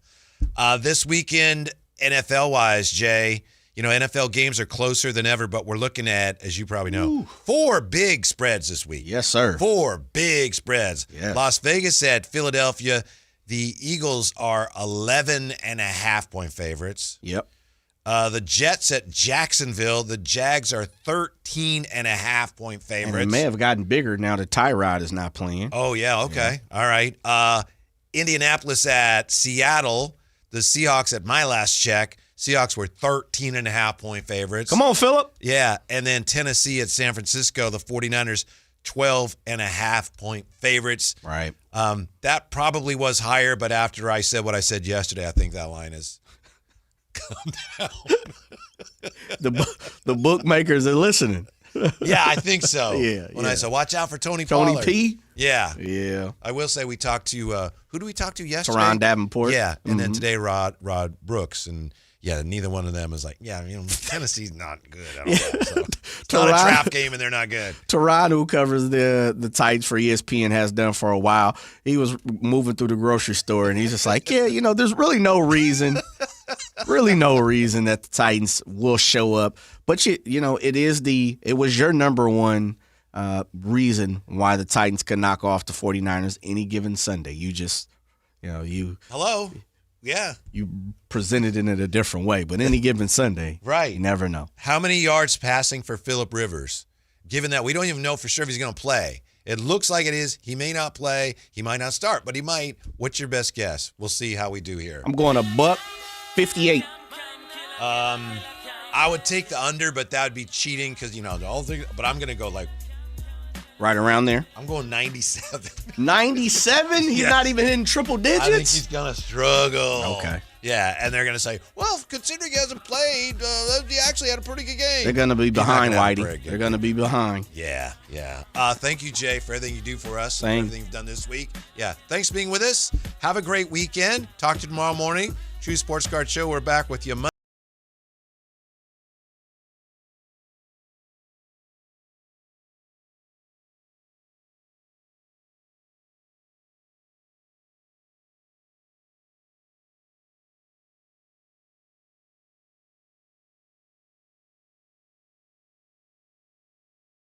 Sacramento tradition continues this year. The Santa Parade, free for all to enjoy, circling Capitol Park beginning at 10 a.m. December 13th, the joy of the holiday season. Santa Claus is coming to Sacramento with the 41st Santa Parade. Join Sactown Sports 1140 December 13th beginning at 10 a.m. Brought to you in part by Elk Grove Chevrolet, Western Health Advantage, and OK Tire and Automotive. This is the story of the one. As a safety manager at a manufacturing plant, he does everything he can to keep his coworkers safe. From finding ways to reduce risks to keeping safety supplies in stock. And for that, he relies on Grainger. Grainger offers a broad range of quality products and next-day delivery, so he can always play it safe. Call 1-800-GRAINGER, click Grainger.com, or just stop by. Grainger, for the ones who get it done. This Sactown Sports 49ers report is being brought to you by Kia of Vacaville, located beside the Vacaville outlets. San Francisco improves to 9-4 with a road win in Cleveland, 26-8. Christian McCaffrey and Brock Purdy both rushed for touchdowns in the victory. The defense was stellar, forcing 2 fumbles and holding Shadur Sanders to just 115 yards passing. Next up for San Francisco is Tennessee. You can catch all the action on Sunday, beginning at noon, right here on Sactown Sports 1140. Football season is here at Kia of Vacaville. You can score big in a new 2025 Kia Niro LX with up to 53 MPG combined at Kia of Vacaville. Perfect for road trips, tailgates, and cruising to Levi Stadium in style and comfort. But don't wait. Inventory is limited at Kia of Vacaville, and these deals won't last long. Visit